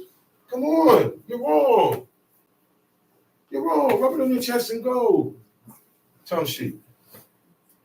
Thou shalt not hate thy brother in thy heart. Why do you hate him? Why? How do I show I hate my brother? Yeah. Thou shalt in any wise rebuke thy neighbor and not suffer sin So if upon I him. don't rebuke him, I don't say nothing to him about it, that show I hate him. And not suffer sin upon him. That shows I hate him. Tongue sheet. Thou shalt not avenge no bad grudge against the children of thy people. Don't But thou hold a shalt- grudge. Let it go. It's been 2-3 years now. It's been 7 months now. I'm tired of hearing that same song. Let it go. I'm tired of rehearsing it in my head. Let me let it go. Hey, leave the guy alone. Why don't you leave me alone? Let's leave him alone. Let him leave them alone. Come on. It said, thou shalt not avenge. It goes right back to whatever I don't like for myself, don't do it to nobody else. Then we have all of these things covered. Time sheet. Thou shalt not avenge nor bear any grudge against the children of thy people. But thou shalt love thy neighbor as thyself. I am the Lord. Now, we love heathen more than we love our neighbor. We like heathens more. Time sheet. We treat them better than we treat each other. Time sheet. Ye shall keep my statutes. Keep the statutes, the days that God appointed for us to gather and congregate, and they are in Leviticus 23. All the days that God said we are to come together and commemorate and keep are in Leviticus 23. We don't keep nothing else outside. There is no other day celebrated. That's why birthdays ain't included. Birthdays is not in Leviticus 23. Show me one God-fearing man in this book that celebrated his birthday. I'm not talking about Pharaoh, and I'm not talking about Herod, that they didn't serve God. Did Moses celebrate his birthday? No. Did Adam celebrate his birthday? No. Did Jeremiah celebrate his birthday? No. Did Abraham, Isaac, and Jacob, did any of Jacob's children, when dudes turned around and served sun, moon, and stars, did you hear them worship themselves on birthdays? You didn't even hear them do that in their wickedness. You didn't hear about birthdays. Where it come from? How come we got it now? We were born among these people. We were not born in the land. We were born in Brooklyn, New York, Queens, 5 boroughs, California, down south, Canada, Alaska, Europe, London, Barbados, Panama, Colombia, Brazil, Portugal. I can keep going on. You wasn't born where they were born at, in the era they was born at, where everybody, even the heathens, did certain things the same. Even the heathens, they honored their mother and father. Yeah. There was just certain things. Look, even amongst the heathen, men handled all matters, even amongst them. The woman took over everything now. This is the age of the woman. It took over hip hop. I don't care how much of a bad rapper you are. They're gonna listen to her first now. Yeah, they got it now. They're in all the movies. Movie parts that were played, it was always played by a man, it's played by a woman now. Y'all don't see it? Assassin. Okay? The only assassins back here were men. Now you got women assassins. There was a time the only basketball players were men. The only football players were men. The only golf players were men. But man has decreased their masculinity, made themselves inferior and weaker. So now the woman is the most I said, okay, since y'all moving like that, the woman gonna surpass you. In certain things, she gonna get it, you ain't gonna get it. You gonna get it, she could get a house and a crib and an apartment quicker than the man could get it. She get a job quicker than the man could get it. She could get in certain places that you won't be able to. All of that because what? Man, as a skill, man want to be woman. Got dudes dressing up like babies, got Pampers on. There you got real people who do this stuff. This world is sick. And us following these sick people, that's why God ain't dealing with us. Time sheet. Thou shalt not let thy cattle gender with a diverse kind. They kept their cattle separate. Sheep with the sheep, goats with the goats. You get me? Because animals, they're not going to say, well, look, that's my mother. I can't have sex with her. That's my sister's right there. I got to wait until a new one, a new goat come in here. They're not going to think like that. They were not made to think like that. That's why when we move opposite than these laws, God said we move like beasts. We move and act just like the animals now. The animals will gender, meaning they will procreate. They will have sex with each other. So you don't want to mix them up. That's what it means. Keep them in their own quarters. He said, thou shalt not sow thy field with mingled seed. You don't take two seeds and put it together and plant it. Mm-hmm. That's what it means. Mm-hmm. Neither shall a garment mingled of linen and wool come upon each other. You don't take, this is an example, you take linen and wool and mix them up. We don't wear mixed fabrics. Cotton, silk, wool, linen, 100%. It can't be 90% cotton and 10% anything else. Can't wear it. Go all the way down to verse 26. You should not eat anything with the blood. Do you know, my father was told at one time not to teach this chapter. Yeah. By Israelites. By Israelites. That's the only one that can, Israelites. because it bothered them. Anytime he spoke about eating with the blood, people got upset. Blood eating Israelites. I saw it with my own eyes. Little dude like him, sitting there, and I see Mob up there, and he said, yo, we eating with the blood. I look around, I see brothers sucking their teeth. Some of them get up and walk out. Yeah. Blood eating. Yeah. And that's been a problem ever since. That's why you always gonna hear it here. Yeah. You always gonna hear it. They made their own kill. They didn't buy from supermarkets. They killed the animal themselves, poured the blood out. Then they dealt with how they're going to deal with the animal. Today, people don't do that. You don't own nothing. You don't own these animals. You go to the store, to the supermarket,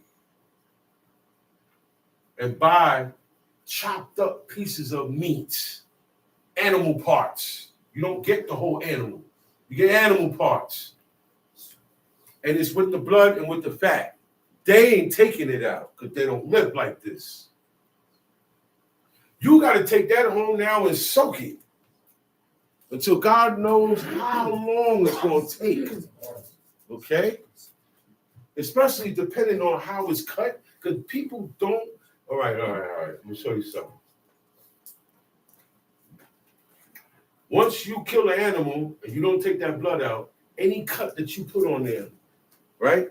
Well, it's going to make it hard to get rid of it. That's why it takes so long for the blood to come out. When you got the whole animal, it only takes hours for that blood to come out.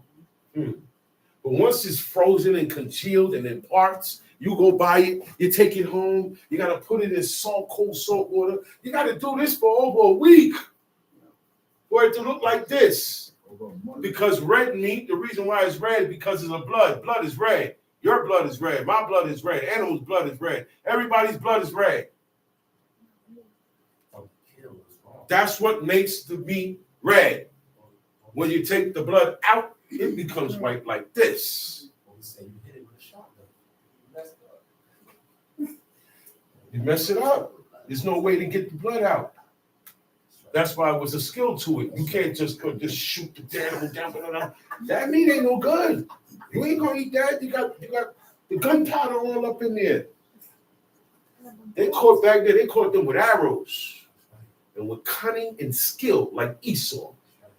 Laid traps and stuff like that. He's still alive. He's still alive.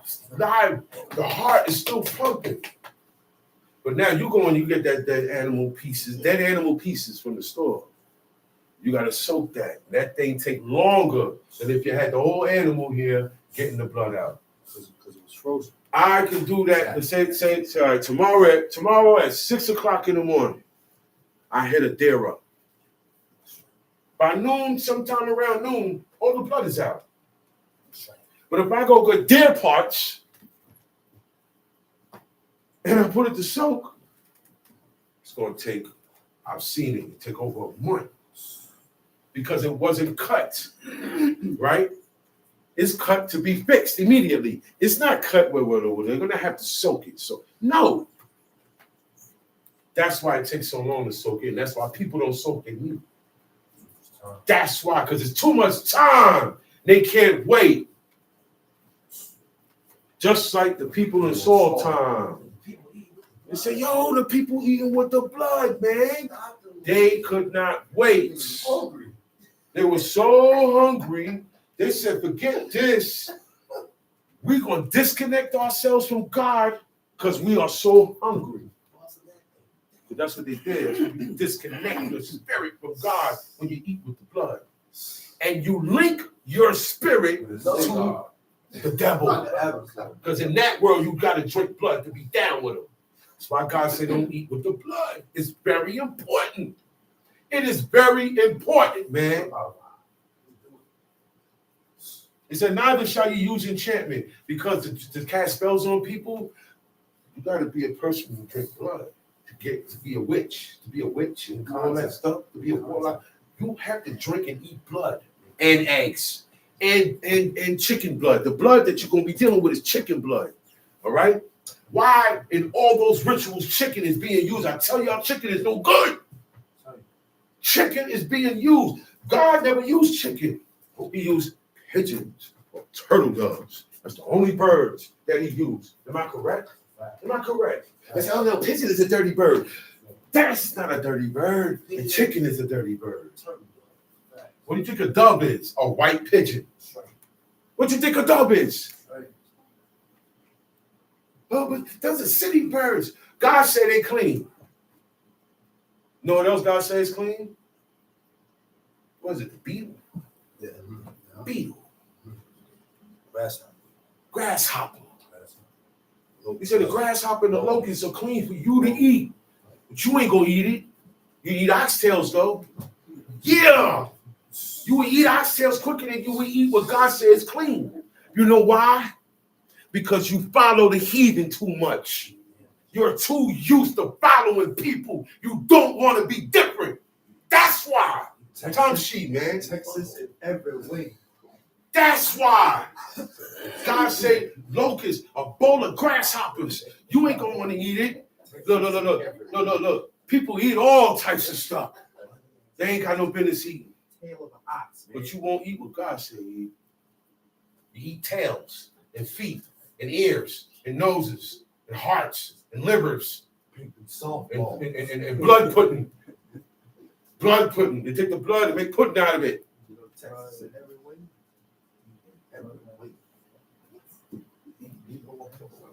This is the first step into dealing with witchcraft, man. Everybody in that world has to eat and deal with blood. They have to wear it, man. You see how the priests, okay? Let me show y'all something. In the consecration of making a priest, you know what gets put on that priest? 2 things get sprinkled on him. Okay? The blood of that offering from that animal and the oil, the anointing oil. Right? And it ain't regular olive oil we use. It's olive oil, but it ain't bottled. And that hasn't been shipped by Italians over here along with drugs. Because that's how they get the drugs over here. They sell wine and olive oil. And that's the front. That's right. We had our own land, our own olives, our own, and God accepted that. You can't take an animal or buy an animal from somebody else and offer it up to God. They couldn't do that. It had to say from your own flock. How dare you? The stuff I give you, you take and give it to other gods. Then the stuff I don't accept, you want to take and bring to me. We're backwards, man.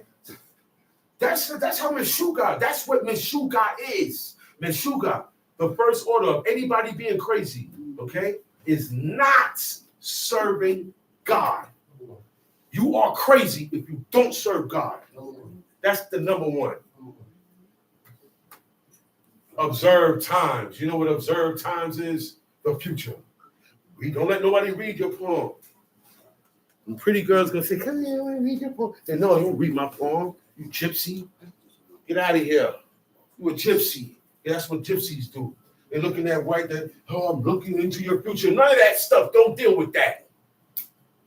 I'm gonna tell you your future, kids. If you do what God say all your life, you die and you meet him and you be good with him. I can guarantee you that. If you don't do what God say, you die and you die again. Tell your children that. That's a fact. Yes, I do. King. Facts. King. They'll take it more seriously. King. You feel me? King. Tongue sheet. Neither shall you use enchantments nor observe times. Uh-huh. You should not round the corners of your heads. Don't Neither mold. shall- Well, people don't do it today. The kids, they will mold their heads. That's why they have perfectly round heads to commemorate the roundness of the moon. Mm-hmm. Everything they worship, they lived their lives according to whatever they worship. Okay, that's why the birthday cake has candles on it. You know why? To represent what? The moon. Okay? So when they bring the birthday cake out, okay, yeah, and they're singing that song and make a wish and blow the candles. Man, seriously, who did that in here? What y'all doing? It's a whole ritual. Who did that in here? That's a ritual. Whole ritual. That's moon worship. Fact. Look, the child is 1 year old. Don't know nothing about no birthday. Look, she done ate and slept. She in the room sleeping. But we out here birthdaying, partying. Yo, the child don't know nothing about it. We teach the child that. And that child grow up, and then they teach the child. And that's why wickedness keep going on for generation to generation and get stronger and stronger and stronger and stronger. And then you think it's okay. So when we come and we tell you, no, it's not, I don't know. Those guys sound strange. Well, it's supposed to be that way. The majority is wicked. Remember that. Majority is always wicked. Tom sheet. Neither shall thou mar the corners of thy beard. You cannot cut your beard. You cannot shave your beard. You cannot pluck your beard. You need to leave it alone. That's it. Enough with them messing around. There's not supposed to be nobody bald-headed in Israel. Why do I see bald? So you got some guys got full beard and they're bald-headed. You know who you following? The Sunni Muslim. Yeah. Under chemo. Yeah. The Sunni Muslim. Better be under chemo. Yo, you have cancer. You got people who get cancer and they lose all their hair. You didn't do that. You didn't do that. Mm-hmm. As you get older, you start to bald. Okay? Yeah. That's why they messed with the prophet. That's why they messed with the prophet. They say, yo, man, go up there, bald head. Go up there, bald head. Because that wasn't a thing to be bald headed. That's why they was teaching them. They were out of place. But the reason why is because he was the only guy with a bald head. That thing was a joke in Israel. Yeah. Did he keep his movement or are they kids? Nah. They got hit though. Because there's one thing. You don't mock. No, God don't like to get mocked. Men don't like to get mocked. That little child right there don't like getting mocked. Let his father yell at him, and you guys start giggling. He ain't gonna like y'all. He may not show it, but he not gonna like y'all. Stop mocking. And then when you mock, they say, "Oh wow, getting thing going. These guys laughing. Okay, they don't like me too much. Mm-hmm. They like to see me go through this. Go through this." You got people. That's why I say consider your ways. Leave the beards alone. Let the children, let the boys grow their hair. Don't cut his dreads. Why you let him grow out all these beautiful dreads to cut them? Because you're crazy. You did something against God, now he bazookled your mind, and now you going crazy. Who started this in Israel? Who made this okay? I'd like to be in the one-on-one in the room with you. Because you got everybody doing this. That's a stumbling block. You shall not make any cuttings in your flesh for the day. You know what that is? That's where tattoos come from also. Because when you have to put a tattoo in your skin, you etch it in. And what they have to wipe all the time. After they put it, they got a piece of cloth. They wipe them what? Blood. Blood. That's right. Blood. Incisions. It's an incision and a marking that is left. Sometimes it's a design, sometimes it's not, sometimes it's a person's face, sometimes it's their name, sometimes it's just a moon or a star or an angel or this or that. It's all for the day. You don't make cuttings in your flesh for the day. Mm-hmm. That's what tattoos come from. You're not supposed to have a tattoo. So that If a person that has been living like a heathen all their life and they find out about the Most High now and they have a tattoo, you are able to get rid of the tattoo. Don't die with that tattoo on you.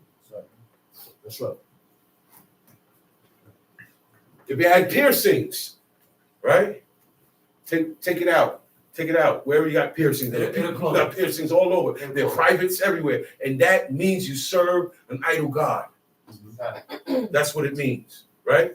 So you just take that piercing out and let the hole close up on its own. So if I have an earring and I take the earring out, after a while, this hole gonna close. So you do the same thing. If you have a piercing in places you shouldn't have it. Women pierce their breasts. Women in Israel don't do that. Their teats. They bruise their teats. That's what it's saying here. It said the women of Israel bruise their teats. What do you think their teats is their breast? We call it TITS. And today they put metal through it to look good. People put metal and piercings through their private parts. Moorish ways. All of this, tattoos and piercings. And you see the Africans that got plates in their lips? That's where it come from. You're doing the same thing. You're doing the same thing. All these. It said take the earrings out of your sons and take the earrings. Look, they didn't wear earrings no more after that. You know what earrings mean? That I'm a servant of And it was your name. They had the name or the God that you serve as an earring. yeah, they had hammer or second oil. Okay? They said, give me all them earrings. We don't need them. We're not these guys slaves no more. He ain't sell it. No, he ain't selling. Gave it to him. He made a calf out of it. He took all that gold and made an idol. He made an idol. So it's not about none of that, man. And that's a very ancient Hamitic custom. Yes, we miss our day, but there are certain things we cannot do. That's right. Because God don't like it. Talk about it. God says worship of the dead. Talk about it. You're supposed to only worship the Most High God. That's right. You're supposed to only venerate and admire, okay, and praise and glorify the Most High God. That's right. So this here, what you're doing for the dead is a little bit too much. You're right. putting too much praise on them. That's right. Moment of silence. Why? They're not going to say nothing. They're dead. They're gone. What is the silence for? Look, you say it's for the dead, right? You were taught it was for the dead. It's not. Visit. It ain't got nothing to do. You were told that, They but get it's mad. really for the devil They get mad when you tell them. because they're They get supposed mad to. when you tell them, hey, They're leave that supposed alone. to. That's worshiping the dead. They're They supposed get to. mad. What you getting mad Go for? visit the grave Oh, site. no, they're supposed to. They're supposed to. Not everybody's going to do this. They're supposed to. They're going to visit grave sites. They're going to bring flowers. What you get mad for? Okay?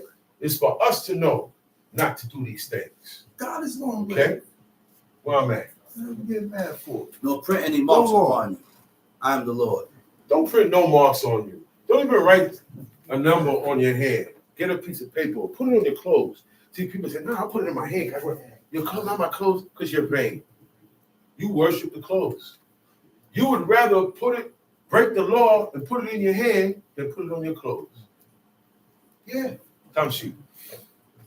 Do not prostitute thy daughter to cause her to be a whore. Back then, in ancient days, if you don't have any money and you got a daughter, this was a mutual thing. This was, all right, today people would say, oh man, that's wrong to do, right? Everybody did that back then. But God said it's no good. Look, everybody burnt their kids in a fire. But God said it's no good. A lot of things he told the Israelites not to do is because it's what everybody was doing. So don't prostitute your daughter. I'm going to show you how. Now, prostitute your daughter means put her out there. Yeah. That's what it meant. That's what they meant. That's what it means. Right, That's what they really did. Right. They put her out there to That's get right. money. Get money. And she bring the money in. To dollar. Yeah. And everything's good. Nobody's looking at her no way either. No. You heard? No. Exactly. Nobody's looking at her no way. She's Don't not being pay her down. fault. No. It was a different mentality Different with people mentality. back then. Now the reason why, now look, the Israelites didn't do this. The heathen did it. That's right. That's why he said, I don't want you to do it. That's right. Like Rahab. That was the way of the world. Like Rahab. Yes. Rahab the harlot. She's known as the harlot. But guess what? She took care. These harlots were different. They took care of their mother and father. They didn't have a pimp. The stranger that came out of nowhere. They didn't have pimps. Nigga mistreating her. No. She's not getting mistreated, and you gonna pay her too. But God said, I don't want y'all go that route. I don't want you prostituting daughters, but then all the women gonna be whores. No. God don't want A nation all of the whores. women to be a nation of whores. Come on, man. He said, because you see, do not prostitute thy daughter to cause her to be a whore, to lest the land fall to whoredom and the land become full of wickedness. That happened already. Uh-huh. This land has fell to whoredom That's a fact. and wickedness. So now, you're not putting your daughter out there to be a whore, but you allow her certain liberties. You allow her to be with whores. Yeah. Oh. I'm sorry. That's her classmates. You promoting, bro. You allow her to be with her classmates. You You promoting. allow her. Hang out. Hang out. Hang out time.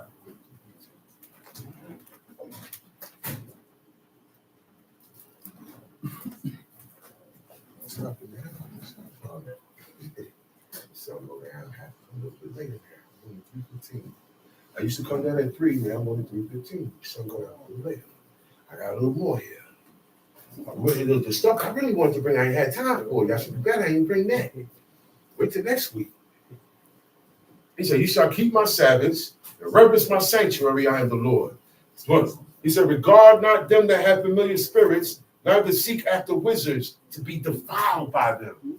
Do not look into the newspaper and read the astrology and go by the astrology, if that's what you're doing. Okay? You got some people that go straight to the gypsies. They go straight and sit down and they get tarot cards. You see the 52 deck of cards? That's where they came from. Okay, I'm gonna come down. He must say cut it. Shalom Aleichem. Shalom Aleichem. Shalom. Listen, bro, you still online. Chill out, man. What the fuck?